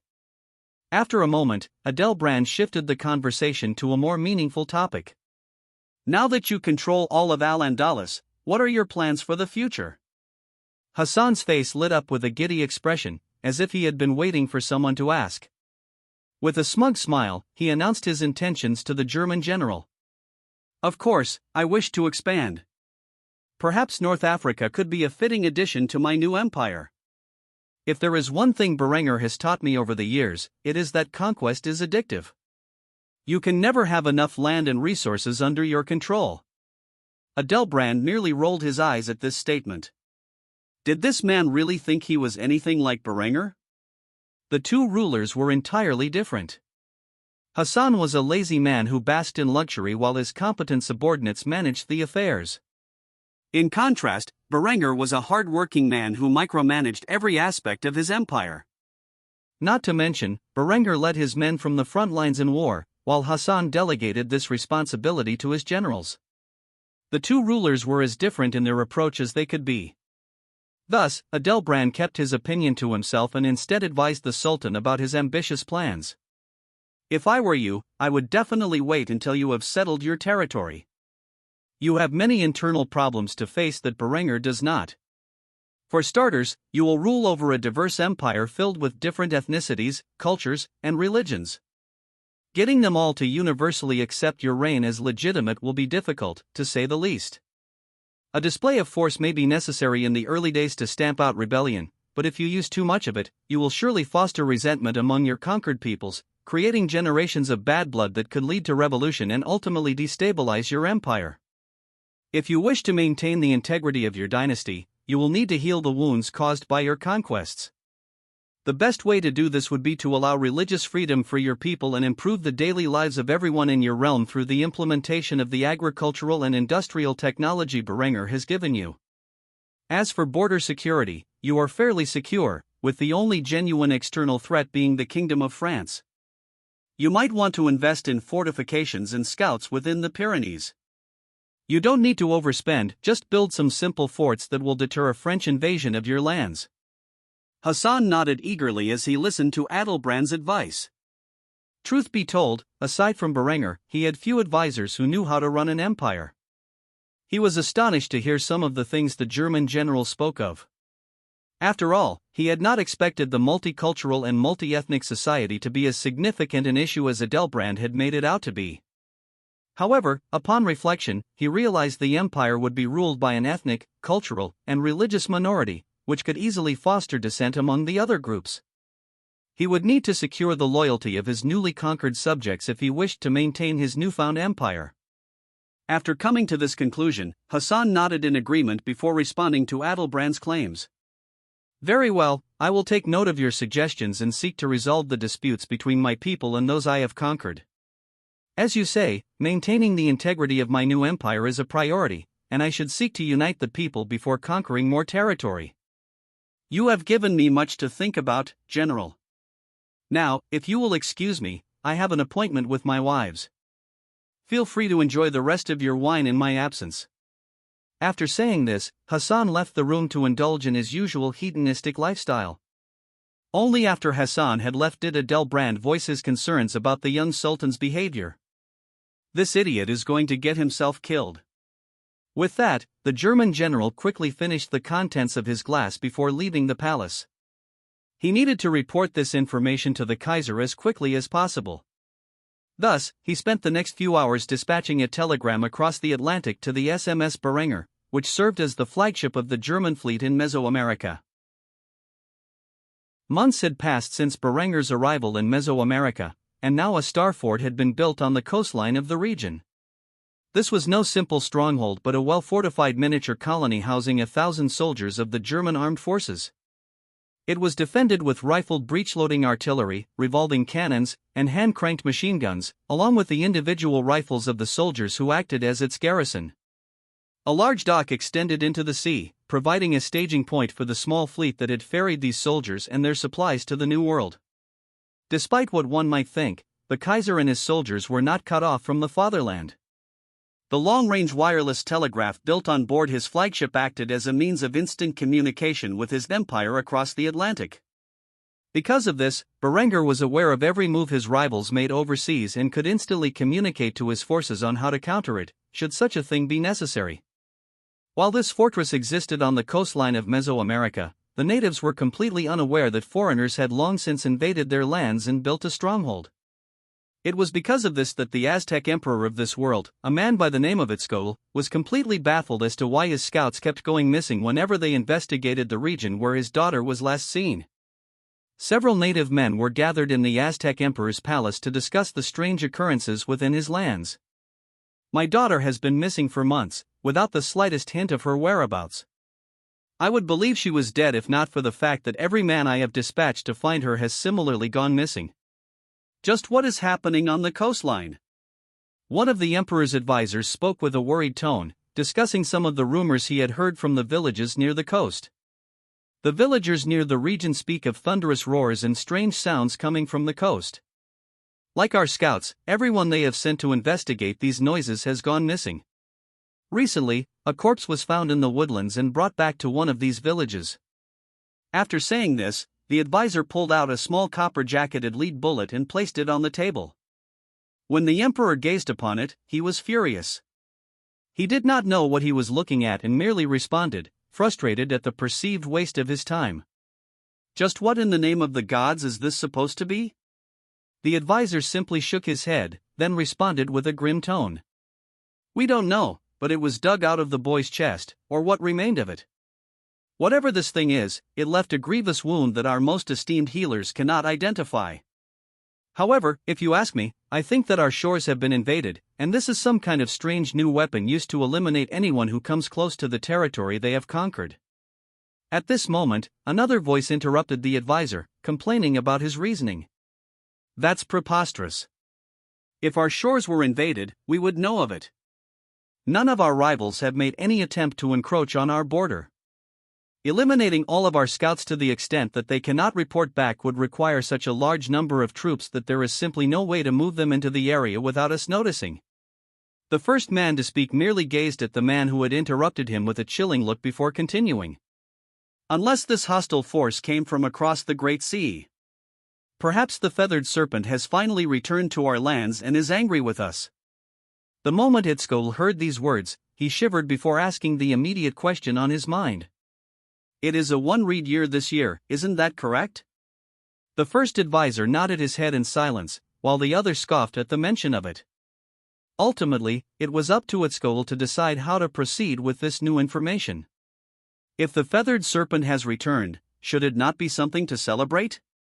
Why is he angry with us? When the second advisor heard this reasoning, he immediately protested. Your Majesty, do you honestly believe such nonsense? We should not jump to conclusions. Instead, we should send a larger force to investigate the region and figure out why our people keep going missing. Upon hearing such solid reasoning, rather than the superstitions his other advisor voiced, Itzcoatl realized he should not immediately assume a vengeful god had returned. Instead, he needed to find out the cause of these disappearances before jumping to conclusions. With a stern expression, the Aztec emperor issued a decree. You are right. We must investigate this thoroughly. If small numbers of scouts keep disappearing, we will send an army to figure out why these disappearances keep happening. Prepare to send a full force of our greatest warriors to the region. I dare to see if so many men vanish into thin air. With that said, the two advisors bowed respectfully to their emperor and departed to enact his orders. As you command. After saying this, they left the palace, leaving Itzcoatl alone. The man gazed off through a clearing into the distance, where the shores lay, uttering a single phrase in his grief. My sweet Tlexicli, please be all right. Within the confines of the German stronghold on the coasts of Mesoamerica, Tlexicli sat in a large stone suite. Despite its size and luxury, the Aztec princess was little more than a prisoner. The bars on her window and the thick steel door made it completely obvious. Since the moment Honoria and the German soldiers found the missing emperor, they had taken Tlexicli prisoner. Over the months, her quarters had shifted from time to time until the Germans finished constructing their fortress. She had witnessed little during her time as a prisoner, as Berenger ensured she could observe nothing of strategic value. Thus, the only windows in her room offered a view of the vast Atlantic Ocean and nothing else. Despite being a prisoner, she lived fairly well, perhaps even better than if she were still at the Aztec palace in Tenochtitlan. At any time of the day, if she felt hungry, she could order room service from a large menu of German delicacies. The blonde-haired men showed no signs of hostility when they served her, and her captors never seemed to run out of supplies. She was completely unaware that routine supply drops between the fatherland and the coastal fortress were the norm. Aside from the delicious food, which she could enjoy as much as she desired, Tlexicli had fully functional plumbing and a library of German books to keep her entertained. She took an interest in reading, though she could not remember exactly how she had come to learn the German language. She increased her knowledge of Berenger's world as much as she could. When she wasn't reading, she was exercising, maintaining her muscular figure with a set of weights that Berenger had provided and keeping up with her cardio via a large punching bag and a grappling dummy. In fact, she had grown so accustomed to these luxuries that she nearly forgot she was a prisoner. That is, until Berenger came to visit her for the first time since her imprisonment. A knock resounded on the door as Tlexicli was doing sit-ups. She initially moaned about the interruption but stopped her exercise long enough to check who was at the door. When she opened it, she was shocked to see Berenger standing there with a wide smile on his face. The two of them could not have been more differently dressed. Berenger wore his imperial regalia, while Tlexicli was dressed in only a black sheer thang. Evidently, she had assumed that German undergarments were the most efficient form of exercise wear, not understanding their intention.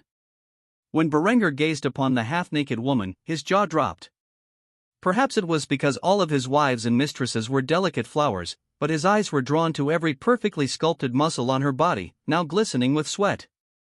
She did not notice his lustful gaze and instead frowned when she saw him, rebuking the German emperor for not visiting her sooner. "You're late," she said. Berenger chuckled and asked for permission to enter. "I'm sorry about that. I have been dreadfully busy since reuniting with my comrades." "May I come in?" Tlexicli snorted but opened the door wide enough for Berenger to enter. He quickly took a seat at her table, a confident expression on his face as he gazed upon the woman, who did not bother to get dressed. Instead, she grabbed a flagon of beer and drank it to quench her thirst. After doing so, she inquired about Berenger's reasoning for visiting. "So, why are you here now, after all this time?" Berenger smiled and uttered a simple phrase, leaving the girl with many questions. "The time has come." "I'm sorry, the time for what?" Tlexicli gazed upon Berenger with confusion in her deep brown eyes. She had no idea what he was talking about when he uttered the phrase, "the time has come." Berenger took a moment to collect his thoughts before speaking of the news he had received. There was a smug expression on his face as he went into great detail about his plans. "My scouts report that your father is mobilizing a great army with a single purpose, to investigate your disappearance and that of the others who have discovered our little settlement here on the coastline. It is my intention to lay waste to this army as a display of German superiority. Only after I have gunned down your soldiers will I use you as leverage in the following negotiations." Tlexicli was shocked to hear Berenger's plans for control over her people. She had suspected he had come to these lands with ill intentions, but she never knew he wanted to enslave her people. Thus, she rose from her seat in indignation and pressed Berenger against the cold stone wall. Despite the threatening gesture, Berenger only had a smug smirk on his face as he questioned her actions. "You think it is a good idea to harm me? Did you forget you are my prisoner? With a single command, I could have your head removed." When Tlexicli heard this threat, she gazed at Berenger in shock before letting go of him. She swiftly sat back in her seat as Berenger adjusted his metals. After he had sat down across from the Aztec princess, she began to question his motives. "Why are you doing this?" When Berenger heard this, he scoffed at the girl's naivety before lecturing her on the reality of the world. "Why am I doing this? Why does anyone?" "My reasoning is simple. It is all about resources, and your people are sitting on a massive reserve of silver and gold that I desperately need. This is nothing personal, Tlexicli, and for what it's worth, I rather like you. You are far more civilized than I initially thought you would be. Besides, I think you are mistaken about what I wish to accomplish here in your lands." The Aztec princess scoffed, crossing her arms and leaning back in her seat, placing her bare feet on the table. "Oh, really? You don't wish to conquer our empire, enslave my people, and sacrifice us to your gods?" Berenger broke out into a fit of laughter, so much so that tears began to form in his eyes. The idea that the German people were so savage that they would commit human sacrifice was truly laughable to him. It had been nearly a millennium since the Germans last engaged in such a barbaric practice, and even then, historians disputed whether such rituals were nothing more than anti-pagan propaganda preached by the church to condemn their rivals. Finally, Berenger wiped a tear from his eye before responding to this absurd statement. "No, to all of those things. I do not plan to conquer your people or annex your territory into my empire. Nor do I intend to enslave a single person within your realm. As for human sacrifice, that is the last thing I would ever do. My people are more civilized than yours, we do not engage in such brutal rituals." This answer perplexed the Aztec princess, as she did not know what else Berenger might demand of her father. Then, a certain idea rattled around in her mind, causing her to blush and back away from Berenger, who looked at her strangely. Ultimately, she revealed what idea had caused her to react in such a way. "I'll admit that I find you attractive, but I have no intentions of marrying you, Berenger von Kufstein." In response, Berenger merely scoffed before shattering the girl's tsundere act. "Oh, please. German law states I'm allowed one more marriage, and no offense, but I can do better than you. However, if you would like to be my mistress, I wouldn't mind it. After all, you have a sort of appeal that none of my other wives have." This response caused Tlexicli to slam her head on the table in embarrassment. She could not believe she had thought this man wanted to marry her. She simply ignored everything else he said, so devastated by the phrase "I can do better than you" that she completely blocked out Berenger's suggestion. Eventually, she recovered and was confused. If he did not want to conquer her people or her hand in marriage, then why the hell was he being so hostile towards her people? She could only ask, rather than jump to another assumption. Okay, fine. I'll bite. What is it that you do want?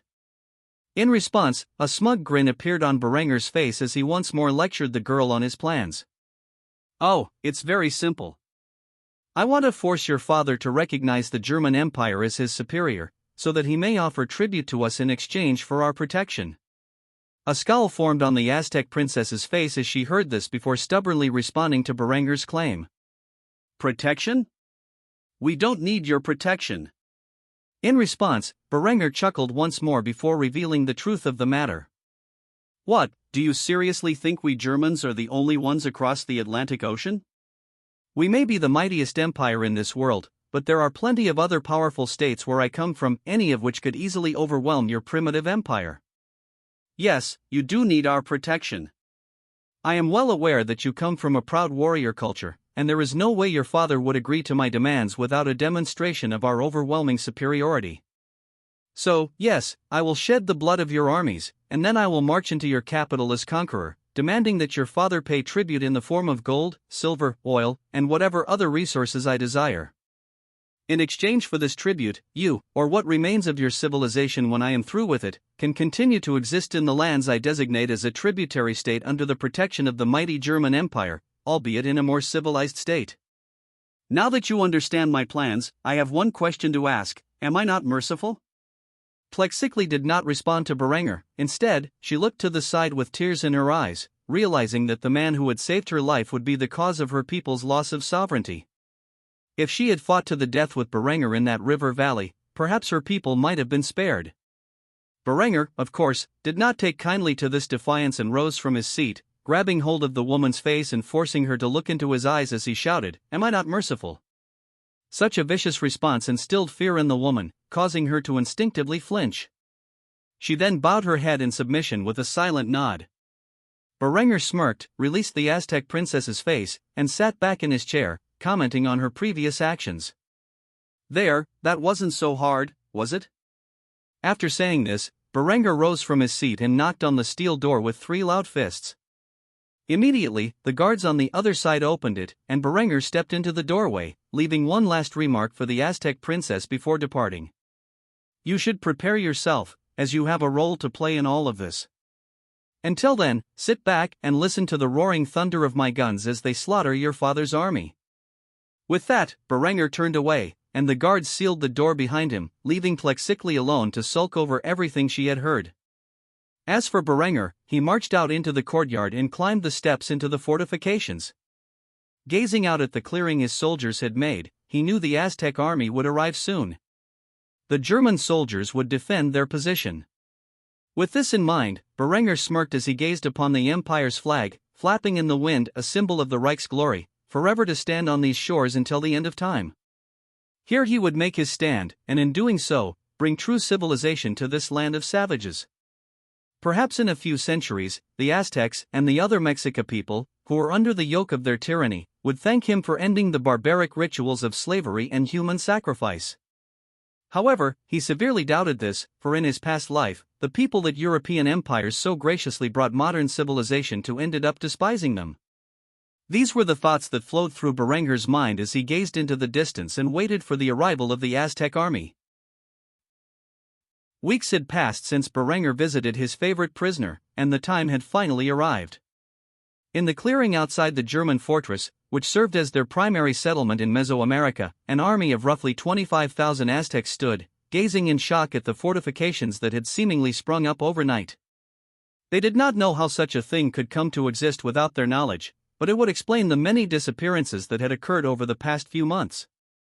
Still, given the overall size of the settlement, it did not appear that many people were inside the fortress. At most, it had to be 1,000 men. While the Aztecs examined the large star fort, the Germans inside stared back at the massive native army, ready to open fire at the first sign of hostilities. The golden-haired German soldiers acted as the guardians of their settlement in the New World. As far as they were concerned, this was German land, claimed by the Kaiser himself, and no force, no matter how large, would force them to depart. The Aztecs could not believe their eyes. The men on the other side of the clearing were dressed in strange clothing, wielded unique weapons, and had an appearance that suggested divinity. Such a sight struck fear into the hearts of the many warriors who had come in search of the reason for the recent disappearances in this part of their empire. The massive ships sitting in the docks suggested that these men had indeed come from across the Great Sea. Were they perhaps envoys of the feathered serpent? If so, why did they appear so hostile? Many questions filled the minds of the Aztec warriors as they struggled to muster the courage to approach the large, star-shaped settlement. While the Aztec host debated how to proceed, a German officer gazed through his binoculars before reporting his evaluation of the enemy army to his emperor. "My Kaiser, I believe we will be able to hold this ground. However, they do not appear to be hostile, rather, they seem to be in shock. Perhaps the glory of the Reich has stunned them into submission?" Berengar looked at his officer as if the man were an idiot. He could plainly see they were reacting in shock. However, he did not respond condescendingly to the officer, instead giving him an order on how to proceed. "I don't care how they're reacting. Fire a warning shot. If they step 1 foot on the land I have claimed, then I give you permission to open fire. This is not a matter of negotiation, this is a show of force." With that, the officer hurried to relay his orders to the nearest artillery battery. In a matter of seconds, the shells were loaded into the guns and fired toward the Aztec army. The shells detonated on the shores, far enough from the Aztec army to not actually harm them, but close enough for them to feel the force of the explosions. When the Aztecs witnessed the series of explosions, they panicked, nearly breaking ranks. They had never seen such destructive power, other than from the forces of nature. Yet, such massive explosions had taken place right before their eyes, a result of the foreigners' actions. The leader of the Aztec army nearly fainted upon seeing such powerful blasts. He had no desire to come any closer to the fortress. After all, he and his men had witnessed why so many people had disappeared over the past few months. Rather than risk such a fate, he would rather retreat. He was about to issue this command when he heard a shriek from among his ranks. The leader's own son had collapsed to the ground, bleeding through his padded armor. Evidently, a piece of shrapnel had embedded itself in the man's chest, cutting his aorta and killing the young man in a matter of seconds.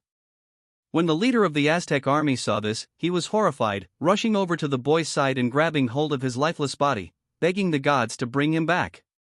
"This can't be. Wake up! Wake up, my boy! Gods, please spare him!" The other Aztec soldiers tried to comfort their commander by grasping his shoulder, but this only sparked a savage reaction. Wiping the tears from his eyes, the man gazed toward the German fortress with such hatred that it threatened to swallow the world. No longer in a state of reason, he ordered an attack on the fortress. "Kill these murderous bastards. I don't care if they are gods or men, they must pay for what they have done to my boy." With the order given, thousands of Aztec warriors immediately questioned their instructions. They would have to be mad to obey them. They had all seen the destructive power of these weapons with their own eyes. Whoever these foreigners were, they were capable of killing a man from dozens of yards away with the explosive blasts of their weapons. To charge the fortress would be to voluntarily forfeit one's life. Still, despite this hesitation, they were enraged by the senseless death of the commander's son and by the fact that so many of their people had gone missing. Whether it was out of foolishness or pure hate, these thousands of men rushed toward the short stone walls of the Star Fort, screaming their war cries. The moment this occurred, Berengar waved his hand, signaling for the rifled breechloaders, mortars, and revolving cannons to open fire on the enemy. A combination of 75mm, 60mm, and 40mm shells landed on the charging army, blasting every man within their radius apart. Despite the massive casualties from a single barrage, the Aztecs continued their advance, fueled by rage.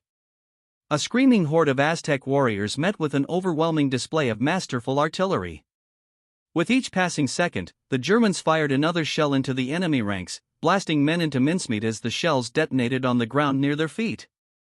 Blood-curdling screams filled the air, yet the German artillery never ceased their fire, raining explosive projectiles onto the Mesoamerican coastline.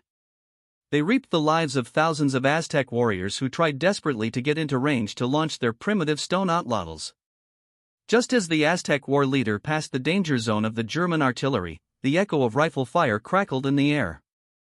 A .45-70 projectile embedded itself in the man's skull, blasting his head apart. Upon seeing his successful shot, an overeager German soldier cried out in joy as he pulled back the bolt of his weapon, ejecting the spent cartridge before reloading his rifle. God won. When Berenger heard this, he chuckled as he gazed upon the senseless slaughter. This was not a battle, it was a massacre. Despite the bloody scene, Berenger was unperturbed. He had seen enough of war that such excessive violence no longer affected him. As he watched the conflict unfold, he heard another soldier comment on how simple things were compared to their previous wars. It's like shooting fish in a barrel. With the enemy passing through the danger zone, the hand-cranked machine guns opened fire, sending thousands of rounds of lead down range in a matter of minutes. Those who were fortunate enough to survive the artillery barrage soon found their torsos torn apart by multiple rounds. With the commander dead and half their forces butchered on the field of battle, the remaining Aztec warriors wisely broke ranks and fled the scene. The Germans did not cease their fire until there was nothing left to shoot at. In a matter of minutes, the battle began and ended with an overwhelming German victory. After the last shot echoed in the air, Berenger gazed upon his soldiers and called out to them, searching to see if any had been injured. Is anyone injured? The German soldiers took a quick count and found that none of them had been harmed during the battle. A confident voice filled the air as a Marine officer responded to his emperor's question. Not a single casualty, my Kaiser. Upon hearing this, Berenger smirked and once more gazed upon the bloody scene. The smell of gunpowder and blood filled the air as he reflected on the next phase of his operations. With a single order, the battle came to a close. Secure the area. Victory is ours. With this said, Berenger descended from the ramparts of his fortress and returned to the holding cell where the Aztec princess awaited. He planned to flaunt his victory in her face before bringing her on his journey to conquer the Aztec Empire.